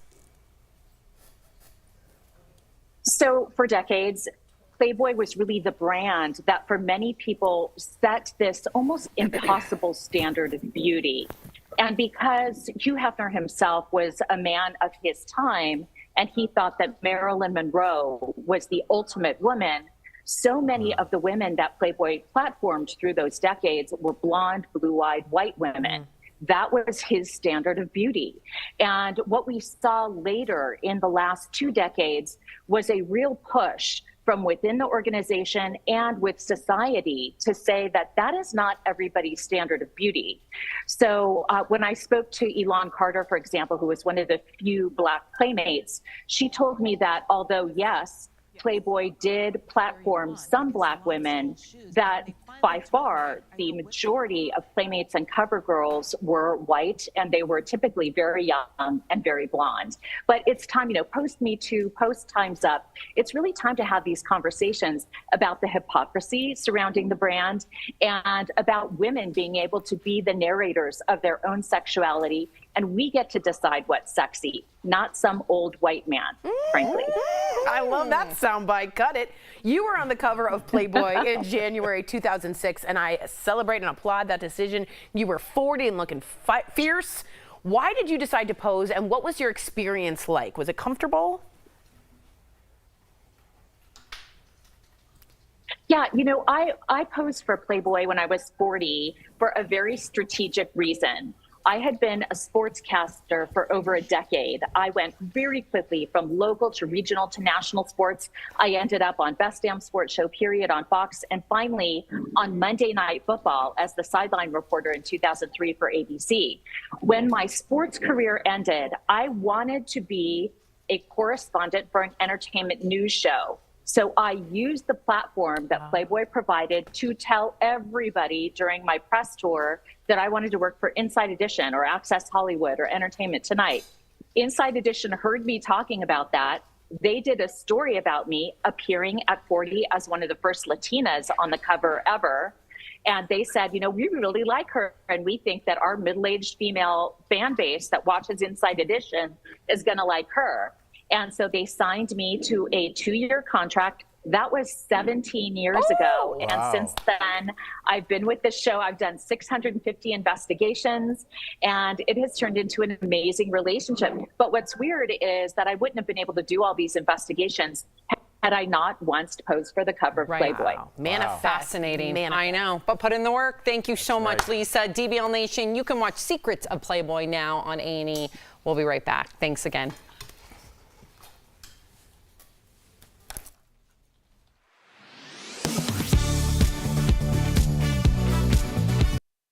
More than 3.7 million people hold Parent Plus student loans, federal loans that parents can take out to help their child pay for college. We recently verified that those loans were excluded from the Biden administration's new income-driven repayment plan known as SAVE, which will forgive some student loan borrowers' balances after between 10 and 25 years of payments. Verify viewer Terry asked us if there are other loan forgiveness programs available for Parent Plus borrowers. And using these sources, we can verify that yes, there are. But there's a catch. Federal Parent Plus loans have to be consolidated in order to qualify for forgiveness under these other federal programs. Let me break down your options. First is the Income Contingent Repayment Plan, or ICR. Under this program, qualified borrowers can have their monthly student loan payments reduced based on their income and family size. ICR plans cap monthly payments at 20% of your discretionary income, or offer fixed payments based on a 12-year loan term, whichever is lower. And after making payments for 25 years, any remaining debt will be forgiven, according to the Education Department. Another option is the Public Service Loan Forgiveness Program, or PSLF. To qualify, the Education Department says Parent Plus borrowers must work full-time in a qualifying public service job. The student loans must be consolidated into a direct loan, and those loans must be repaid under an ICR plan. After making 10 years' worth of payments, totaling 120 payments, any remaining debt is forgiven. To apply for the Income Contingent Repayment Plan or the Public Service Loan Forgiveness Program, go to studentaid.gov. With your Verify, I'm Ariane Till.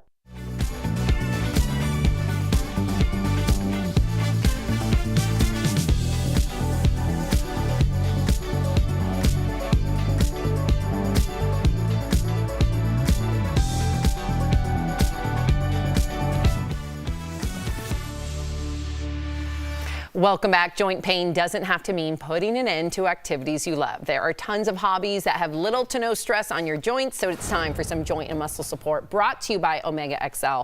First, knitting and crocheting can improve dexterity, reduce stress, and improve focus. You can even use ergonomic needles that cause less pain. Next, gardening. This can really help with mobility and flexibility. Make sure to have a stool to rest your knees and back. Lastly, cooking. This can be a great hobby to pick up. You can make balanced anti-inflammatory meals to reduce joint pain. Omega XL has improved the lives of millions of consumers. Supported by 30 years of clinical research, Omega XL's powerful and proven benefits have transformed the lives of athletes, celebrities, and dedicated daily users. Call 800-725-2612 or visit omegaxl.com for more information. We'll be right back.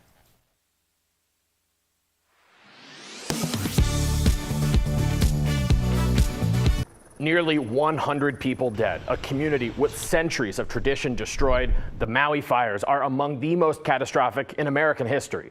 As many people look to see how they can help, we've been getting some questions about online donation platforms. Namely, does GoFundMe take a cut of the donations? Several of our viewers wanted to know, so let's verify. Our sources are GoFundMe and Charity Watch.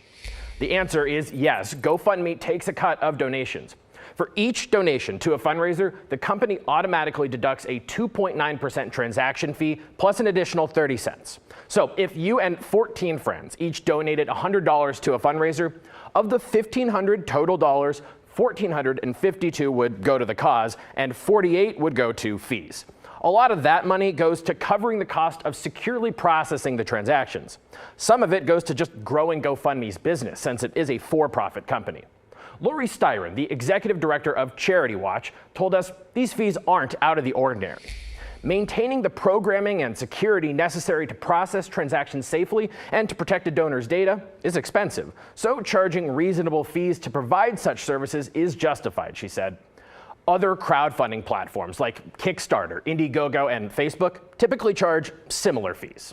With your Verify, I'm Casey Decker. Are you skeptical of headlines and what you see on social media? We are too. The Verify newsletter helps you distinguish between true and false information by answering your questions. It provides fast facts on trending topics, spotlights major stories, and even includes a daily fun fact for all those trivia buffs out there. Get Verify's fast facts delivered every weekday to your email inbox. Go to verifythis.com/email to check it out.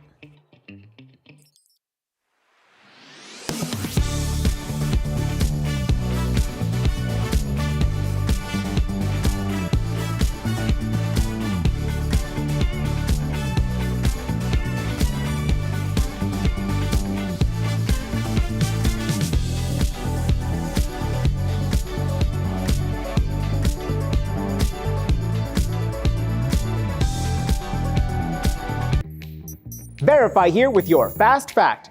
This viral video with more than 1 million views claims to show 3 UFOs flying over New Mexico and asks, do you believe the footage? So let's verify. Is this video real? These are our sources. Verify took a few frames from the viral video and ran them through a reverse image search. This led us to both TikTok and Instagram videos posted on July 31st by user IcemanFox1 with the caption, "Filmed with Digital Combat Simulator."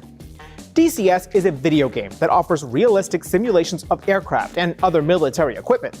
IcemanFox1's profile says they regularly post realistic DCS videos and confirmed in an email to verify that the viral video was generated using DCS. So, no, this video claiming to show UFOs in the sky over New Mexico is not real. With your Fast Fact, I'm Brandon Lewis.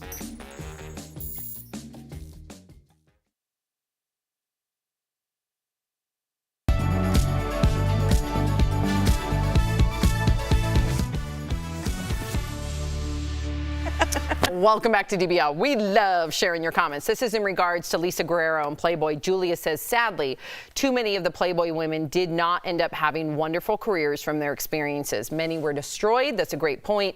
And Jay Kim says the problem with things like Playboy is the line between empowering and exploitation is very, very thin. That's kind of something you brought up to me. Yeah, I wasn't expecting to have to answer anything. You were done for the day. That's already gone. Watching DBL every day. We'll see you tomorrow. Bye, guys.